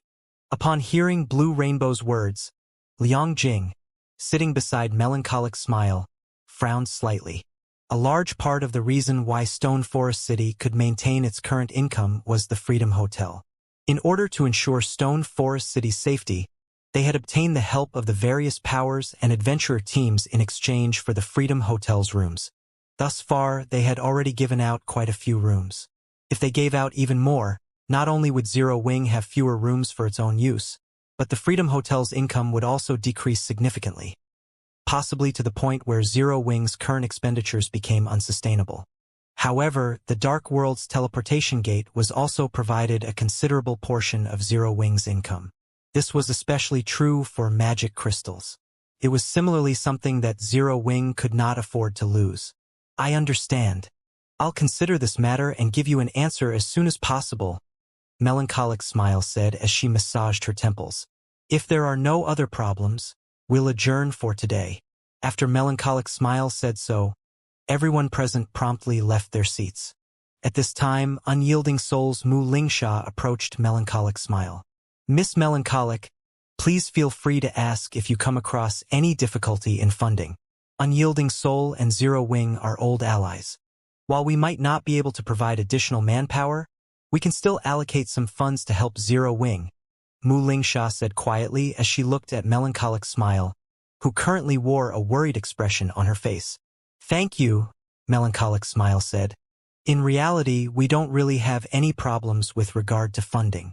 The crucial problem is the various superpowers that are targeting Stone Forest City, as well as the management of Starmoon Kingdom and the Black Dragon Empire. If the main force members were around, those superpowers would hold back somewhat instead of working with Starlink to target Zero Wing's members. Now, it is becoming increasingly difficult for Zero Wing's members to develop in Starmoon Kingdom and the Black Dragon Empire. Currently, funding was still a small problem for Zero Wing. The really urgent matter now was the guild's lack of Tier 3 experts. If not for Unyielding Soul sending quite a number of its Tier 3 experts to help maintain Stone Forest City's security during this period, Stone Forest City would have definitely ended up in an even more miserable state. Right, Vice Guild Leader Mu? Is there still no news about the Dragon Phoenix Pavilion's Phoenix Pavilion Master? Melancholic Smile asked. Zero Wing had partnered with the Dragon Phoenix Pavilion's Phoenix Rain on many occasions before. The two sides could be considered to be in an absolute alliance. Melancholic Smile and Phoenix Rain were also fairly close friends, as the two of them had come into frequent contact with each other because of the business relationship between their two guilds. Originally, after the various superpowers started targeting Stone Forest City, Melancholic Smile had sought Phoenix Rain's help to solve some of the problems Zero Wing encountered in the Black Dragon Empire. However, no matter how she tried contacting Phoenix Rain, she couldn't get through at all. It was as if Phoenix Rain had disappeared from God's domain. In fact, even the Dragon Phoenix Pavilion's members did not know Phoenix Rain's whereabouts. We have already sent a lot of people to investigate this matter. It is truly strange. Let alone Phoenix Rain and her trusted subordinates, even the Dragon Phoenix Pavilion's Kurong, Nine Dragons Emperor, and many others of the guild's upper echelon have disappeared. Currently, the Dragon Phoenix Pavilion is relying entirely on its Grand Elders to operate. According to the information we got, even those Grand Elders don't know what is going on, Mu Lingsha said. Disappeared. Melancholic Smile was stunned when she heard Mu Lingsha's words.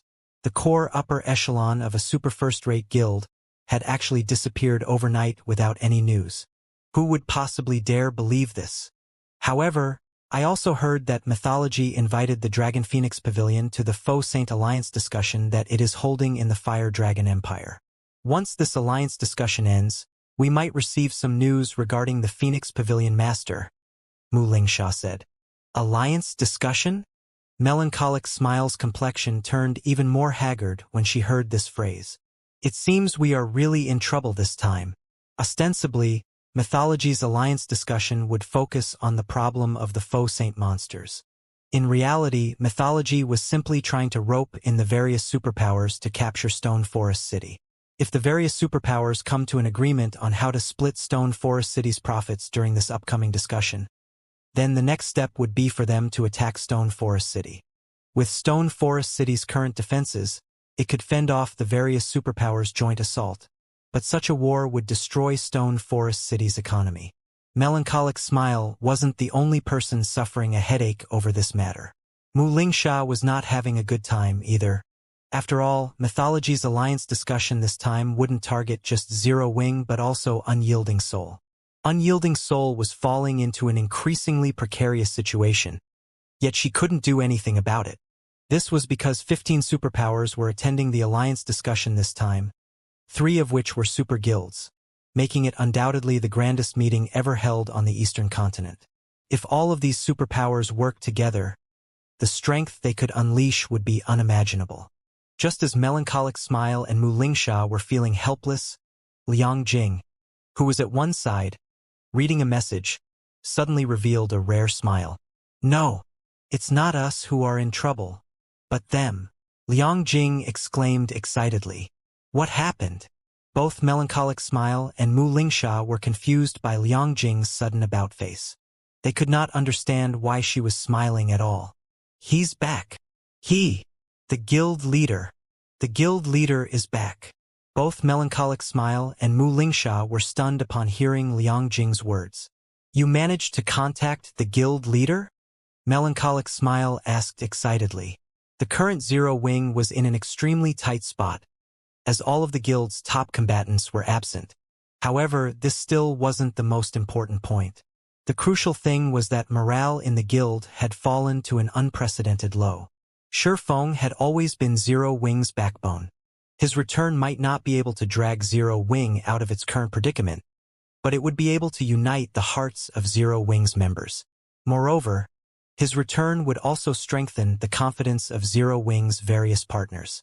After all, the main reason why these powers had partnered with Zero Wing in the first place was Shi Feng. At this moment, let alone Melancholic Smile, even Mu Lingsha gazed at Liang Jing eagerly, wanting to know if Shi Feng had truly returned or not.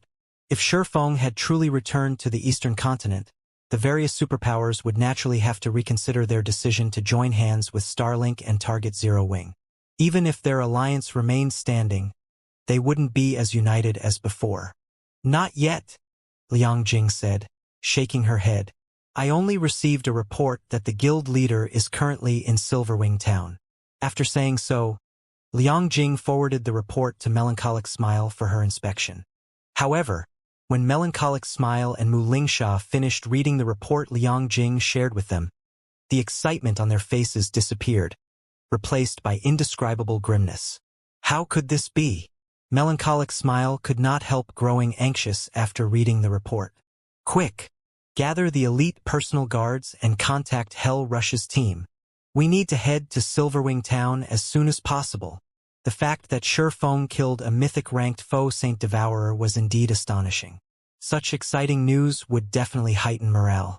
However, the retaliation of millions of foe Saint monsters was no laughing matter.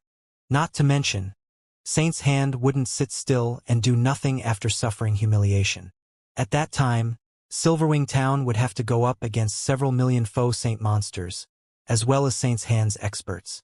With Silverwing Town's defenses, stopping such a force would be utterly impossible. Meanwhile, if Shi Feng were to end up getting devoured by those foe Saint monsters, the consequences for Zero Wing would be unimaginable. Let's not panic first. Those foe Saint monsters and Saint's hand won't take action so soon. They will need some time to amass their forces. I'll contact Unyielding Heart and have him lead a team over to Silverwing Town immediately, Mu Lingsha said, pacifying Melancholic Smile. Thank you, Melancholic Smile said as she nodded in gratitude. She then took a deep breath to calm herself before methodically arranging for the necessary manpower to send to Silverwing Town. Meanwhile, as Melancholic Smile and the others were leading an army to Silverwing Town, the various superpowers were reeling from the news of Shi Feng's return. They never thought that Shi Feng would reappear after disappearing for such a long time. Or to put it in another way, the Sword King of old had returned. Moreover, Shi Feng's individual combat power had even reached unbelievable heights. His dragon transformation actually allowed him to effortlessly kill a mythic-ranked foe Saint Devourer. The Sword King was far more frightening than before. This astonishing transformation would also make Zero Wing even more difficult to deal with. After all, compared to a guild with weak morale and divided opinions, a united guild with strong morale would be capable of exhibiting much greater combat power. Fire Dragon Empire, Flame Dragon City, Scorching Flame Restaurant. The Scorching Flame Restaurant towered over 30 stories above the city center. At this moment, a female level 116 Guardian Knight clad in black gold armor entered the top floor room of the restaurant. The Guardian Knight radiated a frightening aura that suppressed even the ambient mana around her. However, when this Guardian Knight arrived before the woman currently dining inside the room, she gave a very respectful bow. Vice Guild Leader Shadow, Black Flame has returned to the Eastern Continent. White Feather reported as she placed a document before Cold Shadow. She then continued, like we guessed, he has become much stronger than before. As a result, Zero Wing and its partners have regained their confidence. Even the secret pavilion has dispatched more manpower to help defend Stone Forest City. Currently, the various superpowers are hotly discussing this matter. Should we still proceed with our original plan and hold the alliance discussion? Of course, he merely killed one foe Saint Devourer. The big picture remains the same. Proceed according to plan, Cold Shadow said, a seductive smile appearing on her face. Those superpowers are no fools either. They should understand that times have changed. If they wish to survive in the new era, their only option is to plunder more resources for themselves. Not to mention, both Black Flame and Silverwing Town won't survive much longer. Although Shurfeng's return had indeed shocked the various superpowers, that was it. After all, one would have trouble adapting to the changes in the rapidly developing Eastern continent, even if one left the continent for just 2 or 3 days. Shurfeng had disappeared from the Eastern continent for around 2 weeks. Moreover, there was also the activation of the Demon God's Chaos Expansion Pack, as well as the outbreak of the Faux Saint monsters. The current Eastern continent was not the Eastern continent of 2 weeks ago. One could say that Shurfeng's time had already passed. The threat he posed to the various superpowers was no longer as great as before. In the current God's domain, Tier 3 experts were no longer as rare as before. Even the various top adventure teams boasted over 100 Tier 3 experts under their command, let alone the various first-rate guilds and superpowers. Hence, it was now incredibly difficult for powerful individuals like Shurfeng to accomplish great feats on their own. Tier 3 personal guards were also no longer as great of a threat to players as they were before. Understood. I'll notify the various superpowers. Then, White Feather nodded before leaving the Scorching Flame restaurant. While the Eastern continent's various superpowers were discussing Shurfeng's return, Shurfeng himself had gone to Zero Wing's residence in Silverwing Town to rest. Guild leader, as per your instructions, we have started secretly transferring the crippled NPCs and elite Tier 3 personal guards. It shouldn't be long before they arrive in town. We have also tasked people to monitor the gaming cabins of the Vice Guild leaders and the others. As soon as they leave that special space, we will know about it. Yulan reported to Shurfeng, who was currently browsing the latest news regarding the Eastern continent. All right, they should be able to get out of that place in a few more days. If they arrive inside the Faux Saint monster's territory, send a rescue team immediately, Shurfeng said, nodding. Although he doubted that Zero Wing's main force members would have any problems dealing with the Faux Saint monsters, if they got surrounded by a large number of Faux Saint destroyers or encountered a Faux Saint devourer, they might still get killed. Meanwhile, the enhanced death penalty from dying to a Faux Saint monster was something he didn't want Zero Wing's main force members to suffer. Guild leader, are you really fine in your present condition? Yulan asked worriedly. Not only did Shurfeng lose contact with the outside world for such a long period, but he had even spent all this time lying inside his virtual gaming cabin, completely reliant on the cabin's nutrient solution to sustain himself. His physical body couldn't be unaffected. Not to mention, he had just experienced such an intense battle and had a soul mark placed on him.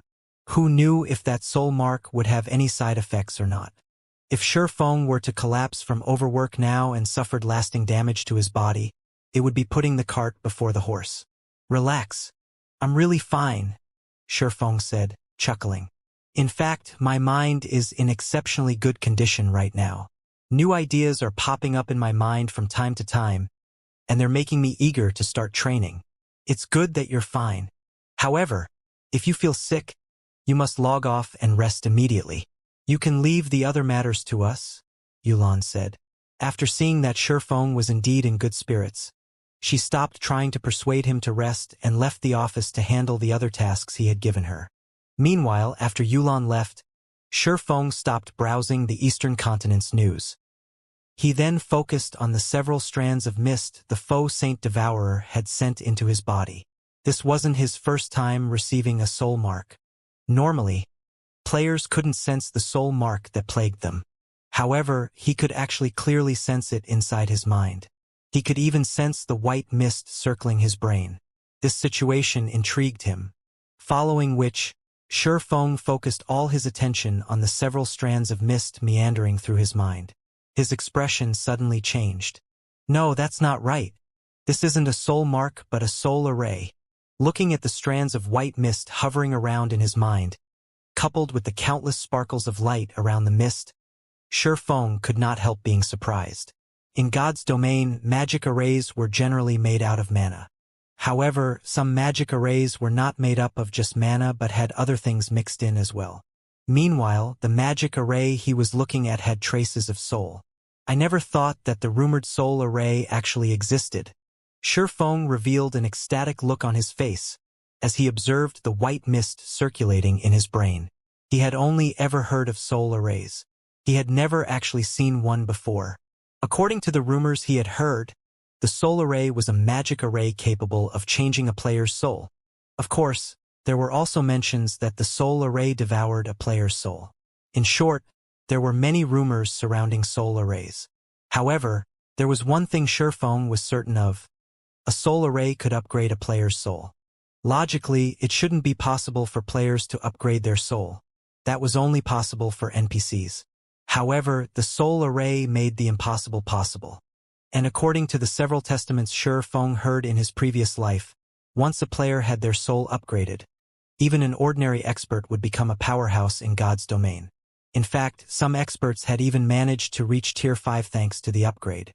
Nevertheless, most people that heard these rumors and testaments about the soul array's existence and functions had dismissed them as tall tales. They felt that even without the soul array, the experts that had given their testaments about the soul array would still have become powerhouses in God's domain. Hence, most players in God's domain had treated the existence of soul arrays as a joke. Now, however, Shi Feng was actually looking at a soul array himself. Of course, unless one was an advanced magician, one would most likely have a difficult time recognizing these strands of mist as a magic array. Most people would treat it as a soul mark. Thankfully, I checked it in time. Had I waited a few more days, I might have lost this opportunity. Shi Feng sighed in relief when he saw the strands of silver mist gradually thinning out. The soul array within him was being powered by the faux saint devourer's soul energy and mana. While replenishing the soul array's mana was an easy task, replenishing the soul energy was not. At least Shi Feng had no idea how he could do so. Hence, the soul array would not last for very long. Of course, so long as this soul array existed, the faux saint monsters would be able to perceive his presence. The soul array's existence could be considered both good fortune and misfortune. Having thought up to this point, Shi Feng promptly started studying the soul array in his brain. The soul array had merely been imprinted onto his brain. The magic array itself wasn't active. If he wished to let the soul array exhibit its real effects, he would have to activate it first. Sure enough, this soul array really is complex. Just from what I can see, it is made up of at least 40 basic master magic arrays and over a dozen advanced master magic arrays, 3 of which are almost at the Grandmaster standard. Moreover, I have to rely on my own spiritual will to activate this soul array, and even the slightest mistake will result in my soul getting devoured. It's no wonder some people labeled it a magic array that devours players' souls. After inspecting the soul array for half an hour, Shi Feng was flabbergasted by his findings. The soul was something illusory. There was no describing it with words, much less upgrading it or weakening it. However, the soul array within him could actually accomplish this feat easily. This was simply unbelievable. Unfortunately, the risks involved in activating the soul array were ridiculous. Of the 2 possible outcomes, one was heaven while the other was hell. There was nothing in between. If ordinary experts were presented with such a choice, they probably would not hesitate to give activating the soul array a try. After all, the potential gains far outstripped the potential losses. Even if they got their souls damaged, the worst outcome would be remaining stuck at Tier 3 forever. For ordinary experts, this would most likely be the case anyway, even if they didn't have their souls weakened. However, it was a completely different story for Shi Feng. His potential losses outweighed his potential gains. With his current standards, he should have no problem reaching Tier 5. If he had his soul damaged now, then reaching Tier 5 would become a problem. After all, the higher the tier players reached, the lower the importance of weapons, equipment, and bloodlines. Instead, individual strength was what mattered most. Do I give up? Shi Feng hesitated despite himself as he considered the gradually dissipating soul array in his mind. As the soul array would be used on his soul, he only had one chance at activating it. If he messed up the activation, the soul array would backfire and devour his soul instead. However, if he succeeded, then the soul array would upgrade his soul.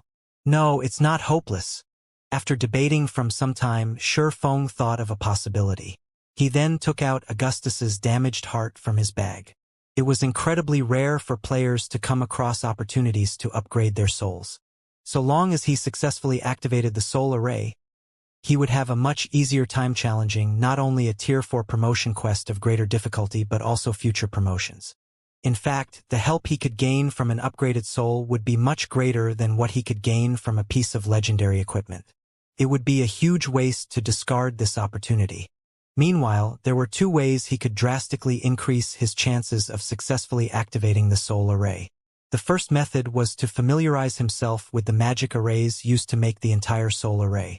However, the soul array was extremely complex. At his current standards, he might need 2 whole weeks to learn and memorize all the magic arrays. The second method was to improve his mental state so that he could guide his spiritual will through the soul array with greater precision. For others, both of these methods would be incredibly difficult. However, that was not the case for Shi Feng. Augustus's damaged heart was capable of releasing eternal energy when activated. Eternal energy was many times superior to mana. Could elevate a player's mental state to its very peak. Be it familiarizing himself with the soul array or guiding his spiritual will through the soul array, eternal energy would be of great help. With eternal energy, his chances of successfully activating the soul array would increase considerably. The only problem was that Augustus's damaged heart had a 3-month cooldown. Of course, there was also the option of using 1 god crystal to circumvent the cooldown. While this was incredibly expensive, spending 1 god crystal to upgrade his soul would be well worth it. Following which, Shi Feng took out the last god crystal he had and placed it inside Augustus's damaged heart. He then activated the heart's magic array. Immediately, streams of purple mist flowed out of Augustus's heart and converged around Shi Feng. At the same time, a refreshing feeling spread across his body. His thoughts also became much clearer than before. Good. Let's begin. Taking a deep breath, Shi Feng started carefully analyzing the soul array's components one after another. 2 hours. 4 hours. 6 hours. Originally, it should have taken Shi Feng at least a dozen days to learn the soul array. However, with the help of eternal energy, he learned and familiarized himself with all of the soul array's components in just a little over 7 hours. He had even achieved rough mastery of a pseudo-grandmaster magic array that could be used to exert a little control over souls. Now that I've familiarized myself with all of the magic arrays, next up will be to utilize my spiritual will to activate them. Looking at the soul array in his mind, he could not help some slight nervousness. Although he had familiarized himself with all of the component arrays, activating them was an entirely different matter. After all, the activation of each magic array required him to split his spiritual will into multiple strands. The difficulty of doing so was incredibly high. After mentally preparing himself for several minutes, Shi Feng then started guiding his spiritual will through the magic arrays in his mind. 1 magic array activated. 2 magic arrays activated. 3 magic arrays activated. With each subsequent magic array Shi Feng activated, the difficulty increased. Initially, he needed to split his spiritual will only into 3 strands. By the 4th magic array, that number increased to 6. Fortunately, for an expert like Shi Feng, such a task was not particularly difficult. Hence, the activation of the magic arrays proceeded in an orderly manner. Time passed quickly. Before Shi Feng realized it, more than 20 minutes had gone by already. At this point, the sweat from his forehead had already drenched the light armor he wore. The last one, the final magic array, actually required Shi Feng to split his spiritual will into 17 strands. This final magic array was also the one he was most familiar with. Pong! Suddenly, a crisp sound echoed in his mind. In the next moment, the soul array's core magic array shattered, followed by the shattering of the other component arrays in a domino effect. Meanwhile, the several strands of white mist circulating in Shifeng's mind transformed into countless particles of light that merged into his brain. Is it done? Shifeng was stunned when he saw this scene inside his mind. Zero Wing's residence, guild leader's office. Sitting quietly on his chair, Shifeng suddenly opened his eyes, his mind roiling with confusion. Just a second ago, he clearly sensed that he had successfully activated the core magic array. In the next second, however, the soul array had shattered so thoroughly that no traces remained whatsoever. It was as if the soul array had never existed in his mind. What is going on here? Did I succeed or fail? After confirming the absence of the soul array, Shifeng tried moving his body a little. However, he did not detect any changes or discomfort in his body. It was as if everything that had happened was an illusion. From what he understood of the soul array, so long as players successfully activated it, their souls would receive an upgrade, and their game character's natural talent would receive a significant improvement. On the other hand, if players failed to activate the soul array, their souls would get devoured, and their natural talent would deteriorate significantly, which would, in turn, eliminate almost all chances for further improvement. However, he currently didn't feel any different from before he tried activating the soul array. Both his physical body and mental state felt normal, neither more active nor sluggish. Could this soul array be a sham? After pondering for some time, Shifeng could come up with only this conclusion. Instead of the real deal, the soul array planted in his mind was merely a somewhat special soul mark. No other explanation made sense. Of course, there was one other possibility. All the information he obtained regarding the soul array in the past was false. The soul array did not possess the ability to alter a player's soul at all, and everyone who supposedly experienced these effects had only been imagining things. At this point, Shifeng could not help but sigh. If that really was the case, then he had suffered a huge loss this time. He had spent one god crystal to reset the cooldown on Augustus's damaged heart. Previously, in order to help out the guild's core members, he had spent most of the god crystals he had on hand and kept only one for himself, just in case. Now he had wasted his last god crystal. Just as a wave of depression washed over Shifeng, Yulan knocked on his door and entered the room. Guild leader, Melancholic, and the others have arrived.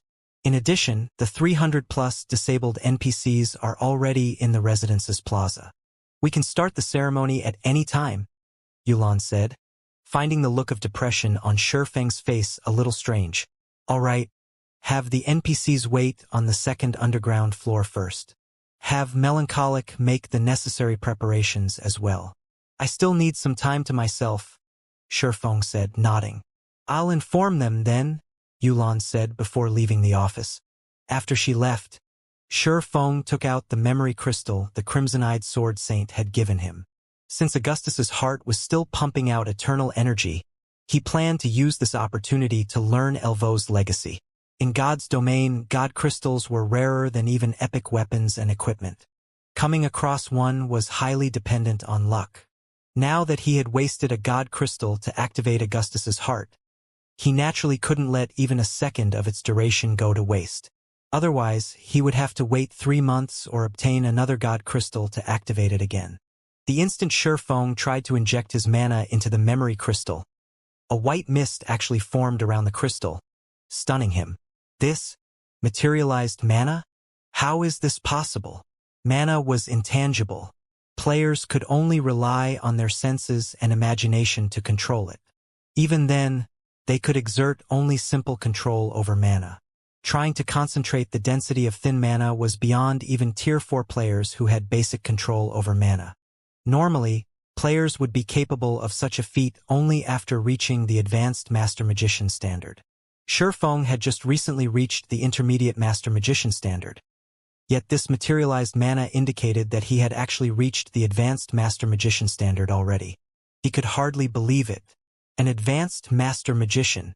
Although the Magician class was only a subclass in God's domain, the Advanced Master Magician standard was a realm all Tier 4 experts sought to reach. At the Advanced Master Magician standard, players could rely on their will to manipulate the mana around them, utilizing the ambient mana as if it were an extension of their bodies. They could have their own natural domain. An ordinary Tier 3 player who reached the advanced Master Magician standard would be invincible among all opponents below Tier 4. The true Tier 4 standard, not monsters or players that possessed basic attributes at the Tier 4 standard. One could easily imagine how powerful the advanced Master Magician subclass was. Could this be the soul array's effects? This was the only explanation Sherfong could come up with for this situation after giving the matter some thought. Manipulating intangible mana was an incredibly complex task. Players needed a lot of time to adapt their minds before they could do it. Now, however, he could exert a great degree of control over mana despite barely putting any thought to the task. It was as if his mind had automated this process for him. Amazing! Truly amazing! The change to my magical talent is simply heaven-defying. Sherfong was filled with an indescribable sense of shock as he controlled the mana domain that had naturally formed around him. Currently, he could freely control all the mana within a 30-yard radius as if it were one of his limbs. With just a thought, he could have the ambient mana attack someone. Moreover, this attack would carry power at the peak of Tier 3, just by him materializing the ambient mana. If he were to use a magic array, the power he could exhibit would be even greater. After a brief moment of excitement, Sherfong calmed himself and put away the Crimson-Eyed Sword Saint's memory crystal. He then took out a tattered notebook from his bag. Originally, I thought that I could learn this thing's contents only after reaching Tier 4. I never dreamed that I could actually learn them now. That faux Saint Devourer really has helped me a bunch, Sherfong muttered, chuckling as he looked at the notebook in his hands. The notebook he held was none other than the mana-forging notes he had received from the famed Smith Alba Grey. Although he had only one volume of the mana-forging notes, the value of this one volume could easily rival that of a legendary item. It was an item that the various empires of God's domain would go crazy over. This was because the forging techniques recorded within the mana-forging notes could serve as the foundation of an empire. Of course, learning the recorded forging techniques was an incredibly difficult task. Firstly, one had to have reached the advanced Master Magician standard.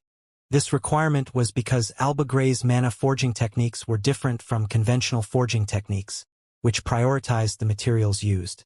Instead, Alba Grey's techniques prioritized mana, while the materials used were only of secondary importance.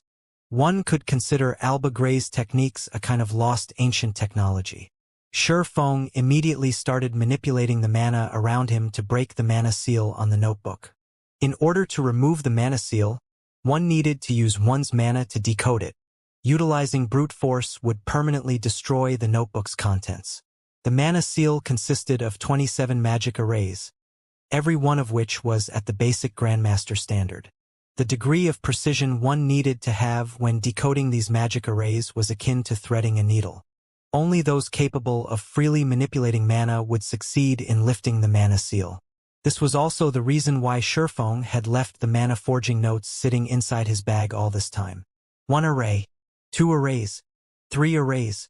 After working on the mana seal for more than 2 hours, Sherfong finally decoded the last magic array on the mana forging notes. Immediately, all mana within his office seemed to have been summoned, as it surged toward the mana forging notes. This mana then transformed into texts and images that flowed into his brain. For a time, Sherfong felt as if his head would explode. The amount of information contained within the mana forging notes was comparable to that of the small mobile fortress design. If not for his concentration having reached the Tier 4 standard already, he would have most definitely lost consciousness. The information transfer continued for 20 minutes. Then, the mana forging notes closed itself, and the mana seal reappeared on it. As for Sherfong, he slumped back in his chair, his complexion indescribably pale. However, despite his miserable state, his eyes sparkled with joy and shock. Before Sherfong could snap out of his daze, he suddenly received a call request from Yulan. Guild leader, we just received news that the faux Saint Monster army is currently crossing Star Moon Kingdom's borders. Rough estimates put its numbers at over 4 million. We have also spotted some of Saint's Hand's members among the monsters, Yulan reported anxiously. They're finally here? Feng revealed a faint smile on his face when he heard Yolan's words. Have Melancholic and the others ready the materials. I'll head over immediately. Silverwing Town, Zero Wings residence, second underground floor. At this moment, over 300 NPCs stood inside an underground hall, which was half the size of a football field. These NPCs all looked old and injured. The 100-plus Tier 3 experts of Zero Wing present could not help their confusion over the presence of these NPCs. With the situation outside so tense already, why did the guild leader gather us here instead of having us prepare for battle? A tall and thin level 115 man wearing the emblem of Zero Wing's main force reserve member muttered, perturbed. This tall and thin man was once the vice commander of an adventurer team. He had joined Zero Wing not that long ago and had gained his position as a reserve member of the main force only after Feng had left the eastern continent. Hence, he did not have a very clear idea of just how powerful the guild's foundations were. What the man understood very clearly was just how powerful the faux saint monsters were, especially after their numbers reached a certain scale. Several million faux saint monsters charging towards Silverwing Town was definitely a disaster. However, instead of further strengthening the town's defenses, Feng had actually gathered all of the guild's Tier 3 reserve main force members tasked with defending Silverwing Town in this basement hall. In fact, he had even kept them waiting here for such a long time with nothing to do but look at these old and ailing NPCs. This was simply insane. At this moment, many of the Tier 3 experts present were also confused by this situation. Silverwing Town was by no means a small place. There were many locations that needed defending. They still needed to organize the guild's other Tier 3 experts and Tier 2 members. They had already been tight for time, yet they had actually wasted 2 whole hours idling here. The players gathered could not help but wonder if Feng had given up on Silverwing Town already. To Zero Wing's core upper echelon, Silverwing Town might be just another one of the guild's residences. However, for players like themselves who had lived in Silverwing Town all this time, it was their home. Just as everyone was grumbling about the current situation, Yulon and Melancholic Smile walked to the staircase leading upstairs. They then flanked the staircase and quietly looked at the man descending it, a respectful expression appearing on their faces. Guild leader, all Tier 3 reserve main force members with a position of Viscount or above are here. They have already signed the confidentiality contract. With the personal guard slots they have, we will be able to accommodate all of the NPCs gathered. Melancholic Smile quietly reported to Feng. All right, let's begin, Feng said, nodding. Originally, he had been keeping the water of life top secret. After all, only by doing so would he have an easier time collecting injured NPCs with good potential. However, now that God's domain had developed to such a state, he no longer had the leeway for such secrecy. After Feng said so, Melancholic Smile had the gathered NPCs line up before her. She then distributed the water of life to every one of them, the situation further confusing the reserve main force members present. What are they doing? What dense life energy? Why do all these NPCs look so excited? Many people knew of the water of life in God's domain, but not many people had seen it in person. In the eyes of Zero Wing's reserve main force members, Melancholic Smile was merely distributing potions brimming with life energy to the NPCs gathered. However, when these NPCs received the potion, their gloomy and lifeless expressions immediately brightened up, their eyes glowing with hope and energy. Every one of these NPCs even excitedly thanked Melancholic Smile and swore loyalty to her. This situation baffled the Zero Wing members. They could all tell that these NPCs were not personal guards but independent NPCs. There should be no way these NPCs would show such gratitude toward players, much less take the initiative to swear loyalty to a player.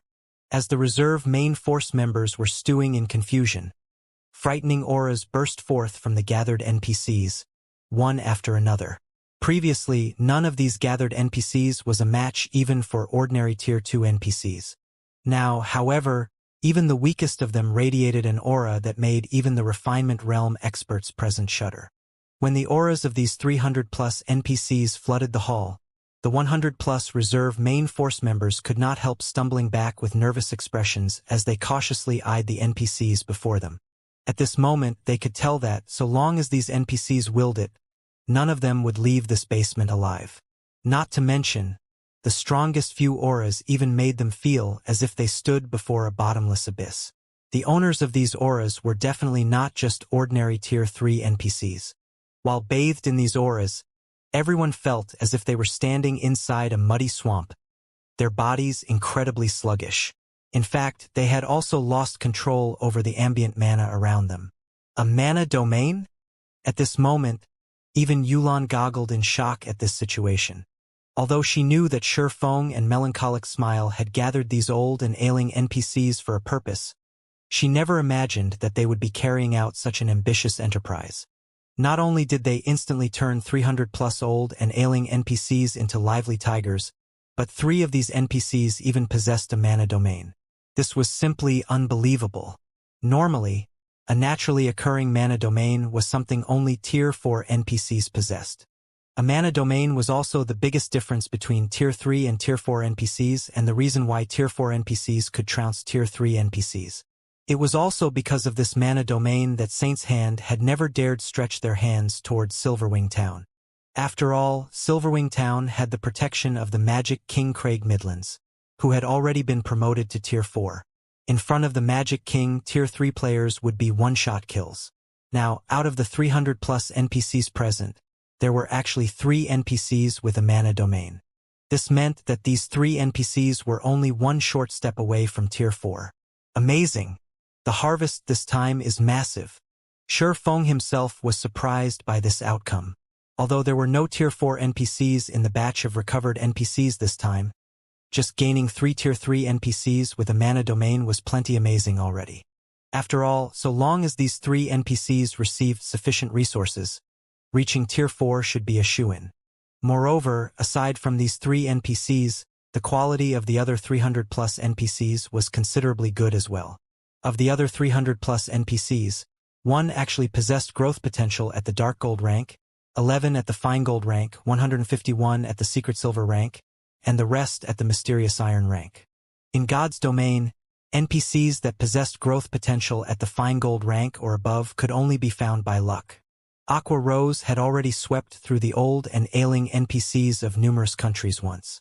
The fact that they could obtain so many NPCs at the Dark Gold and Fine Gold standard in the second batch was truly incredible. After all, any random Tier 3 NPC at the Fine Gold rank could suppress current Tier 3 domain realm experts. Even the various superpowers would not possess more than a handful of such existences. Now, Zero Wing had just gained 15 of such NPCs. Moreover, 3 of them possessed a mana domain, of which 2 were at the Fine Gold rank and 1 was at the Dark Gold rank. If the various superpowers were to learn of this haul, they would definitely die of envy. Meanwhile, after a brief moment of silence in the hall, Shifeng turned his gaze toward the reserve main force members assembled before him. Alright, stop daydreaming. Line up according to the number assigned to you and start signing a contract with these NPCs. Shifeng said with a clap of his hands. Shifeng's words triggered an uproar among the gathered players. Crap! Is this for real? Even the weakest among these NPCs is at the Mysterious Iron rank, right? We can contract these NPCs as our personal guards? Everyone felt as if they were in a dream when they heard Shifeng's words. The fact that the guild could recruit so many powerful NPCs was already plenty amazing. Now, however, they were being told that they could have these NPCs as their personal guards. They couldn't believe their ears. The various first-rate guilds treated even Mysterious Iron guards as family heirlooms. Normally, only the guild elders would have the qualifications to contract such NPCs as personal guards. As for Secret Silver guards, they belonged to the guild leader and grand elders. Everyone else should not even think of obtaining them. Now, however, Zero Wing was actually letting mere reserve members of its main force contract with Mysterious Iron guards and above. This situation was even more fabulous than if the guild had granted every one of them a level 100+ epic weapon. However, in no time at all, everyone snapped out of their daze and dashed forward to line up before Shifeng. As for the distribution of the NPCs, Shifeng first granted every player in line a Secret Silver NPC. As for the 2 Dark Gold NPCs, he assigned Melancholic Smile and Yulan 1 each. He also granted both of them and Liangjing one fine gold NPC each. This way, the three of them would no longer have to worry about their security when traveling around God's domain. As for the remaining fine gold NPCs, he assigned them to the 11 people in line who had made the most contributions to the guild. Upon seeing this, the other Zero Wing members inevitably grew envious. That was a fine gold guard they were talking about. With the strength of a fine gold guard, one would not have to worry even when coming across a 100-man, Tier 3 team. In fact, the Tier 3 team would most likely try to avoid the fine gold guard. This is wonderful. With the addition of these personal guards, we should have no problem withstanding the faux saint monster's attack. Yulan breathed out a sigh of relief when the distribution of the personal guards was over. Although Silverwing Town was only an advanced town, Zero Wing had invested plenty of resources and funds into its development. While its defensive capability might not rival that of a guild city, its capability was not that far off either. Not to mention, the town also had 5 magic towers and a Tier 4 NPC protecting it. With the addition of so many Tier 3 personal guards, there shouldn't be any problem defending Silverwing Town from the faux saint monsters. Withstand. Shifeng shook his head at Yulan's sigh. Sneering, he continued, since they dare to come, then they shouldn't think of leaving anymore. After saying so, Shifeng tasked Yulan and Melancholic Smile with arranging Silverwing Town's defenses. As for himself, he made his way to Silverwing Town's Town Lord's mansion. Inside the control room of the Town Lord's mansion, Shifeng took out 600 mana stones and arranged them above the core magic array.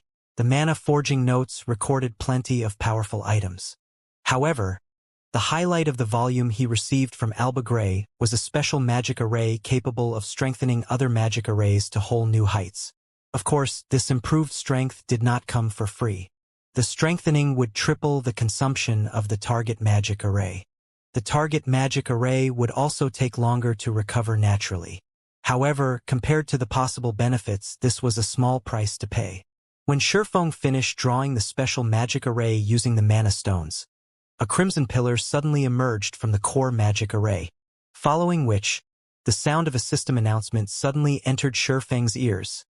System. Silverwing Town has met the qualifications for promotion to a basic city. Do you wish to promote it to a basic city? The town can be promoted just like that? Shifeng was surprised as he looked at the notification window at the corner of his vision. Although Silverwing Town was developing rapidly and its promotion to a basic city was only a matter of time, its attaining the promotion qualifications so soon caught him unawares. He never thought that there would be such a benefit to strengthening a town's core magic array. The defense of a basic city was significantly more substantial than that of an advanced town. The number of NPC guards one could hire would also undergo a qualitative transformation. This boost was especially advantageous for strongholds located in the Orc Empire. Recently, more and more players had started operating in the Orc Empire.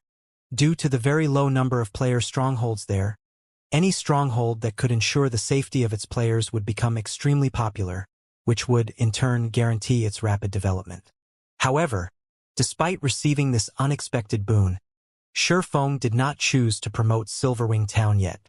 Instead, he focused on the crimson light pillar that had appeared at the center of the room. He then took out piles of magic crystals and started channeling the mana of the light pillar into Silverwing Town's various magic arrays. While upgrading Silverwing Town now would indeed raise its defensive capability by a significant margin, doing so would come at a great price. All the players inside the town would be teleported out of the town during the promotion process. With the faux saint army approaching, there was simply no time to upgrade Silverwing Town. Otherwise, Zero Wing's members might have to fight the millions of faux saint monsters without the help of the city's defensive structures. Moreover, now that he had strengthened Silverwing Town's core magic array, its performance would surpass even that of the core magic arrays of ordinary basic cities. There was simply no need to take such a big risk.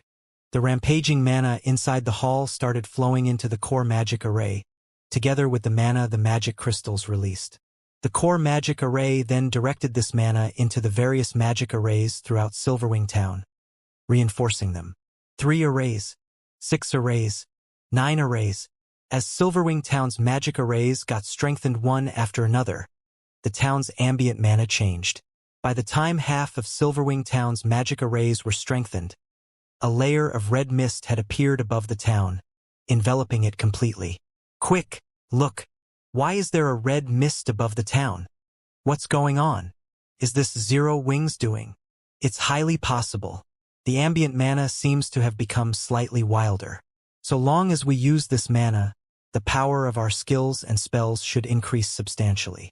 With this, we should have an easier time repelling the foe Saint army. The players in Silverwing Town quickly noticed the changes to the town's mana and could not help discussing them. Many of the adventurer team members preparing for battle relaxed slightly. Silverwing Town was one of the few player strongholds in the Orc Empire that were open to independent players. Hence, many independent players had decided to support Zero Wing against the approaching foe Saint army. In addition, Zero Wing had also set up a contribution system for the players participating in the town's defense. Through the system, players could earn contribution points and exchange these points for rewards. Hence, even more independent players had chosen to stay and fight for Silverwing Town. It seems Black Flame isn't completely unprepared for this upcoming battle. Illusory Words, who currently stood on the town's wall, sighed in relief when she saw the red mist covering the town. After seeing Shurfang's previous performance against the foe Saint Devourer, Crimson Emperor had decided to go all out in helping Zero Wing defend Silverwing Town. However, Illusory Words wasn't confident of success. After all, the foe Saint monsters were simply too many. Moreover, even the weakest foe Saint monster was at the Great Lord rank. The most they could do was persevere against the foe Saint monster's assault. That was right. Persevere. With their current forces, repelling the foe Saint army would be impossible.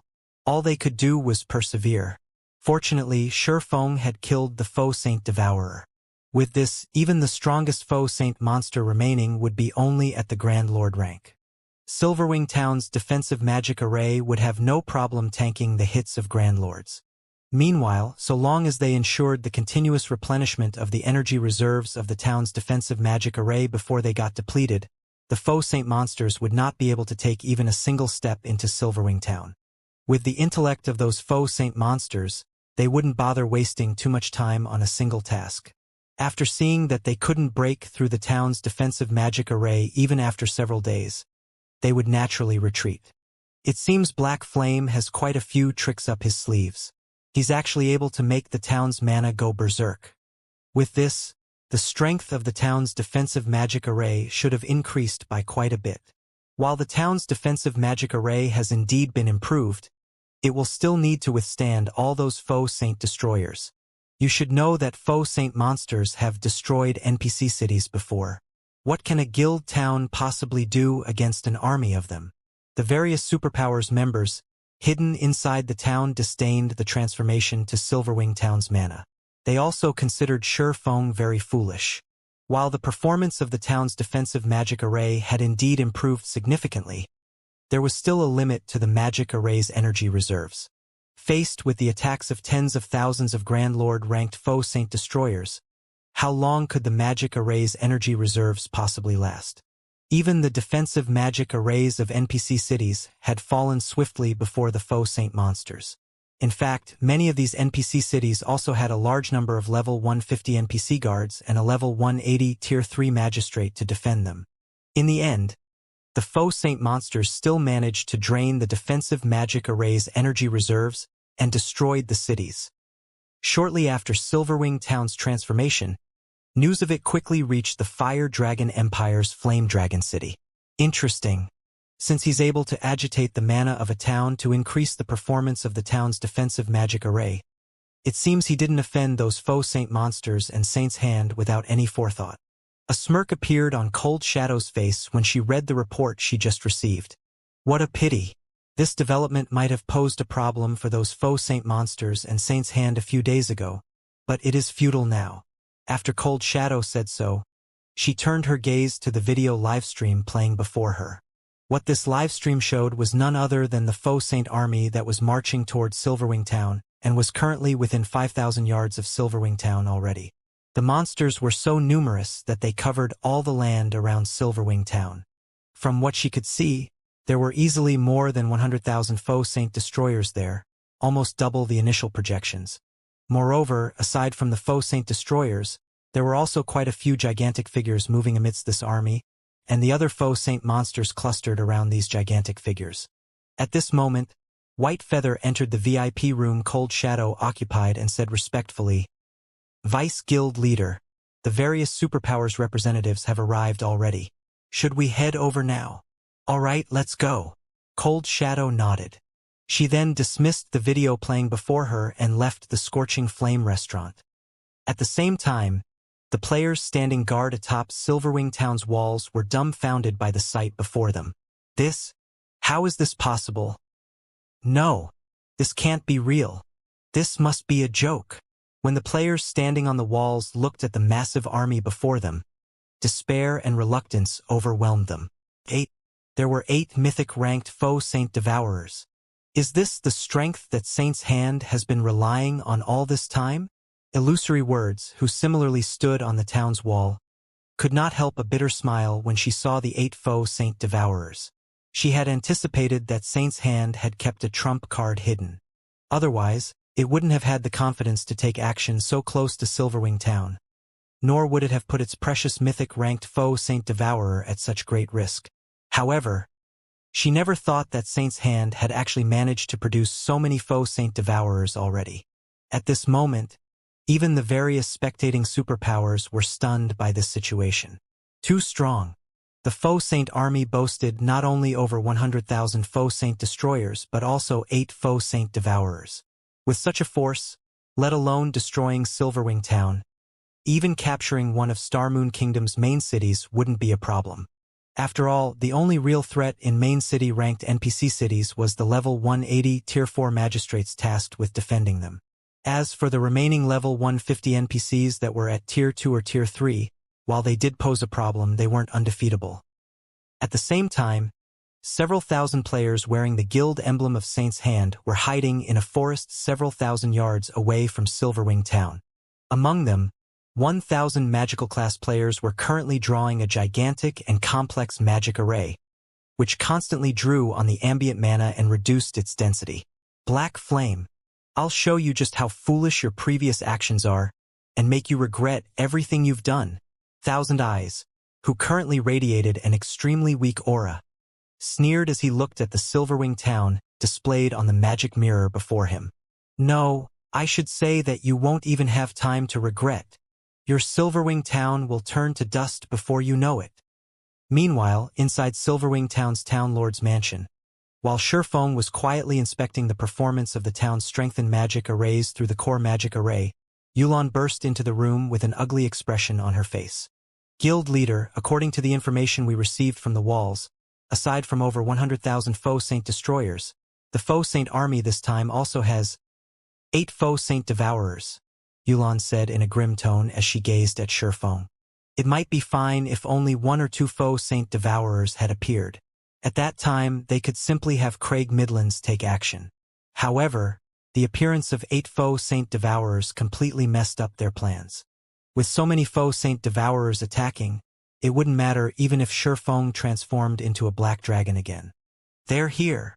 Seeing the grim look on Yulon's face, Sherfong said calmly, "Let's go take a look, then." Silverwing Town, Main Gate's wall.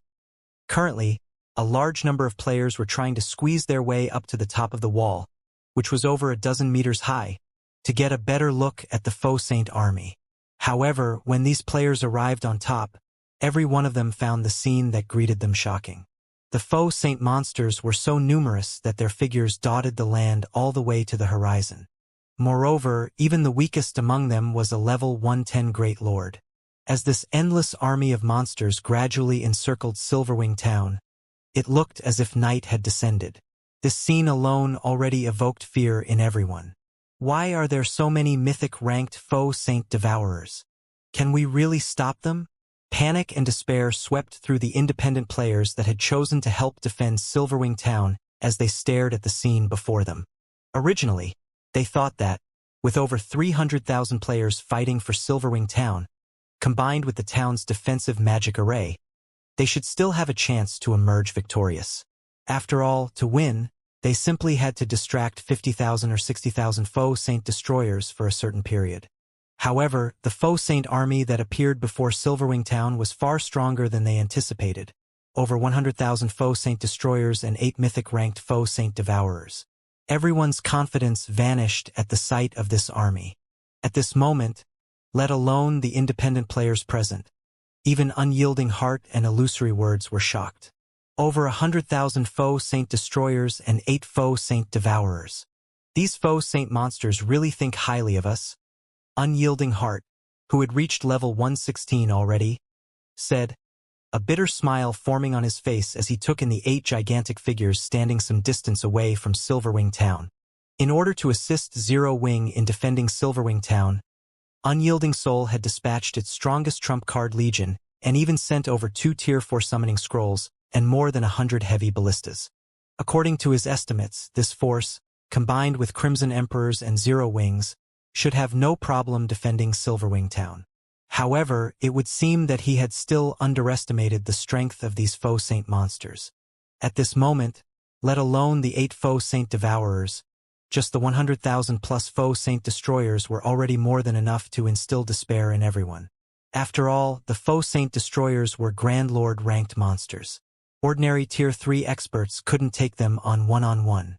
Only multiple people working together, with the help of the town's war weapons, could prevent these faux Saint destroyers from attacking the town's defensive magic array and walls. As for the Tier 4 creatures they could summon, these things would be far from adequate against tens of thousands of faux Saint destroyers. The only thing these summoned creatures could do was defend a portion of the town's walls and reduce the pressure the town's players faced. However, with the 8 faux Saint devourers around, these Tier 4 summoned creatures wouldn't even be able to lessen the pressure on the town's defenders. Illusory words nodded in agreement with Unyielding Heart's words, complex emotions flickering in her eyes. We can only try our best to defend the town. A sense of powerlessness overwhelmed Illusory Words as she looked at the faux Saint devourers several thousand yards away commanding the other faux Saint monsters. Although she had confidence in Shifeng, she doubted that even he had expected such a powerful army to appear at Silverwing Town's doorstep. In fact, even the various superpowers did not expect the faux Saint monsters to develop at such a frightening rate. After all, only a little more than a day had passed since Crimson Emperor had learned about the birth of the first faux Saint Devourer, yet the faux Saint monsters had managed to add 8 more faux Saint Devourers to their number. Even if they could stop these faux Saint monsters for a day, it was highly unlikely they could stop these monsters for 2 days. During the time everyone was sighing and feeling powerless, a golden beam of light suddenly appeared in a forest some distance away from Silverwing Town, shooting straight into the sky. Even from several thousand yards away, the beam was clearly visible. Along with the appearance of this golden beam, the dusky sky became as bright as day. At the same time, the density of the mana surrounding Silverwing Town thinned out considerably as if something sucked the ambient mana away. Now, even players who weren't particularly sensitive to mana felt a slight discomfort. This is the Soul Annihilation Curse. Illusory Words' complexion turned indescribably grim when she saw the pillar of mana rising into the sky. Are Saints' hands people crazy? They actually used such an area-sealing curse. The Soul Annihilation Curse was a super-rare sealing barrier in God's domain.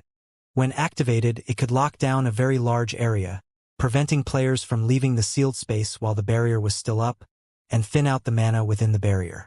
Meanwhile, not only would players that died within the barrier suffer a much more severe death penalty, but their souls would be weakened for 15 days as well. The cost to activate the Soul Annihilation Curse was equally astonishing, the permanent sacrifice of 1,000 level 100 plus, Tier 2 magical class players and 100 Tier 3 magical class players. This was a permanent death they were talking about. The players that activated this magic array would have their game characters permanently deleted, and they would have to start all over again if they wished to continue playing. Due to this reason, although quite a few superpowers had obtained the Soul Annihilation Curse, none of them ever dared to use it. However, as Silverwing Town's players stood dazed in shock, a gigantic magic mirror suddenly appeared above the town. It displayed Saints' Hands members, and standing at the lead of these players was none other than Thousand Eyes, whom Shifeng had killed just recently. Black Flame, you didn't see this coming, right? Thousand Eyes sneered. I said that you'd regret it. Weren't you very powerful? Now, I'll have you watch as everyone in Silverwing Town gets devoured by the faux Saint army. When Thousand Eyes' chilling words echoed throughout Silverwing Town, the players in the town shuddered involuntarily.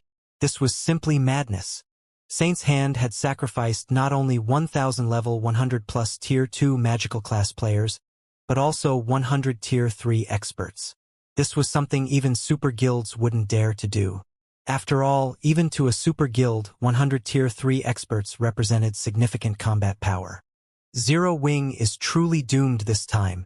Sure enough, Saint's Hand is filled with a bunch of lunatics. They actually dare use such a card.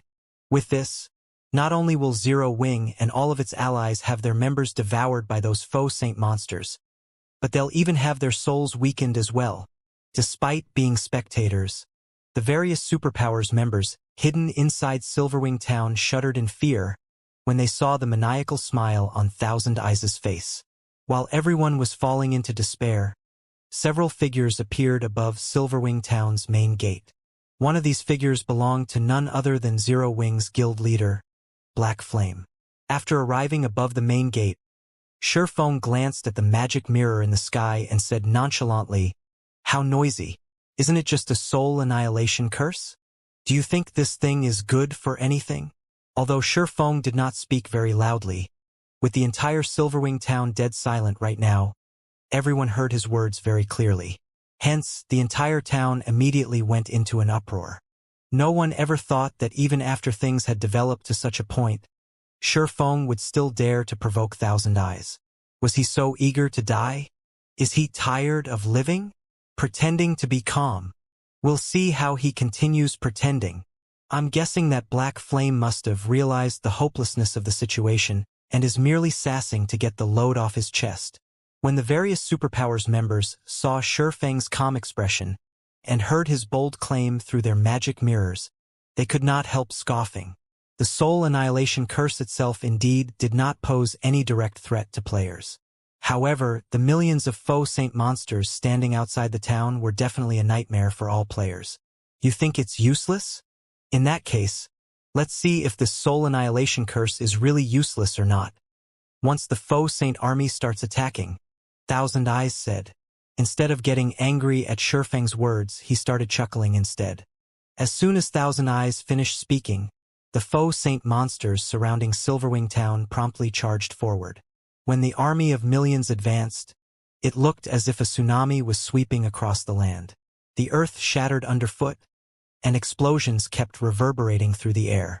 Everyone inside Silverwing Town gasped at the sight. Some Tier 3 experts even retreated unconsciously. So noisy! Shifeng pointed a finger at 3 faux Saint Devourers charging amidst the army. Immediately, the 5 magic towers spread across Silverwing Town. Each released a crimson beam that converged in the middle of the town before shooting into the sky. Before anyone could react, a gigantic crimson beam descended upon the faux Saint army. The instant the crimson beam made contact, the earth shattered. Immediately afterward, the crimson beam expanded into the surroundings until it covered a 300-yard radius. When the beam disappeared, almost everything within the AoE had vanished without a trace. When the crimson pillar outside Silverwing Town faded away, everyone momentarily froze and fell silent. The players inside the town as well as the faux Saint monsters charging toward it. For a moment, time seemed to stop for Silverwing Town and its surroundings.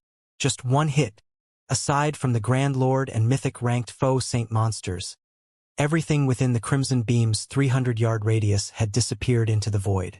Not one of the 10,000 or so faux Saint saboteurs caught within the area survived.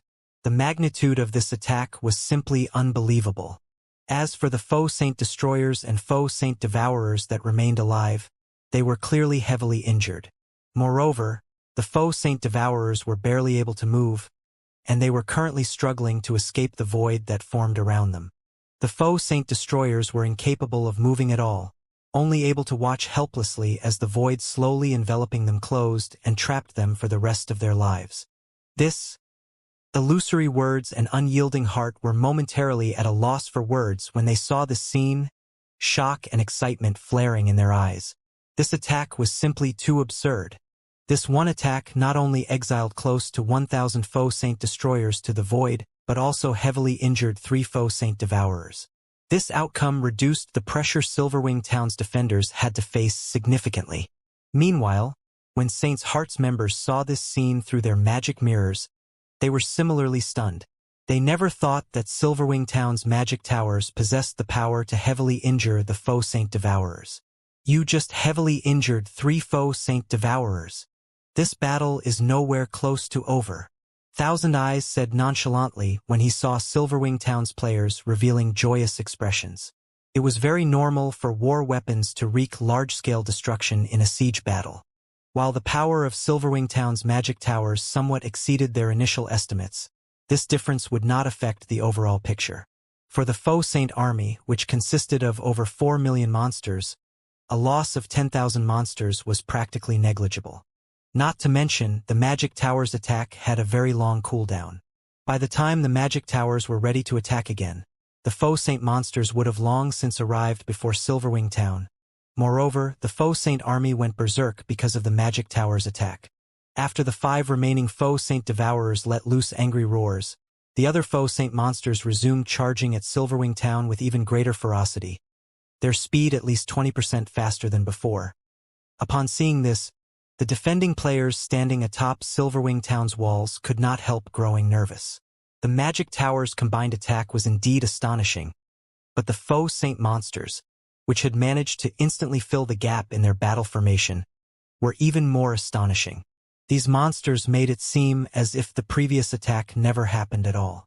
All ballistas and turrets, prepare to fire. Aim for the densest locations as much as possible. When the foe Saint army resumed its advance with even greater vigor, Unyielding Heart, who had commanded dozens of large-scale battles, immediately shouted out the necessary orders. At his behest, Silverwing Town's defenders promptly recovered from their fear and prepared to attack. All magical units, start chanting your incantations. Make sure those destroyers don't get close to the walls. Similarly, Illusory Words commanded the magical class players standing atop the walls to prepare their spells. Afterward, she started chanting a Tier 3 curse of her own. As commands were issued one after another, the nervous and frightened defenders also gradually stabilized their emotions. For a time, the defenders watched quietly as the foe Saint army closed in. 1,300 yards. 1,200 yards. 1,000 yards. Fire! Unyielding Heart shouted. Immediately, hundreds of ballistas and dozens of arrow towers and defense turrets launched their attacks simultaneously, the firing sounds echoing throughout the town. In the next moment, several hundred blazing streaks of light descended on the foe Saint army like a meteor shower, the attacks shaking the ground and kicking up dust and dirt.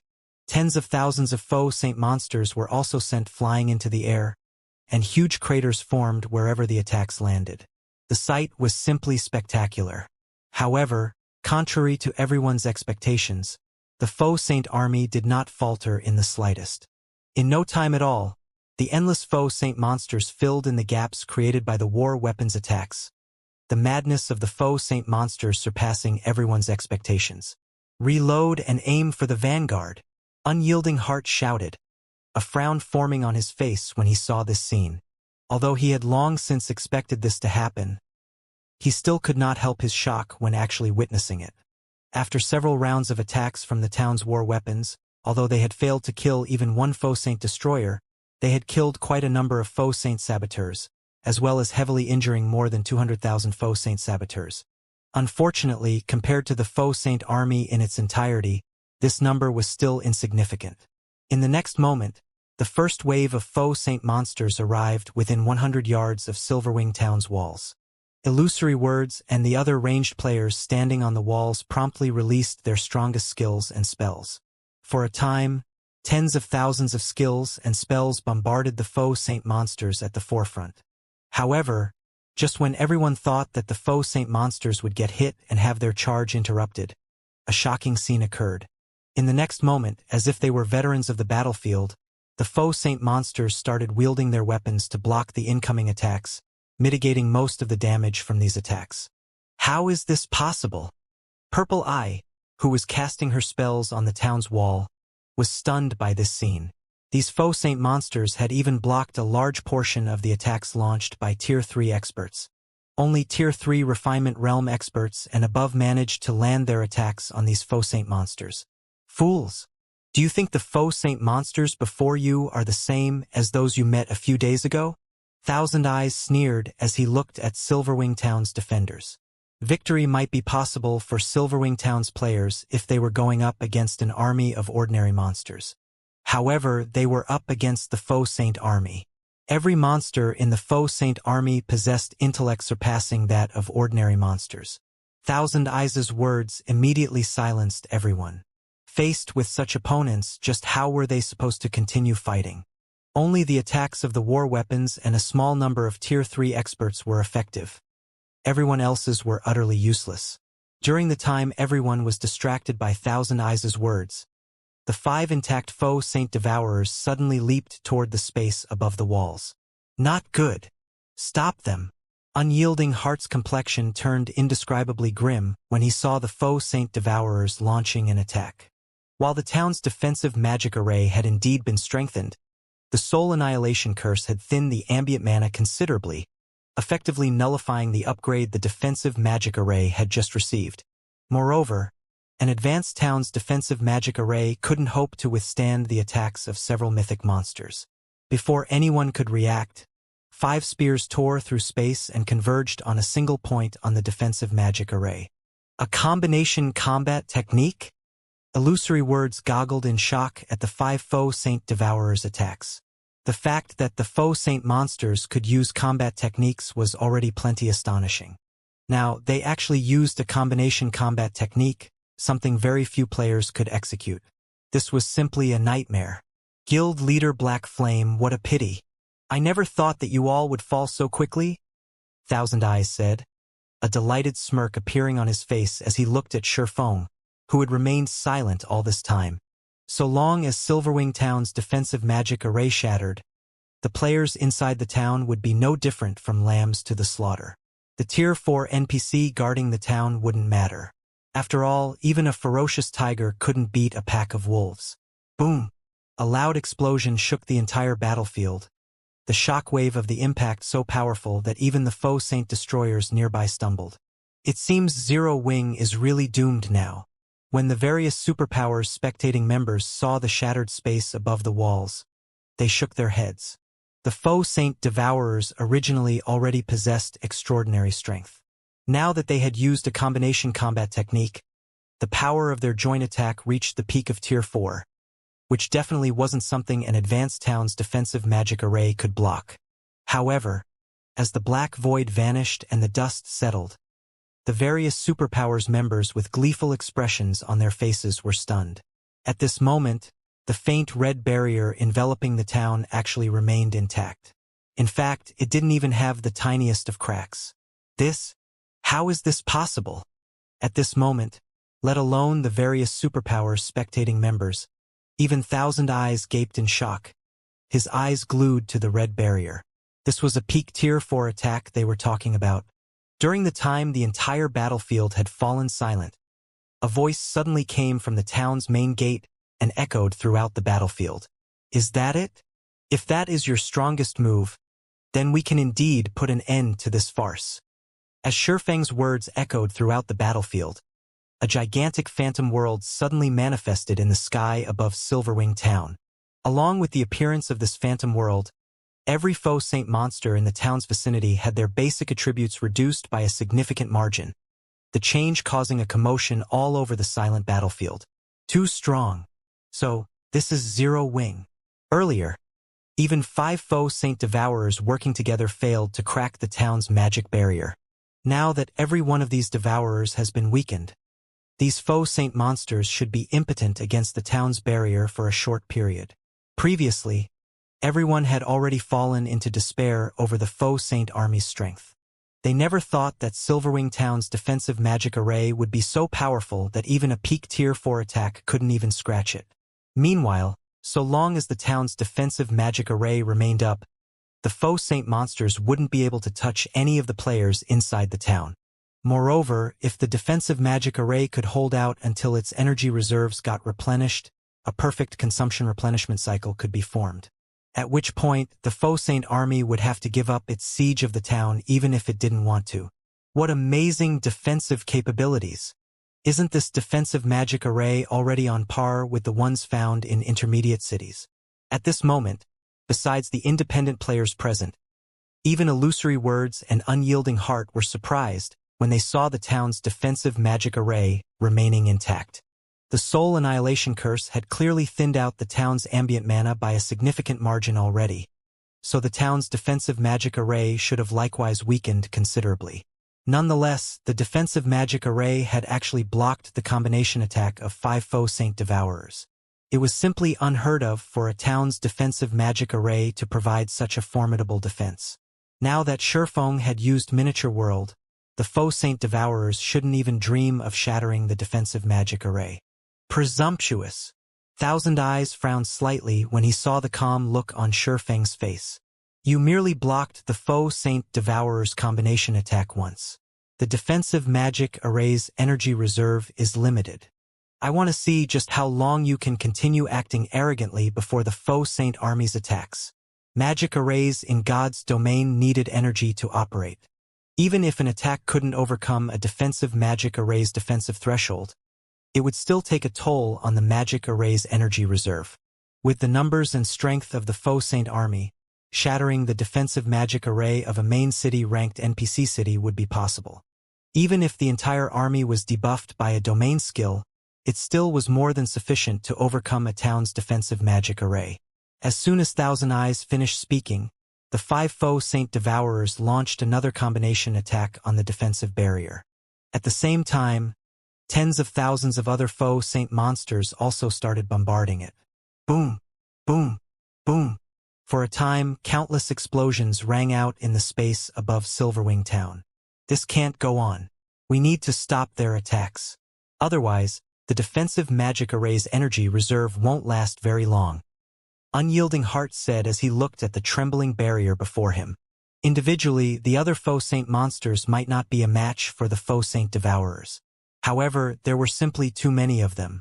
Even if they were currently weakened, they exhausted the defensive magic array's energy reserve much faster than even the 5 faux saint devourers had at full power. My side can summon 2 mythic monsters. We can use them in conjunction with the town's weapons to defend against the assault at the front gate. My side can summon 2 as well. With the strength of 4 mythic monsters, we should be able to eliminate the pressure at the front gate. That way, we can send more Tier 3 experts to support the other sides. Then, all we'd need to do is find a way to distract those 5 devourers, and we should just barely be able to defend Silverwing Town. Unyielding Heart said after giving the matter some thought.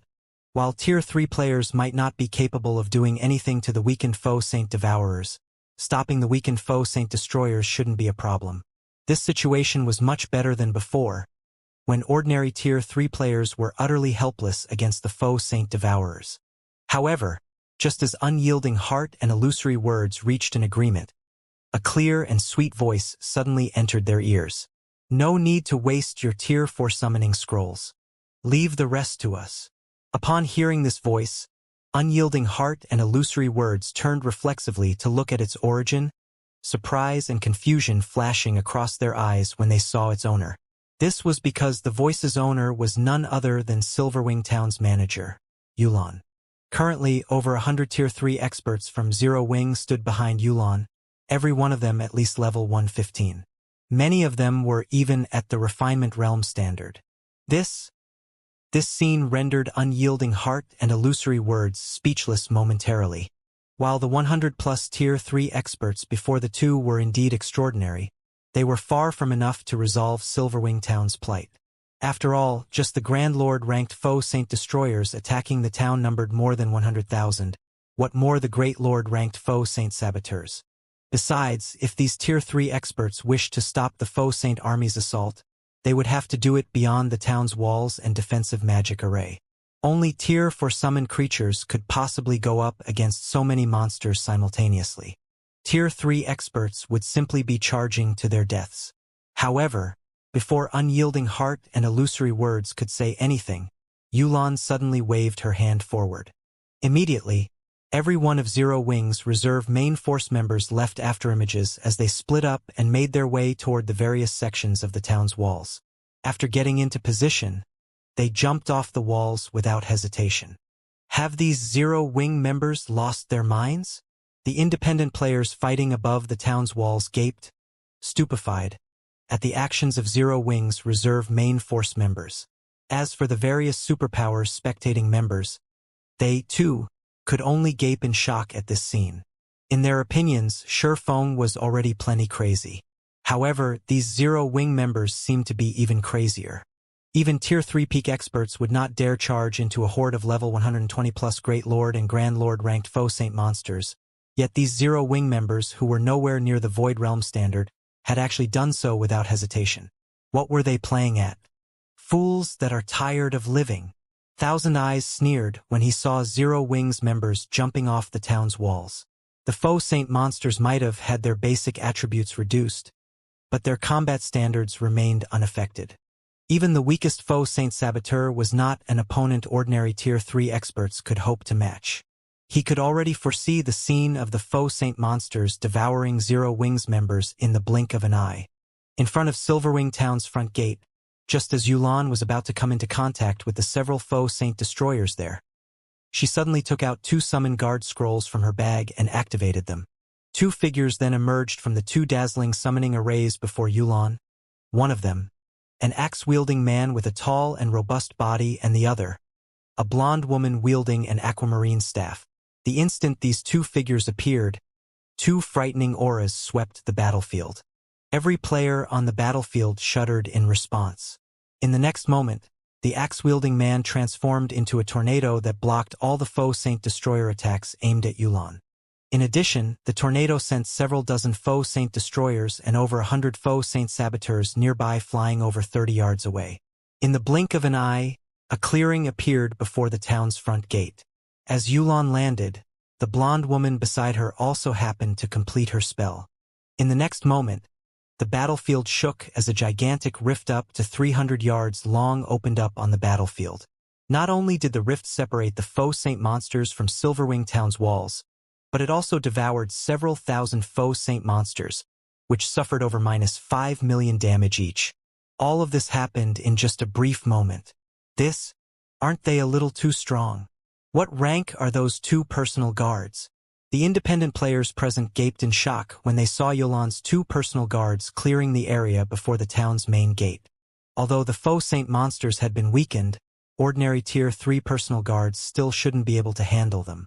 In fact, even the slightest mistake could result in a Tier 3 personal guard getting killed instantly by the numerous foe saint destroyers.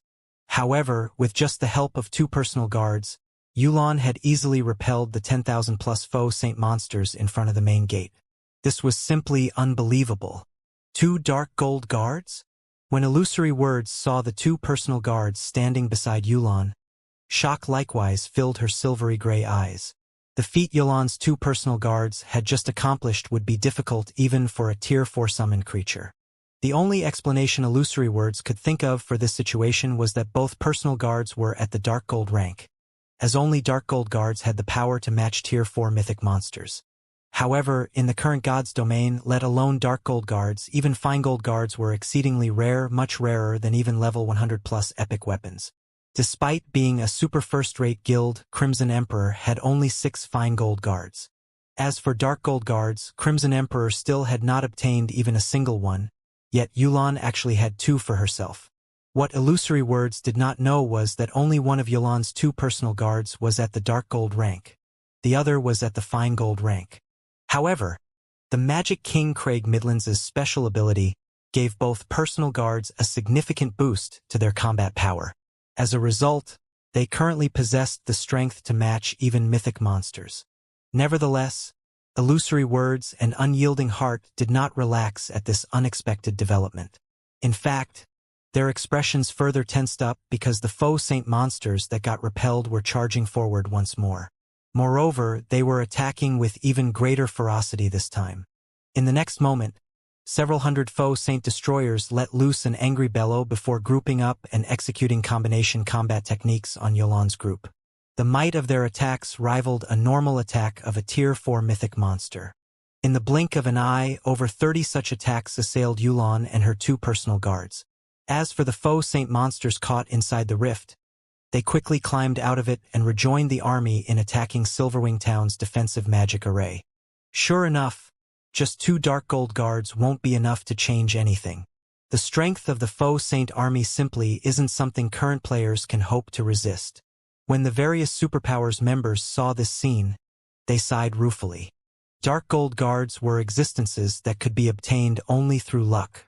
On a battlefield, a dark gold guard could exhibit combat power far greater than a mythic monster of the same level. However, that was only true against players. Against the faux saint army, the efforts of even 2 dark gold guards were negligible. After all, no matter how powerful a Tier 3 NPC was, they couldn't one-shot Great Lord-ranked monsters, much less Grand Lords. The faux saint army could easily pin down Yolan's 2 dark gold guards with just several hundred faux saint destroyers. Even if the 2 dark gold guards eventually annihilated these several hundred destroyers, Silverwing Town would have long since fallen by the time they did so. However, just when the faux saint army was about to commence another round of attacks on Silverwing Town's defensive magic array, silver summoning arrays appeared outside the town's walls. One after another, over 300 in all. Figures then emerged from these summoning arrays. Immediately afterward, fire, ice, lightning, and wind started bombarding the faux saint monsters outside the defensive magic array. Boom, boom, boom. For a time, a plethora of elemental mana inundated the faux saint army, and countless faux saint monsters screamed in agony, their voices echoing throughout Silverwing Town. How is this possible? When the various superpowers members saw the innumerable faux saint monsters outside the town getting sent flying one after another, their fists tightened involuntarily as shock filled their eyes. At this moment, over 300 personal guards stood outside Silverwing Town, every one of them exuding a frightening aura. It was obvious that they were not ordinary personal guards. Aside from the various superpowers members that were spectating the battle through their magic mirrors, the independent players standing atop the town's walls were also gaping in shock, their minds frozen with disbelief. This isn't real, right?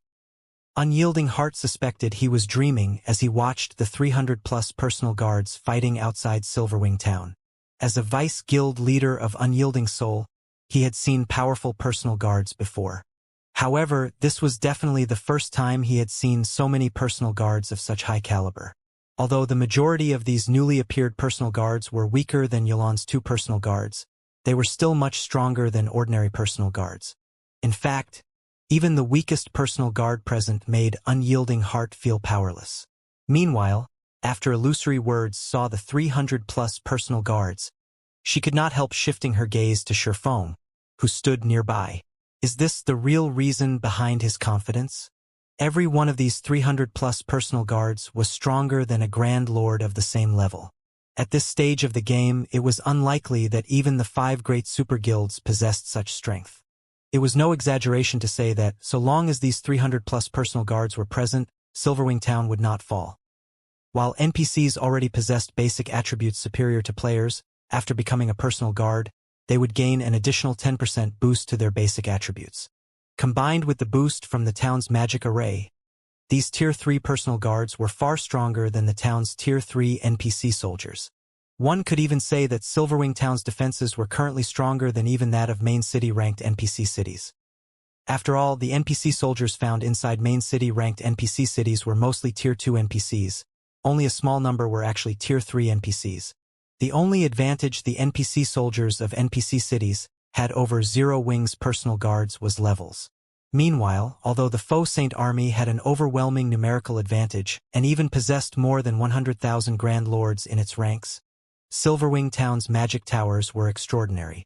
Now that the faux saint monsters couldn't attack the town's defensive magic array effectively due to the interference of Zero Wing's personal guards, They were nothing more than live targets for the magic towers and various war weapons. However, while Silverwing Town's players were rejoicing over the Strength 0 wing had just displayed, the 3 heavily injured foe Saint Devourers had consumed a few foe Saint Destroyers and finally recovered their strength. They immediately leaped forward and regrouped with the other 5 foe Saint Devourers. Good. They've finally recovered. Thousand Eyes grew ecstatic when he saw this scene. Previously, Shurfeng had caught them completely off guard and sidelined 3 foe Saint Devourers before the fight had even begun. As a result, the foe Saint Devourers couldn't display their true strength. Now that all 8 foe Saint Devourers had regrouped, they would finally be able to display their true strength. In the next moment, the 8 foe Saint Devourers exchanged glances. After apparently coming to a tacit agreement, all 8 Devourers hurled their spears at the defensive barrier before them. The 8 spears then converged in mid-flight, their combined power so great that it crumbled the space around them and created a black hole, which transformed everything within a 50-yard radius into a field of nothingness. The power of this attack far exceeded that of the combination attack the 5 foe Saint Devourers executed before. Tier 5. Illusory words felt stifled when she looked at the void field the black hole created. The phenomenon the foe Saint Devourers combination attack had created was known as void collapse, a phenomenon limited to Tier 5 attacks. Despite the debuff from Miniature World, the 8 foe Saint Devourers had actually managed to execute an attack that reached the Tier 5 standard. An attack of such caliber could give even a main city-ranked defensive magic array a run for its money. An ordinary NPC city's defensive magic array would evaporate instantly when struck by this attack. Yet, despite knowing all of this, Illusory Words and Unyielding Soul could only watch as the foe Saint Devourers combination attack approached Silverwing Town's defensive magic array. After all, Tier 3 players or NPCs could not hope to stop such a powerful attack. The only thing they could do now was pray that Silverwing Town's defensive magic array could survive this attack. However, just when the black hole was about to reach the defensive magic array, a man clad in extravagant robes and holding a pitch-black, wooden staff suddenly appeared outside Silverwing Town. The man then casually extended a hand toward the approaching black hole. A gigantic, aquamarine, threefold magic array promptly formed before this man and stopped the black hole's advance cold. The man then flicked his extended hand upward, and the threefold magic array deflected the gigantic black hole into the distance. When the black hole touched the ground, it exploded and heavily injured all the foe Saint monsters within a 50-yard radius. Moreover, these foe Saint monsters also got trapped inside a void and couldn't escape from it. The attack got blocked? Everyone who saw this scene was stunned. Thousand Eyes, in particular, nearly had his eyes fall out of their sockets. This was a Tier 5 attack, yet it had been deflected so easily.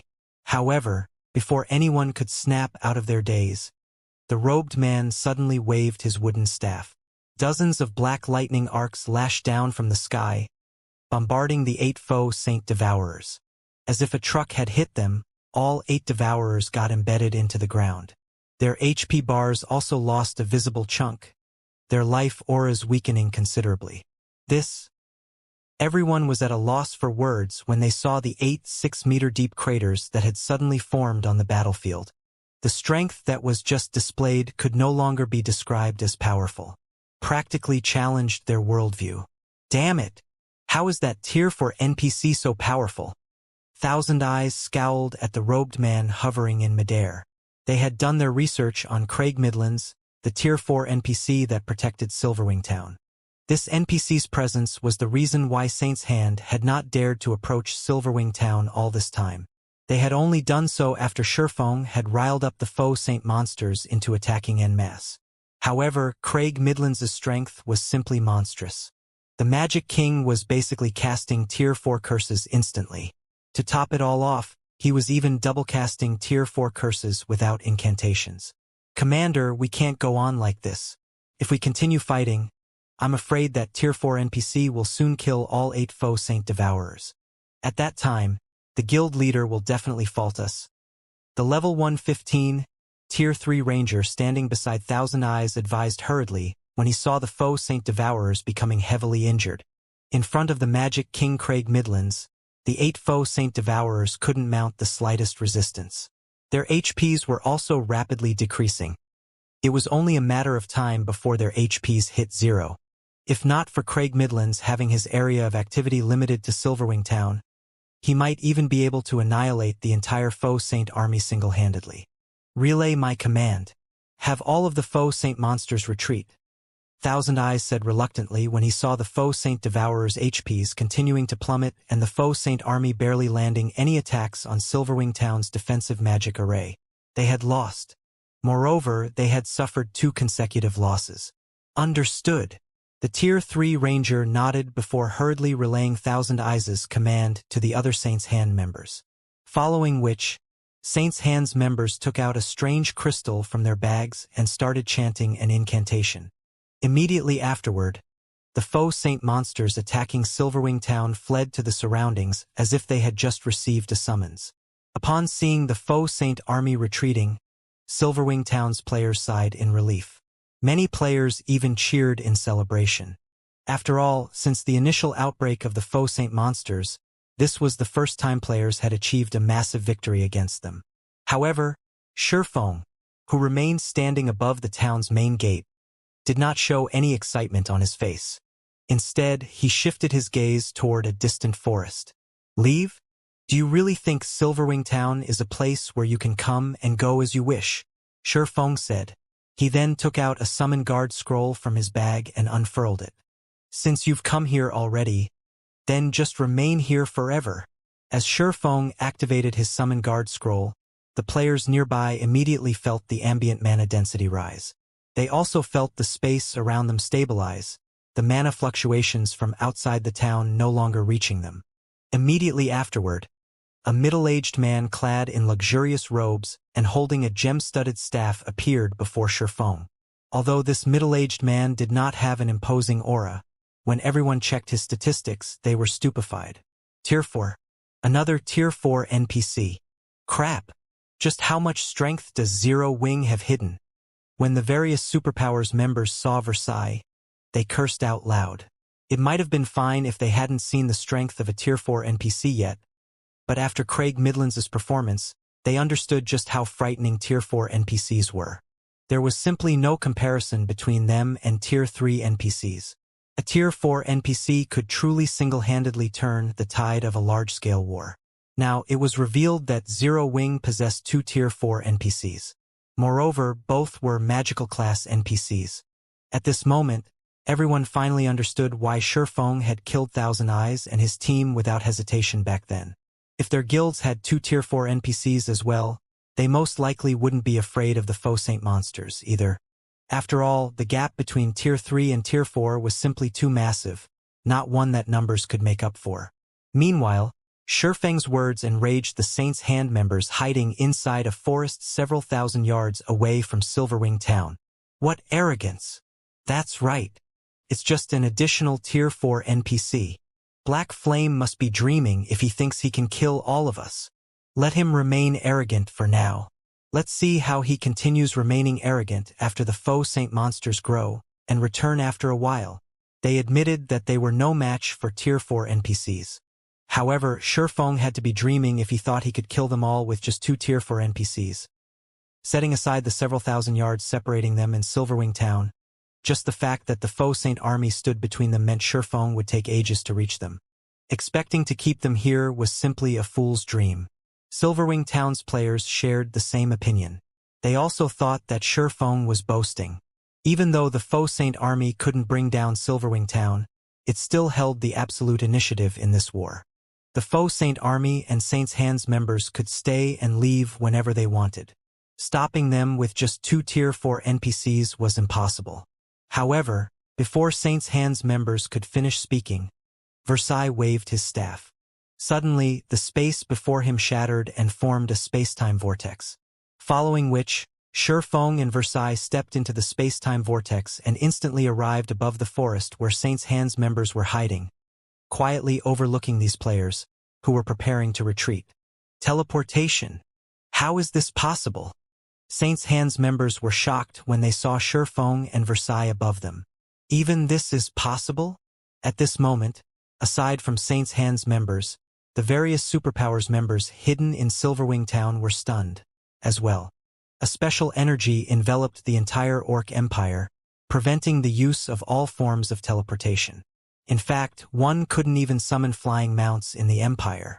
Players could rely on only carriages and land mounts to travel around, which was common knowledge for players operating within the Empire. This was one of the reasons why Saint's Hands members were not afraid of getting killed. After all, even though Tier 4 NPCs could fly, it would still take them some time to cross a distance of several thousand yards.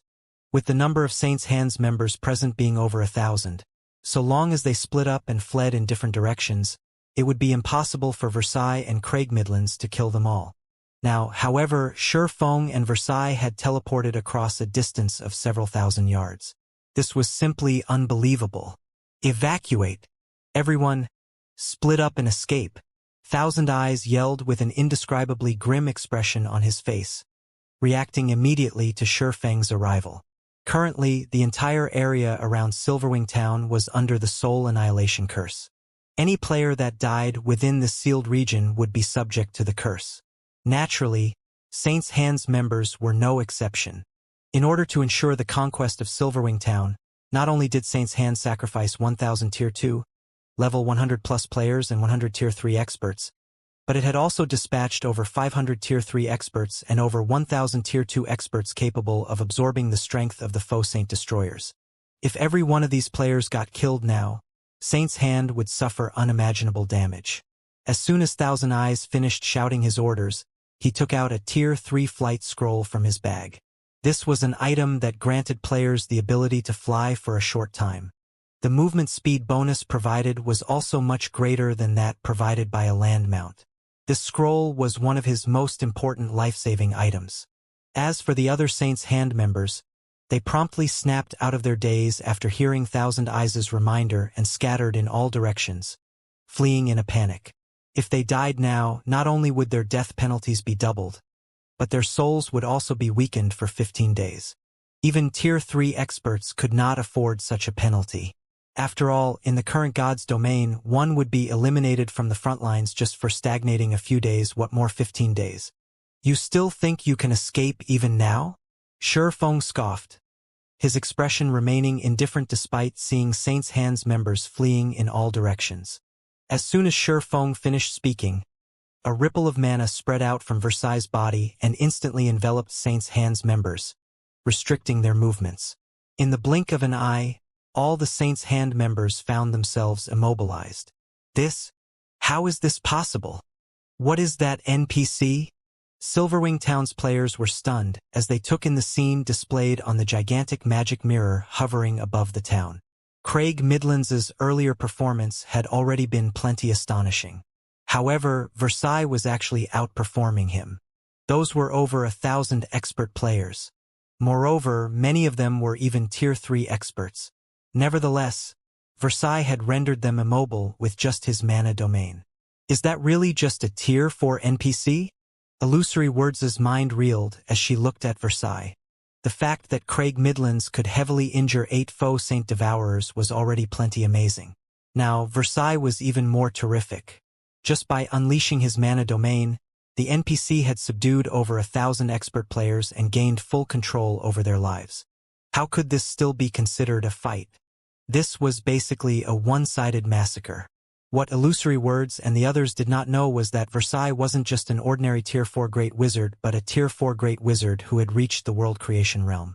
He could create his own world within his mana domain. Unless one was at the Tier 4 standard, they wouldn't be able to resist his mana domain at all. In the next moment, Versailles swung his staff down at Saint's Hands members. Immediately afterward, a crimson magic array with a 200-yard radius appeared in midair. It attracted all the fire-type mana nearby, which coalesced into a fireball.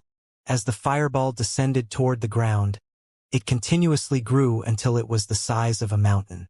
Saint's Hands members and Silverwing Town's players all fell silent as they took in the fireball. For a time, it was as if time had frozen for everyone. Black flame. Just you wait. You cannot stop the foe Saint army. It is only a matter of time before the foe Saint army destroys Zero Wing. Seeing the descent of the gigantic fireball, Thousand Eyes turned to glare at Shi Feng like a maniac. At the same time, he also kept ridiculing Shi Feng for overestimating himself. The faux saint army will have to be able to grow first in order to do that. Shi Feng retorted nonchalantly to Thousand Eyes' maniacal laughter. As soon as Shi Feng said so, the gigantic fireball landed and exploded. Boom! Endless flames instantly spread across the forest, incinerating every one of Saint's Hand's members.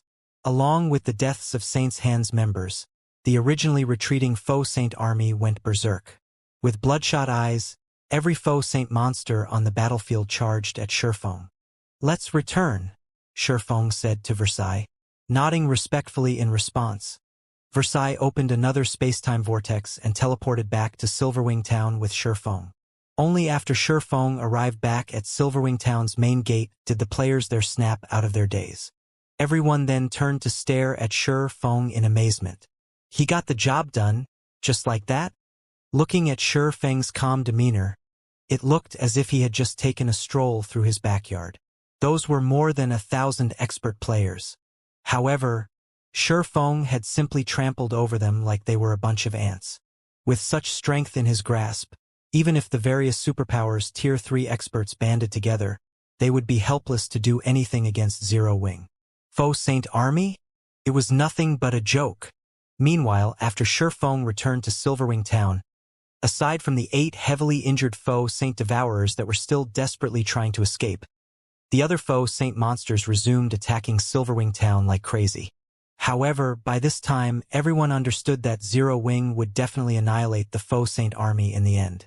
After all, even if the faux Saint Devourers could escape the Magic King, they wouldn't be able to escape Versailles. As for the other faux Saint monsters, they were merely live targets for Silverwing Town's magic towers and Zero Wing's personal guards.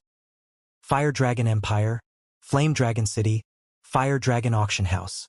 Currently, the upper echelons of nearly 20 superpowers had assembled inside the Fire Dragon Auction House. This was a gathering of unprecedented scale in the entire Fire Dragon Empire. At this moment, the Tier 3 experts of these superpowers had also surrounded the auction house, preventing unaffiliated players from entering the building. However, despite being barred entry, a huge crowd of players, including the upper echelons of first-rate guilds and top adventurer teams, still waited outside the building. Every one of these players was very concerned about the results of the alliance discussion this time. After all, this alliance discussion could very well change the power structure of the entire Eastern continent. If they did not pay attention to the results of this meeting, they might end up getting eliminated from God's domain without knowing the reason. Meanwhile, inside the top-floor meeting room of the Fire Dragon Auction House, over 100 Tier 3 peak experts or above were currently seated at a round table. The combined aura these experts released would deter even domain realm experts from messing around. Currently, however, all of these experts were looking at the woman seated at the head of the table with respectful looks on their faces. White Feather, who stood behind the chairwoman, leaned forward and said quietly, "Vice Guild Leader, the various superpowers upper echelons are all here." In response, Cold Shadow nodded and said, "All right, let's begin." As soon as Cold Shadow indicated to start the meeting inside the large and spacious meeting room, White Feather stepped forward and swept her gaze across everyone present. Although White Feather did not say anything, everyone present promptly quieted down and focused their gazes on her, as they all understood that the alliance discussions were finally going to begin. Firstly, let me thank everyone on behalf of Mythology for attending the Faux Saint Alliance discussion. Although the Dragon Phoenix Pavilion's invitees are unable to attend the meeting this time, due to special circumstances, the pavilion has sent a representative capable of making decisions for the guild. I believe it will not affect the implementation of the meeting results, so please rest assured, everyone," White Feather said from beside Cold Shadow. Upon hearing White Feather's words, the various superpowers upper echelons present reflexively shifted their gazes to the white-clad elderly man representing the Dragon Phoenix Pavilion. At this point, the sudden disappearance of the Dragon Phoenix Pavilion's Great Pavilion Master and 2 Pavilion Masters was already common knowledge among the superpowers. However, Everyone had always thought that this was due to an internal dispute between the two pavilion masters, and that they would definitely show up for today's meeting. Yet, to everyone's surprise, despite today's meeting being of utmost importance to the Dragon Phoenix Pavilion's continued existence, be it the pavilion's great pavilion master or the two pavilion masters, none of them had shown up. Only a few guild elders and one grand elder represented the pavilion at today's meeting. This situation inevitably piqued everyone's curiosity as to what had actually happened to the Dragon Phoenix Pavilion. Since everyone is here, I won't waste words with you all. Let's address today's main topic, White Feather said as she swept her gaze across the people before her once more. She then clapped her hands twice. A holographic map of the entire eastern continent appeared in the center of the round table. Although many areas remained blacked out as unknown territory, the map included every location known by players at this stage of the game. In fact, it even displayed some level 120 to level 140 neutral maps, places that most of the superpowers attending this meeting lacked the ability to visit in great detail. What a detailed map! For a time, the various representatives present gasped over the contents of the map. Detailed maps of specific parts of God's domain might not be rare in God's domain, but compiling all of them into one continental map was not an easy task. This was especially true for level 100+ neutral maps and forbidden lands. The various powers considered the information for these maps top secret and rarely shared it with others. Now, however, mythology had actually shared its valuable map information with the superpowers present without hesitation. This was an incredibly generous gesture. However, after everyone spent some time studying the map, they noticed a few surprising points. Certain locations on the map were marked in dull gray and white. These locations were none other than the territories of God's domain's various NPC dark forces and the recently appeared faux saint monsters.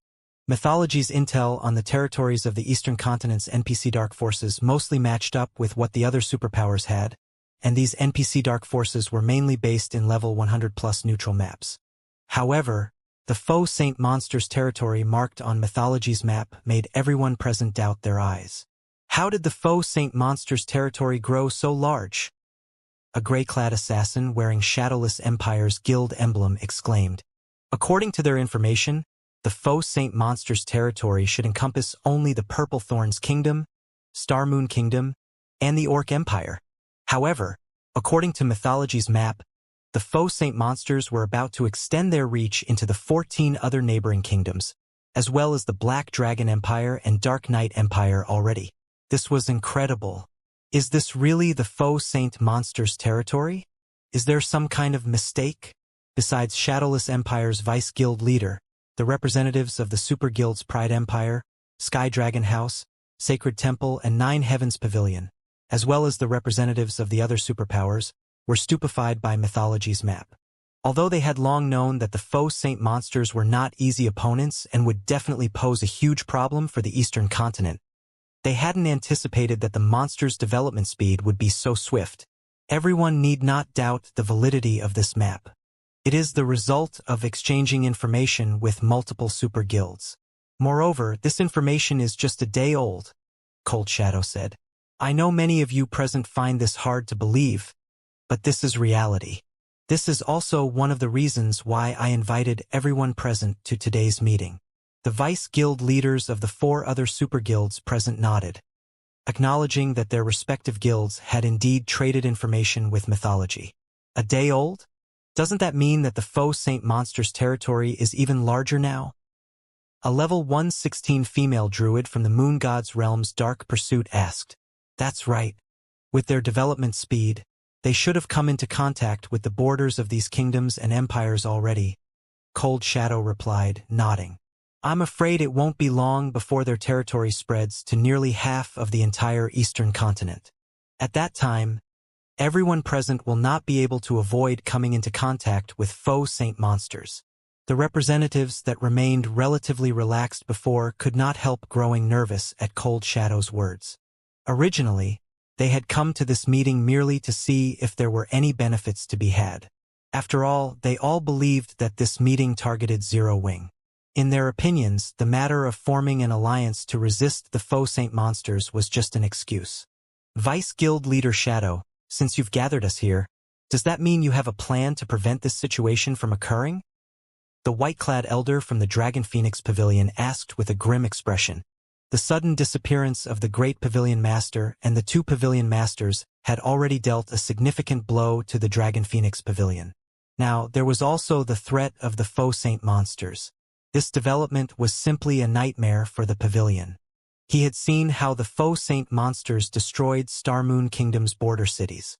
Although the Black Dragon Empire was strong, the faux saint monsters were growing stronger by the day. After they gobbled up Star Moon Kingdom, it was only a matter of time before they did the same to the Black Dragon Empire. Upon hearing the white-clad elder's words, the other representatives present promptly turned to Cold Shadow. They all wished to know the reason why Cold Shadow had gathered them today. Of course.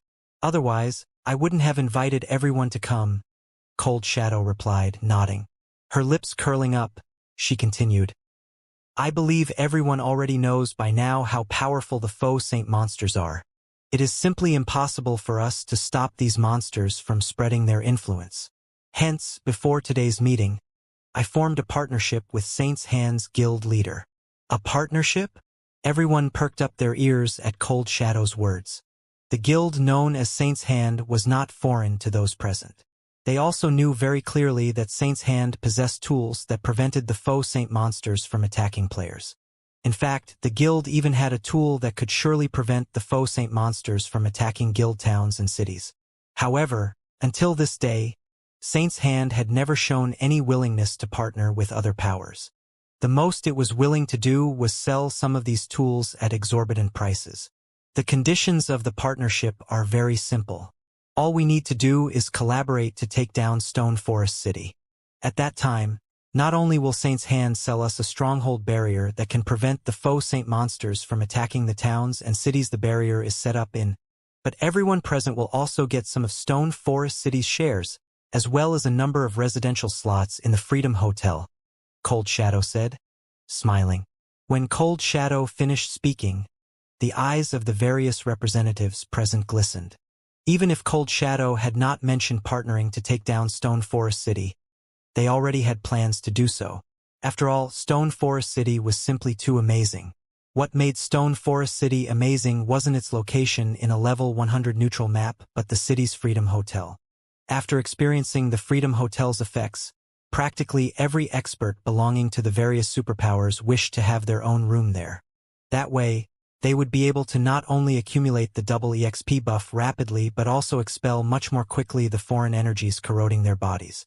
Having a room of their own would drastically increase their leveling speed. Moreover, depending on the quality of the room one rented in the Freedom Hotel, one could even train in the Freedom Hotel's excellent environment and achieve extraordinary results. At this point, the main reason why Stone Forest City was able to continue flourishing in Zero Wing's hands was the Freedom Hotel. Otherwise, the city would have long since fallen due to Starlink and the various superpowers' constant harassment. If they could secure Stone Forest City for themselves, not only would they have a better assurance against the faux saint monsters, but they would even gain residential slots in the Freedom Hotel. This was definitely killing two birds with one stone. However, taking Stone Forest City down won't be easy. Aside from the NPC Night Division, quite a few superpowers have partnered with Zero Wing. Even with an alliance, I'm afraid capturing the city will be difficult. That's right. The flying ships are also constantly patrolling around Stone Forest City. If it really comes down to a fight, I'm afraid the number of Tier 3 experts we have is far from enough to capture the city. The Dark World's failed invasion has thoroughly proven this point. Moreover, I heard that Black Flame has already returned. His personal strength is extraordinary. Although many of the representatives present showed interest in Cold Shadow's plan, some representatives also shook their heads and expressed their worries. The fact that the various superpowers desired Stone Forest City was old news. However, it was precisely because they were incapable of dealing with Zero Wing's NPC Night Division that they had chosen to whittle down Zero Wing's economy in secret instead of taking direct action. Although Cold Shadow had brought this matter out into the open, the crux of the problem remained unchanged. Black Flame's return is indeed a problem, but he already has problems protecting himself. I believe you all should know about this. Moreover, aside from us, the Dark World's various powers will take action as well. After all, their hatred for Zero Wing has never subsided. They merely lack the opportunity to take action. When the time comes, the Dark World side will attack the teleportation gate in full force to lure Zero Wing's Night Division away, while our side will attack Stone Forest City. Even if the Night Division is powerful, it can't defend two locations simultaneously, Cold Shadow said. Moreover, Saint's Hand will take part in the attack. It will even bring some faux Saint monsters to help. Those NPC knights might be powerful when going up against players, but their performance will drop when going up against the faux Saint monsters. At Cold Shadow's mention of the faux Saint monsters, the various representatives present sucked in a deep breath. By this time, the strength of the faux Saint monsters had already been deeply ingrained into their hearts. These monsters simply weren't opponents players could handle. If an army of them attacked, even NPC cities would fall, let alone a measly guild city. Moreover, according to the intel they obtained, mythic-ranked faux Saint Devourers had already appeared in the ranks of faux Saint monsters. Once these faux Saint Devourers reached a certain number, even main city-ranked NPC cities were likely to fall. Right then, however, the various representatives present suddenly received message notifications, one after another, the synchrony of these messages making their arrival seem pre-planned. Following which, the originally excited venue suddenly fell deathly silent. Feather, what happened? When Cold Shadow saw everyone sinking into a daze, she automatically turned to White Feather for the reason for everyone's reactions. Just what kind of information did everyone receive that stunned them so much? They lost. The faux Saint Army and Saint's Hand's forces that went to attack Silverwing Town lost. White Feather exclaimed, her eyes filled with shock and horror as she looked at Cold Shadow. Moreover, it was a tragic defeat. Every faux Saint monster and Saint's Hand member that went to Silverwing Town died. After White Feather finished speaking, the heavy atmosphere inside the meeting room grew even heavier. For a moment, it felt as if time inside the room had stopped as the room became indescribably silent. They lost? Moreover, all of them got killed? How is that possible? After snapping out of her shock, Cold Shadow felt that White Feather was kidding her. Either that, or there was a mistake in the information reported. The faux Saint Army and Saint's Hand's failure to destroy Silverwing Town was already plenty unbelievable. Now, however, she was actually being told that not only did the faux Saint Army and Saint's Hand suffer defeat, but Zero Wing had even annihilated them. She would rather believe that Zero Wing had instantly destroyed a superpower than this nonsense. After all, over 4 million faux Saint monsters had marched on Silverwing Town. Moreover, the weakest monsters in the army were Great Lord-ranked faux Saint saboteurs. Even a 6-man party led by a Tier 3 expert would need around 10 minutes just to kill one of them. Even if every faux Saint monster stood still and allowed Silverwing Town's players to wail away at them, it would take ages for the players to annihilate the faux Saint monsters. Meanwhile, it had been, at most, 2 hours since the faux Saint army launched its attack on Silverwing Town. How could Zero Wing possibly annihilate the army in such a short time? Besides, the Grand Lord-ranked faux Saint destroyers were monsters that would flee from battle once their high HP fell to a certain level. With more than 100,000 faux Saint destroyers fleeing in multiple directions, the players in Silverwing Town couldn't hunt down every one of them, even if the number of players was multiplied tenfold. Nevertheless, White Feather and the various representatives present all revealed a bitter smile filled with self-ridicule upon hearing Cold Shadow's question. They truly wished that the information their subordinates had just relayed to them was false. However, the report they received contained not just words, but numerous images and videos as well. In fact, the report was so detailed that they could not help but wonder if they were dreaming. Normally, even when relaying urgent information, their subordinates would send them only a few paragraphs of text. Now, however, their subordinates were behaving like diligent, hot-blooded youths. Just the videos they included in the report numbered over a dozen. There were even narrative texts accompanying each video, as if their subordinates were afraid that they would not understand the events recorded. In response to Cold Shadow's question, White Feather did not bother wasting words on an explanation. Instead, she forwarded the report her subordinate sent her to Cold Shadow. When Cold Shadow finished looking through White Feather's report, her entire person fell into a daze, her reaction not much better than White Feather's and the others. An impenetrable defensive magic array. Over 300 personal guards capable of overwhelming the foe saint monsters. A Tier 4 NPC guard capable of heavily injuring 8 foe saint devourers in a single hit. A Tier 4 personal guard capable of immobilizing and vaporizing over 1,000 expert players with just a thought. Each piece of information was practically more exaggerated and unbelievable than the one before. If not for Cold Shadow being certain that Saint's hand aimed to annihilate Zero Wing, and knowing that the foe Saint army marching to Silverwing Town was real, she would have thought that Saint's hand had joined hands with Zero Wing to toy with her. Meanwhile, aside from the superpowers attending the alliance discussion, the various powers all over the eastern continent were also in an uproar. So, this is Zero Wing's true strength? Amazing! It's no wonder Black Flame thought nothing of Thousand Eyes' threat and even killed him directly. With such strength, who could possibly take down Silverwing Town? A Tier 4 personal guard? It seems times are going to change on the eastern continent. The various powers of God's domain had never thought that the foe Saint army would fail to destroy Silverwing Town, much less suffer such an overwhelming defeat. However, rather than the foe Saint army's defeat, what truly shocked the various powers was the strength of Tier 4 NPCs, or rather their gross misjudgment of the strength of Tier 4 NPCs. Previously, although they were in awe of Tier 4 NPCs, it was only at the level of the awe they felt for mythic monsters. Nowadays, however, the number of Tier 3 experts in God's domain was on a constant uptick. The number of Tier 3 skills and spells Tier 3 experts learned had also increased substantially. Tier 3 experts with fully unlocked mana bodies were also appearing one after another. Hence, expert players that possessed combat power approaching the Tier 4 standard were no longer as rare as before. In fact, killing level 100+ mythic monsters had already become a normal occurrence for players in the current God's domain. Hence, no one felt much awe toward Tier 4 NPCs anymore. They all thought that Tier 4 NPCs were no longer anything special. At most, they were just slightly stronger than mythic monsters and could play a relatively significant role only in small-scale battles, and not affect the big picture at all. However, after watching Craig Midlands's and Versailles' performances, the various powers realized that they had been sorely mistaken.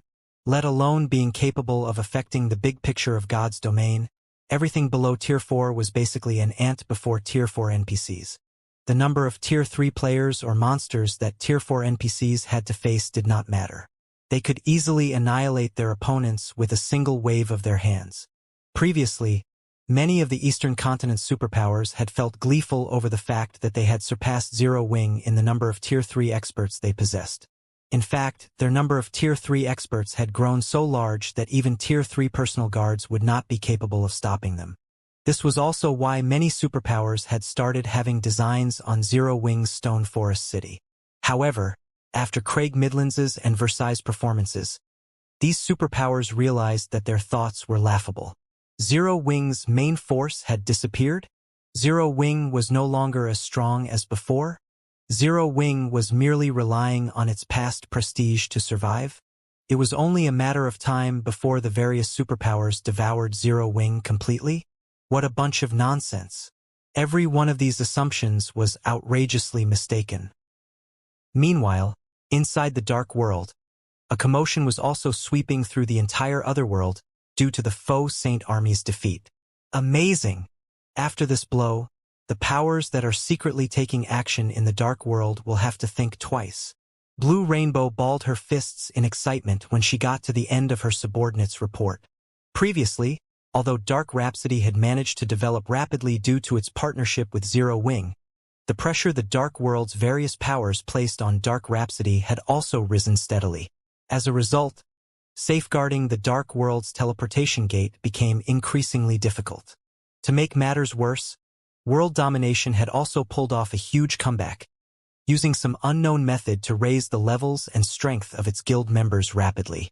It had also secretly allied with many of the Dark World's powers and incessantly ambushed Dark Rhapsody's members, inflicting significant losses on Dark Rhapsody.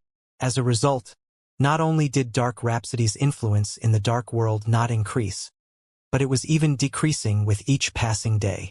Recently, the various rumors of Zero Wing's eventual downfall had even swayed the opinions of part of Dark Rhapsody's upper echelon, which, in turn, shattered the guild's unity.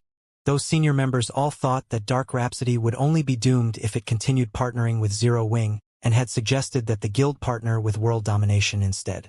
However, with the appearance of a Tier 4 personal guard in Zero Wing, who would dare continue opposing Dark Rhapsody's partnership with Zero Wing? Meanwhile, during the time Zero Wing's various partners were rejoicing, the war at Silverwing Town had also entered its final phase. With the foe Saint army annihilated, thousands of Zero Wing members were currently helping the various independent players tally their contribution in the war with excited expressions on their faces. Although the foe Saint monsters did not drop any loot, they granted a lot of EXP, easily 3 or 4 times more than ordinary monsters of the same rank and level. This was also one of the reasons why many players still chose to operate in the foe Saint monsters territory instead of heading for safer locations. Operating within the foe Saint monsters territory might be very dangerous, but with how much EXP these monsters granted, so long as one did not die, one's leveling speed would be at least 2 times faster than if one grinded elsewhere. After Silverwing Town successfully annihilated the foe Saint army without sustaining any casualties, the EXP everyone got was through the roof. The Zero Wing members that had participated in this war had leveled up once on average, with the lower-leveled members even gaining 2 levels through this war. Their leveling speed was simply unprecedented. At the same time, Silverwing Town's victory induced the players and adventurer teams operating in the other guild towns established within the Orc Empire to make their way to Silverwing Town, all wishing to develop there. In fact, there were many Tier 3 experts seeking to join Zero Wing as well. This situation overjoyed Yulan and Melancholic Smile. Currently, what Zero Wing lacked the most were Tier 3 experts. Due to Zero Wing's main force member's absence and the fact that most level 100+ dungeons had a Tier 3 requirement for entry, Zero Wing had a very difficult time obtaining the rare materials available only in level 100+ dungeons. The guild could only purchase and trade for these materials. However, the various powers all considered these materials strategic resources and rarely ever chose to sell them. This, in turn, limited Zero Wing's production of level 100+ weapons and equipment. Meanwhile, as Silverwing Town's players were celebrating their victory, Shifeng made his way back to Zero Wing's residence. He planned to log out of the game and get some rest. Previously, because he had killed another 8 foe Saint Devourers, he had gained another 8 soul marks. Although none of these soul marks contained a soul array like before, they had refreshed his brain and triggered extraordinary activity. This definitely wasn't normal for him, as he had been online for over 10 days already. He needed to log off to rest and inspect his body. While waiting for the 30-second logout process to complete, Shifeng suddenly received a call request from Yulan. Guild leader Mythology's Feng Shirhan suddenly visited the main headquarters. Our people couldn't stop her and her entourage from entering the building at all. They're currently in the main lobby, and she says she wants to have a discussion with you. She says it is related to Zero Wing's future. Do you wish to meet her? Yulan asked anxiously. Looking for me? Shifeng was a little surprised by Yulan's words. Smiling, he continued, This is interesting. Have someone lead them to the top-floor reception room. I'll head over immediately. Zero Wing's main headquarters, Shifeng's room. Along with the whoosh of high-pressure air escaping, the tightly shut lid of Shifeng's gaming cabin opened up. At the same time, the strip of warning lights along the edges of the cabin lit up crimson. Sure enough, when Shifeng climbed out of the gaming cabin and saw the cabin's console interface listing all sorts of warnings, he could not help a sigh of relief. Although he had anticipated that his abnormal brain activity came at a price of extraordinary energy consumption, he never thought that the consumption rate would increase to such an extent. Before the war with the foe Saint army began, his cabin's nutrient solution reserve and emergency energy solution reserves had still been at 30% capacity.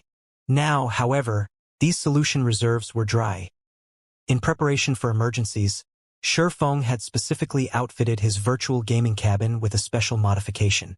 Unlike the standard model, his cabin had an additional compartment that stored 20 bottles of energy solution, the effects of which rivaled those of A-rank nutrient fluids.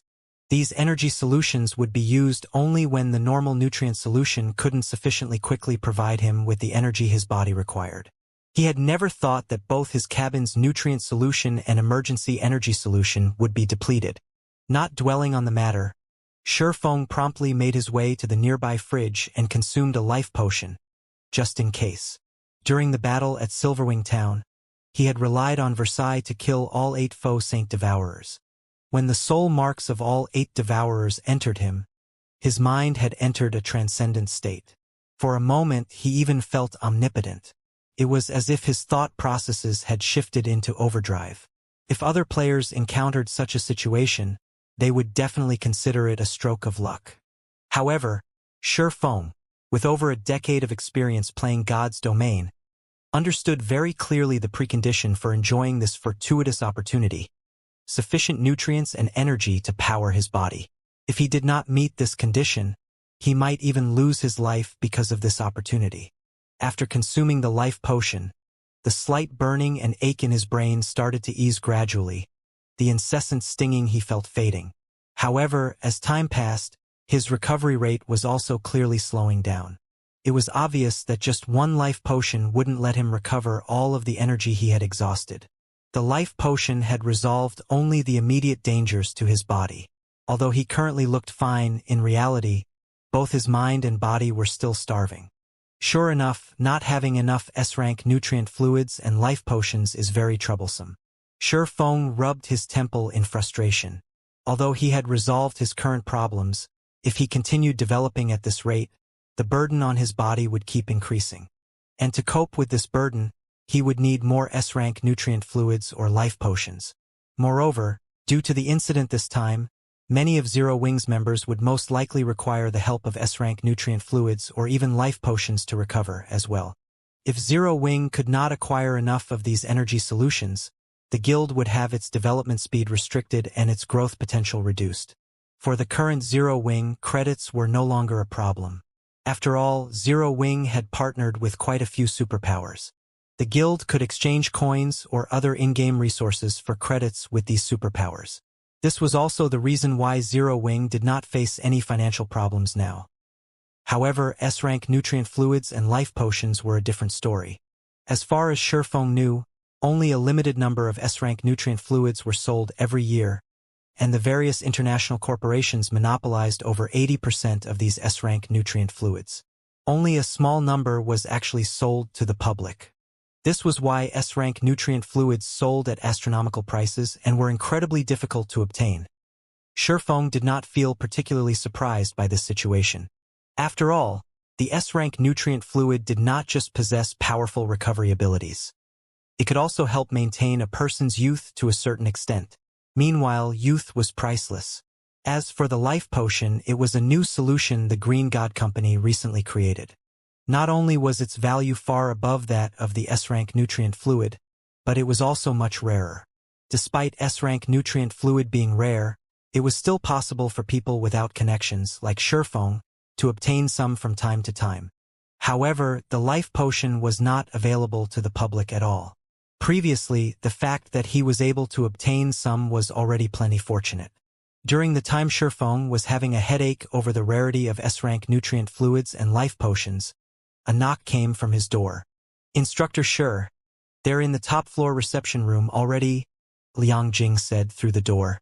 "All right, I'll head over now," Shifeng answered. After tidying himself, he promptly left with Liang Jing and headed to the building's top-floor reception room. Top-floor reception room. Currently, a man and 2 women were present inside the luxurious reception room that overlooked half of Fenglin City. Meanwhile, leading the group was none other than Cold Shadow, a vice-guild leader of mythology. At the same time, she was also one of the outstanding talents among the Feng family's younger generation, Feng Shihan. At this moment, however, Feng Shihan did not seem to be here as a representative of the Feng family, as the man and woman standing beside her were not members of the Feng family. Although one would not be able to tell through external appearances alone, the woman standing beside Feng Shihan was the female guardian knight White Feather. While White Feather's appearance in the real world was significantly different from her appearance in God's domain, the aura she exuded was exactly the same. However, what was most surprising was that Whitefeather was actually stronger in the real world than in God's domain. Although she was not a grandmaster martial artist, her aura trumped that of an actual grandmaster. If placed within one of the country's top dojos or training centers, she would definitely be regarded as an absolute prodigy.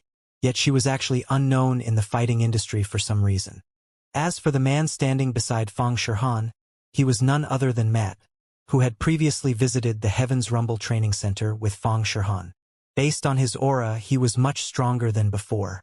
When Shifeng entered the room, the gazes of the trio promptly fell on him. Fang Shihan, in particular, looked at Shifeng as if she was appraising an item rather than a person. "Miss Fang, long time no see. May I know what business you have with me to seek me out so urgently?" Shifeng asked, going straight to the point. Previously, after he had displayed his strength as a grandmaster martial artist and suppressed Matt, both the Fang family and mythology had dropped all contact with Zero Wing in the real world. However, he also understood that this period of peace merely meant that his enemies were secretly making preparations for the next attack. After all, even an expert like Matt was merely an excellent disciple of mythology, not one of the guild's big shots or top-ranking experts. Otherwise, Matt wouldn't have listened to Fang Shihan's orders so obediently. "Instructor Shi, no, I suppose I should address you as guild leader Black Flame. May I know if I am correct?" Fang Shihan asked, a faint smile appearing on her face as she gazed at Shifeng. When Fang Shihan finished speaking, a moment of silence enveloped the entire room. "Black Flame? He's that Black Flame?" Standing behind Fang Shihan, Matt and Whitefeather gaped at Shifeng in incredulity. By this time, there was most likely nobody among the superpowers that did not know the name Black Flame. In fact, this name was even feared among them. After all, Black Flame's individual strength was simply too astonishing. He had relied on his own strength to develop Zero Wing to its current scale, a feat that had already become a legend on the Eastern continent, which made him an existence that countless players looked up to and worshipped. However, Black Flame's identity was incredibly mysterious. Even now, nobody knew Black Flame's true identity in the real world. Many powers and players suspected that Black Flame possessed an incredibly powerful origin, and that the power behind him was even more mysterious. Some people even believed that, despite Black Flame's in-game appearance, his actual age exceeded 35 already. He definitely wasn't as young as he looked in the game. After all, it was possible for players to adjust their appearances when creating their game characters in God's domain.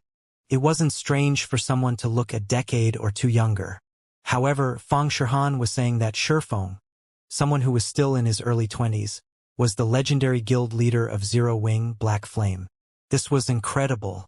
Meanwhile, when Liang Jing, beside Shifeng, heard Fang Shihan's words, she couldn't help tensing up inwardly. Shifeng's true identity was a core secret of Zero Wing that only the guild's core upper echelon knew. She was apprised of this secret only because her responsibilities required her to know about it. Zero Wing was able to develop to its current state due largely to the mystery behind Black Flame's identity. Many superpowers had guessed that Black Flame actually had a powerful backer. Otherwise, he couldn't have become so powerful. However, as the various superpowers were unable to uncover any information regarding Black Flame's real identity, no matter what, they had never dared to take any drastic actions against Zero Wing. Now that Fang Shihan had discovered Shifeng's identity as Black Flame, the consequences for Zero Wing would be unimaginable. However, Liang Jing quickly suppressed the urge to refute Fang Shihan's words. She knew very clearly that if she were to show any signs of panic or rebuttal now, she would only confirm Fang Shihan's deduction. The only thing she could do now was remain silent and let Shifeng handle the problem. As Matt and Whitefeather stared at Shifeng sighed. "That's right. Miss Fang is indeed correct. I am Zero Wing's guild leader, Black Flame," Shifeng said, nodding. Upon hearing Shifeng's acknowledgement, both Matt and Whitefeather goggled involuntarily, immense shock flooding their hearts. They never dreamed that Fang Shihan's deduction was actually correct. Liang Jing also could not help growing anxious in this situation. She hadn't thought that Shifeng would come clean without hesitation. This was simply insane.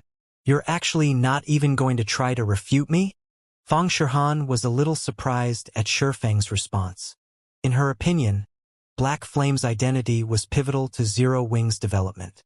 The situation inside God's domain aside, just the various superpowers and corporations keeping a close eye on Zero Wing in the real world would be more than enough to land the guild in serious trouble.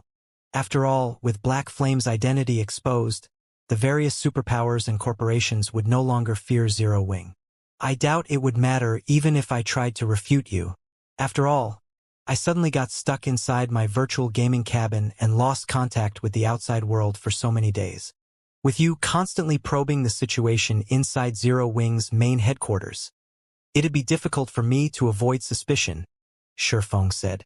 Ever since he left the space-time maze, he had a feeling that his identity as Black Flame had already been exposed. After all, many of Zero Wing's matters in the real world required his, or to be precise, Shifeng's approval and input to proceed. Be it in God's domain or the real world, Zero Wing's management had fallen into a state where it lacked a unified command with both Shifeng and Black Flame unavailable. It was very easy for others to suspect his identity in such a situation. As expected of guild leader Black Flame, you were able to guess immediately why I suspected you to be Black Flame, Fang Shihan said, smiling. Truthfully, if not for the unexpected incident this time, I would have difficulty confirming your Black Flame. After all, who would ever think that an unknown young man who just graduated from university recently and never received the standardized training of a superpower is actually an expert ranked within the top 30 of the God's Domain experts list? In God's Domain, any expert capable of ranking within the top 30 of the God's Domain experts list either came from a superpower or was an expert that had mingled in the virtual gaming world for several decades already. As for the young experts that were currently shining in God's Domain, while their talent was part of the reason why they had managed to achieve their current success, a larger part of the reason was their powerful backers. Otherwise, how would they obtain the large amount of resources and training they needed to grow? However, what about Shifeng? Despite his youth and lack of backing, he had managed to climb his way into the top 30 of the God's Domain experts list. In fact, he might have entered the top 10 already. Who could possibly believe this? Matt and White Feather fell into deep thought, pondering this situation. If not for their great trust in Fang Shihan and their knowledge of Fang Shihan's personality and how she wouldn't do anything that was unlikely to succeed, they wouldn't have dared believe that Shifeng was actually Black Flame. This was especially true for White Feather, who had personally witnessed Black Flame's strength before. After watching Black Flame fight, White Feather was certain that he wasn't some virtual gaming greenhorn. The ferocity and decisiveness that he had displayed in his actions, as well as his wealth of combat experience, was something not even she, someone who had been with mythology for more than a decade, could achieve. However, she was now hearing that an unknown, fresh university graduate was behind the character of Black Flame. Miss Fang, you aren't here for only a small matter as verifying my identity, right?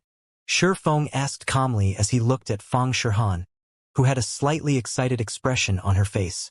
A small matter? Guild leader Black Flame, do you know how much trouble Zero Wing will be in if the various powers find out about your identity? White Feather could not help but remind Shifeng when she saw his nonchalant attitude. Even if mythology doesn't do anything, so long as we spread this information, Zero Wing will instantly be devoured by the various powers, leaving nothing. If the various powers were to learn of Black Flame's true identity, they wouldn't stop at just harassing Zero Wing. Yet Shifeng actually placed no importance on this matter whatsoever. Feather, that's enough. I am indeed here for more than just this matter, Fang Shihan said as she gestured for White Feather to stand back. She then turned to Shifeng and continued, since you are being so straightforward, I'll just go straight to the point. Guild leader Black Flame. By this time, I'm afraid I'm not the only person to have realized your identity. I believe it won't be long before this piece of information spreads to the various powers as well. When that happens, I'm sure you know what kind of outcome awaits Zero Wing. What are you trying to say, then? Shifeng asked, a smile forming on his face. Stone Forest City and the method to grasp the spiritualization realm, Fang Shihan said. So long as Zero Wing hands these two things over, Zero Wing will be able to avoid all those problems. Moreover, Mythology will also supply Zero Wing with some S-rank nutrient fluids and life potions. I believe these should be things Zero Wing urgently requires right now, correct? Liang Jing's complexion paled at Fang Shihan's demand. Setting aside the method to grasp the spiritualization realm, just handing over Stone Forest City would be more than enough to doom the current Zero Wing. Over half of Zero Wing's current income came from Stone Forest City. Moreover, it was also because of Stone Forest City that so many experts were joining Zero Wing right now. It was no exaggeration to say that Stone Forest City was an integral part of Zero Wing. If they were to lose Stone Forest City, she could not imagine what would become of the guild. However, if they refused to hand over Stone Forest City, Zero Wing's situation wouldn't end up any better, either. While Zero Wing might not face any problems in God's domain, it would be a piece of cake for others to ruin Zero Wing's operations in Fenglin City from the shadows. Guild leader Black Flame, I know this isn't an easy choice to make, but if Zero Wing lacks a sufficient number of S-rank nutrient fluids and life potions, wouldn't it be difficult for the guild to develop further? Fang Shihan said, smiling. I believe you, as a grandmaster martial artist, should know this very clearly. God's Domain was different from other virtual reality games. The game helped its players develop their minds to extraordinary standards, particularly when players raised their tiers and they received huge boosts to their brain activity. This discovery had spurred excitement in many people. However, in exchange for this boost in brain activity, the energy players needed to sustain their minds and bodies also increased significantly. Besides the current Zero Wing, many superpowers were having headaches over this energy problem. Meanwhile, as a result of this situation, S-rank nutrient fluids and life potions had become extremely rare on the market. It might have been fine if the volume required wasn't particularly high. It was still possible to purchase some of these energy solutions so long as one was willing to pay more credits. However, after the required volume reached a certain point, one wouldn't be able to purchase these energy solutions even if one had the money to do so. You're right. S-rank nutrient fluids and life potions are indeed the things Zero Wing currently requires the most. In fact, this problem is even more troublesome than the harassment of outside parties, Shifeng said, nodding in agreement. After Shifeng became a neutralizing grandmaster, even S-rank nutrient fluids were somewhat insufficient to maintain his body and mind at peak condition. Only life potions met his needs. There wouldn't have been a problem if he was the only person who required these high-quality energy solutions. However, if he wanted the other members of Zero Wing to improve themselves further and have a greater chance of reaching higher tiers, then they definitely could not lack a supply of S-rank nutrient fluids. If Zero Wing could not secure a large supply of S-rank nutrient fluids and life potions within a short period, even if the various superpowers did not secretly harass Zero Wing, it was only a matter of time before they surpassed Zero Wing. Guild leader. Liang Jing was startled when she heard Shifeng's words. Stone Forest City was currently one of the few guild cities established in a level 100 neutral map. If Shifeng were really to hand over Stone Forest City, Zero Wing would suffer immense losses in God's domain. At that time, the leveling speed of Zero Wing's guild members would plummet. In regard to this situation, both Matt and Whitefeather smiled. At least this kid is mindful of the situation. If he decides to sell Stone Forest City and the secrets of the spiritualization realm now, he can earn some money for them. If he waits until the various superpowers know his secret, nobody will want them even if he decides to sell them, Matt whispered. A neutralizing grandmaster would indeed be considered an absolute powerhouse in Fenglin City. However, experts of such caliber were only useful as a deterrent against ordinary powers, not against powerful major corporations. Not to mention, without sufficient S-rank nutrient fluids and life potions, Zero Wing's peak experts would have difficulty further developing themselves. After all, a lot of energy was required to maintain the accelerated brain activity of peak experts, energy that A-rank nutrient fluids couldn't provide. Hence, the various superpowers contested hotly for S-rank nutrient fluids and life potions, driving up the rarity of these solutions. If you have already made your decision, we can immediately close a contract, Guild leader Black Flame, Fang Shihan said, smiling. No, a contract won't be necessary, Shifeng said, shaking his head. I won't be selling Stone Forest City or the method to grasp the spiritualization realm. Silence momentarily filled the room after Shifeng spoke. Both Matt and White Feather gazed at Shifeng in shock, wondering if he had gone crazy. Did he really not grasp the direness of Zero Wing's situation? Guild leader Black Flame, you need to think this through clearly. If you miss out on this opportunity, we won't offer you the same price next time, Fang Shihan said, a little surprised by Shifeng's response. By then, the problems Zero Wing will have to face will be far greater than what you can imagine. Currently, mythology could be said to be Zero Wing's only lifeline. This was also the reason behind Fang Shihan's confidence that Shifeng would not refuse her offer unless he really wished for Zero Wing's downfall. After all, without sufficient S-rank nutrient fluids and life potions, Zero Wing's future would be bleak. Thank you for your concern. If the various superpowers really wish to take covert action, I don't mind teaching them what a one-way trip is, Shifeng replied calmly. The current Zero Wing was no longer the same as before. This was especially true after he had become a neutralizing grandmaster. This was also why he did not particularly mind his identity getting exposed. After all, secretly dealing with a neutralizing grandmaster wasn't easy. Very well. Since you have already said so, we will take our leave first, Guild leader Black Flame, Fang Shihan said. After seeing Shifeng remaining unfazed by her warning, she no longer tried to persuade him. Instead, she stood up and left the reception room. After exiting Zero Wing's main headquarters, Matt looked at Fang Shihan and asked, Vice Guild Leader, are we really going to leave just like that? The old instructor had told them to do their best to get their hands on the method to grasp the spiritualization realm. If they just left now, it would be much more difficult for them to obtain this method in the future. Relax. Zero Wing won't hold out for long. He might think that he has the power to protect himself after becoming a neutralizing grandmaster, but the superpowers aren't as simple as he thinks they are. He also doesn't know how crazy they are right now, Fang Shihan replied, smiling. It won't be long before he seeks us out himself. We don't need to rush. I guess you're right. After giving the matter some thought, Matt nodded in agreement and dropped the subject. In order to secure the benefits available in God's domain, the major corporations backing the various superpowers were going all out. To make matters worse, the present state of God's domain had pushed many superpowers to the brink of destruction. As a result, these superpowers were growing even crazier. One could easily imagine what those starving superpowers would do with a fat piece of meat like Zero Wing placed before them. After Fang Shihan's group left, only Shifeng and Liang Jing remained inside the top-floor reception room. Guild leader, what should we do? Once that Fang Shihan returns, she'll definitely expose your identity to the various powers, Liang Jing said as she looked anxiously at Shifeng. While Zero Wing had managed to retain Stone Forest City, a big problem now loomed. It's fine even if my identity gets exposed.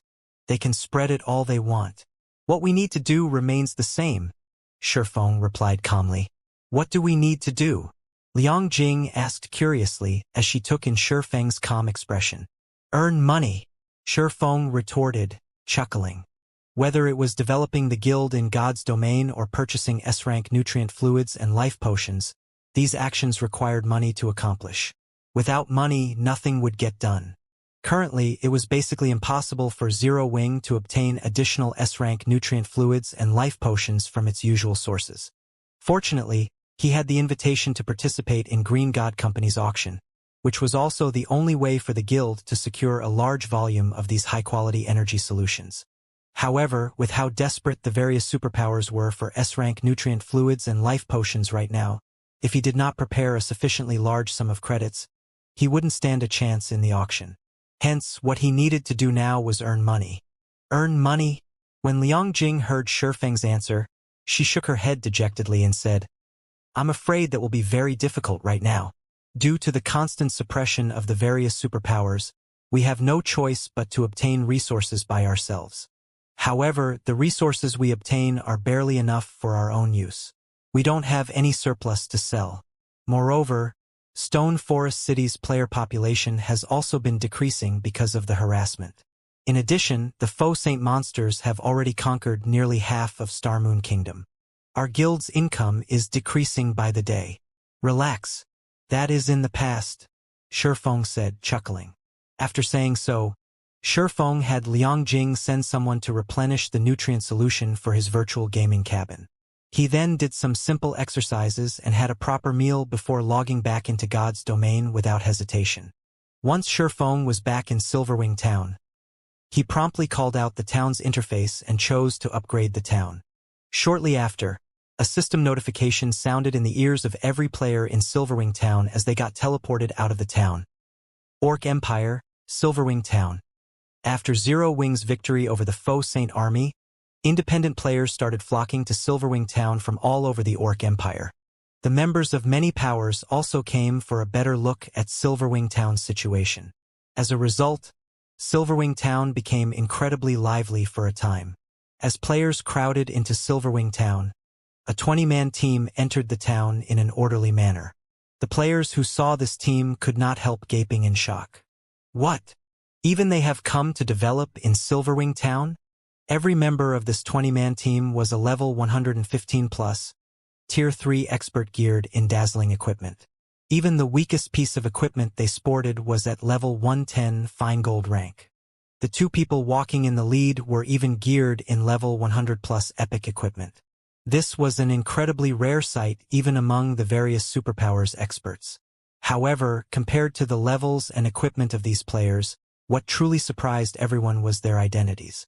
This was because this team belonged to Frost Heaven, a superpower originating from the frozen world, which had unified several of the neighboring kingdoms. Frost Heaven's strength could easily rank within the top 10 up-and-coming superpowers. Due to Frost Heaven's access to the frozen world's special bloodline legacy, many expert players were seeking to join the guild. Unfortunately, its recruitment conditions were incredibly stringent. As a result, a large majority of the applicants were disqualified. Now that Frost Heaven's members, who did not operate within the Orc Empire, had come to Silverwing Town, how could everyone not feel surprised? Although the surrounding players were quietly discussing Frost Heaven's members, the Frost Heaven members in question paid no heed to the players around them, taking their time walking down the main street while observing Silverwing Town. So, this is Silverwing Town?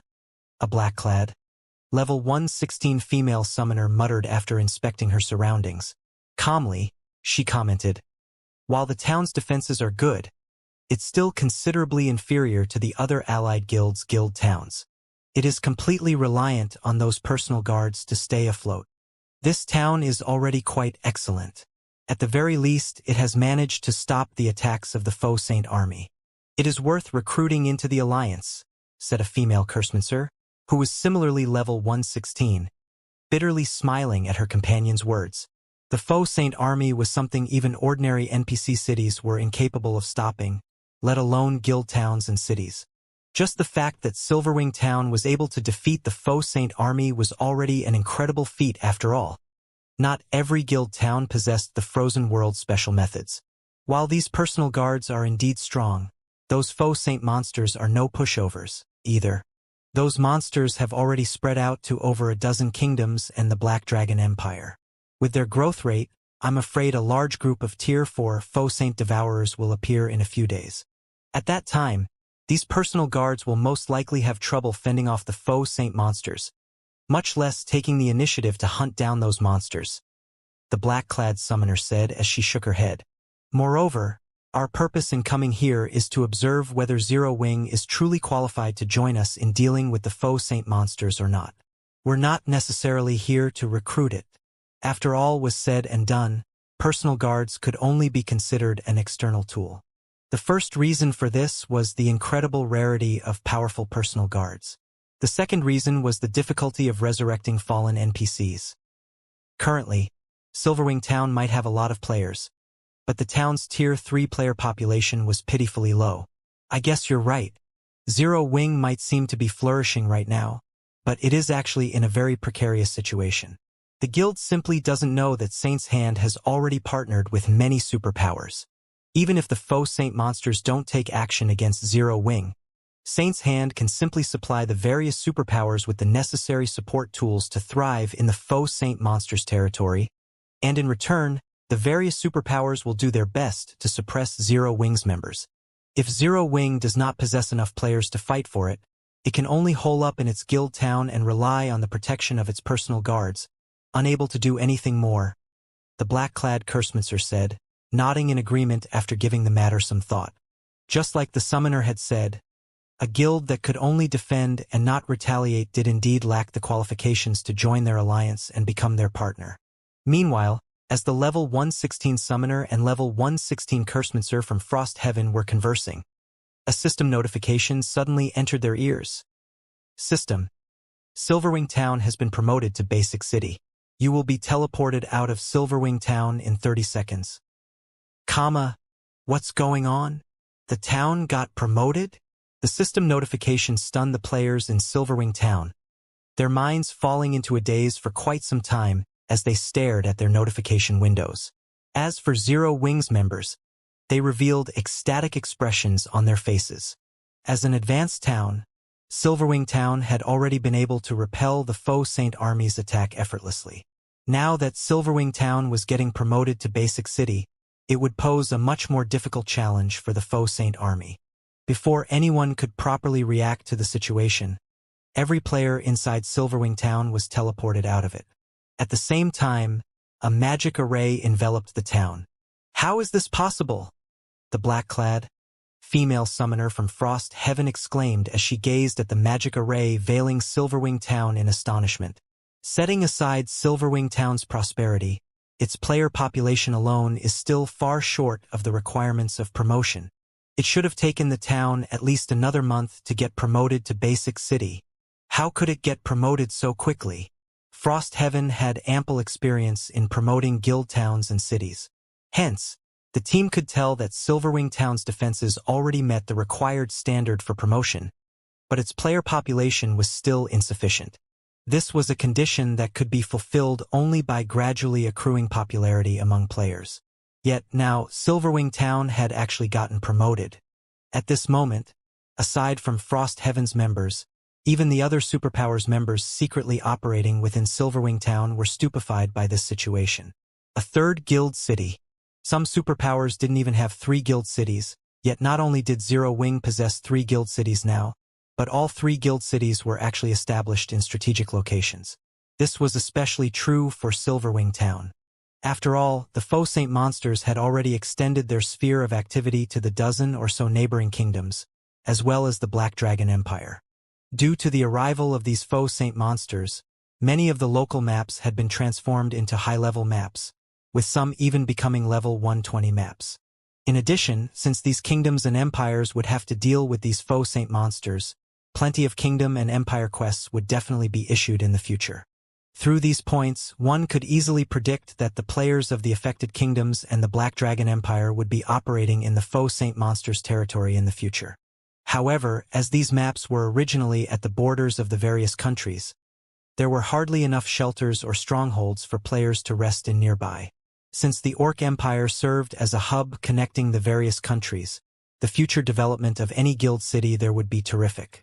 Meanwhile, shortly after Silverwing Town's players were teleported out of the town, news of the town's promotion spread like wildfire, quickly reaching the ears of the various powers and causing a frenzy. Fire Dragon Empire, Flame Dragon City, Scorching Flame Restaurant. As soon as Cold Shadow logged back into the game, she was greeted by the sight of a tall and beautiful woman standing before her. This woman was none other than White Feather, who had similarly logged back into the game not long ago. However, White Feather wore an indescribably gloomy expression on her face. Did something happen? Cold Shadow asked, a hint of confusion appearing in her silver eyes. We just received news that Zero Wing's Silverwing Town has been promoted to Basic City. Many of the powers operating around the Orc Empire are now heading towards Silverwing Town. They all plan to establish a long-term partnership with Zero Wing. Some superpowers are also considering doing the same, White Feather reported in a quiet tone. Silverwing Town got promoted into a city? Cold Shadow was a little surprised when she heard White Feather's words. Realization then struck her. She smiled and said, "No wonder he rejected my offer without hesitation. It seems this was why he had the confidence to do so. Vice Guild Leader, if Zero Wing really gains the protection of several more superpowers, we will have a much more difficult time obtaining the method to grasp the spiritualization realm. Why don't we contact Saint's Hand and have it warn off those superpowers?" White Feather suggested worriedly. Their superiors had given them only one task: to obtain the method to grasp the spiritualization realm. Everything else was secondary. If Zero Wing gained the protection of several superpowers in the real world, any superpower that wished to target Zero Wing in secret would have a difficult time doing so. That won't be necessary. So what if those superpowers band together to protect Zero Wing? Cold Shadow said, smiling as she read the report White Feather forwarded to her. Now that Black Flame's identity has been exposed, Starlink won't let this opportunity get away. Before I logged back into God's domain, I received news that the old fellow behind Lu Xinglua has finally lost his patience and is planning to remove all of Zero Wing's roots in Fenglin City. With Zero Wing's current manpower, it won't be able to hold out for long. All we need to do is wait. Lu Xinglua himself did not possess any noteworthy skill sets. In fact, a large part of the reason why the Starlink Guild was able to develop to such an extent was the old fellow supporting Lu Xinglua. Even several superpowers working together wouldn't be enough to stop that old fellow. Even in mythology, only a handful of people could go up against him. I understand. I'll have someone keep a close eye on Zero Wing during this period, White Feather said, nodding. During the time Cold Shadow and White Feather were conversing, Silverwing Town's promotion had finally completed. When the magic array disappeared, the town that previously sat atop a sand dune was no more. In its place was a magnificent city. Whether in terms of size or defensive standards, the new Silverwing City far surpassed the old Silverwing Town. In fact, even while standing outside the city, one could distinctly feel a dense stream of mana flowing into the city from the surroundings. What astonishing mana! Shifeng was surprised when he sensed the influx of mana into the city. Upon Silverwing Town's promotion to Silverwing City, its core magic array had received a significant improvement. Due to that, as well as the city's 5 magic towers, Silverwing City could practically rival Stone Forest City in mana density. If players were to rest in Silverwing City, the effects they gained might not be as excellent as what they would enjoy when resting in Stone Forest City's Freedom Hotel, but the result would still be quite excellent. It definitely wouldn't be an exaggeration to call Silverwing City a sacred land for players to rest in. Due to the incursion of the faux saint monsters, many maps in the Orc Empire had transformed into level 100+ neutral maps. Normally, players would have considered this a matter worth celebrating. Unfortunately, not only did these new level 100+ neutral maps have very thin mana, but due to the Orc Empire's special circumstances, players also could not use flying mounts and return scrolls there. Moreover, there were still the corrosive foreign energies present in all neutral maps. As a result, most players were leery of operating in these newly created neutral maps. However, the appearance of Silverwing City in the Orc Empire could resolve many of these problems. At the very least, players would no longer have to travel to a distant NPC city to recover. In fact, players would enjoy a much faster recovery rate when resting in Silverwing City than in NPC cities. However, what truly excited Shifeng wasn't the change to the city's mana density, but to the city's airport. Originally, Silverwing Town's airport was only the size of a sports arena. However, after Silverwing Town's promotion, the airport received a massive improvement as well. Now, not only had the airport tripled in size, but the number of airship platforms it housed had also increased by several fold. Now that Silverwing Town has become Silverwing City, I just need to spend some coins to open up air routes to the various kingdoms' capital cities. Once that's done, players from the various kingdoms can travel directly to Silverwing City. At that time, just the income from collecting transportation fees would most likely rival the Freedom Hotel's income. Shifeng was filled with excitement and anticipation as he looked at the distant airport. In the past, airports had been one of the main sources of income for guild cities. After all, not every player possessed a flying mount or a private house in the various guild cities. Hence, The airships became one of the main modes of transportation for a large majority of God's Domain's player base. Previously, Silverwing Town's airport was allowed to have only one air route. However, after the town got promoted to Basic City, its airport could have up to 5 air routes. This number would also increase as the airport or city got upgraded. Before Shurfeng could recover from his joy over the airport's transformation, the sound of a system notification entered his ears. System, congratulations! Your Silverwing Town has been promoted into Silverwing City. The transportation firm has met the requirements for promotion to bronze rank. Do you wish to promote the transportation firm? It has reached the bronze rank already? Shurfeng was stunned when he saw the system notification. The transportation firm was a very special construction. Its promotion system was completely different from that of ordinary constructions. Instead of requiring money or a promotion order, one needed to meet a set of conditions to promote the construction. In the past, powers that owned a transportation firm had generally succeeded in upgrading their firm to the bronze rank only after their guild cities reached the advanced city standard. And as far as Shurfeng knew, even the best-performing powers had managed to meet their transportation firm's promotion conditions only after their guild cities had reached the intermediate city standard. Now, Silverwing Town had just been promoted to Basic City, yet its transportation firm already met the conditions for promotion.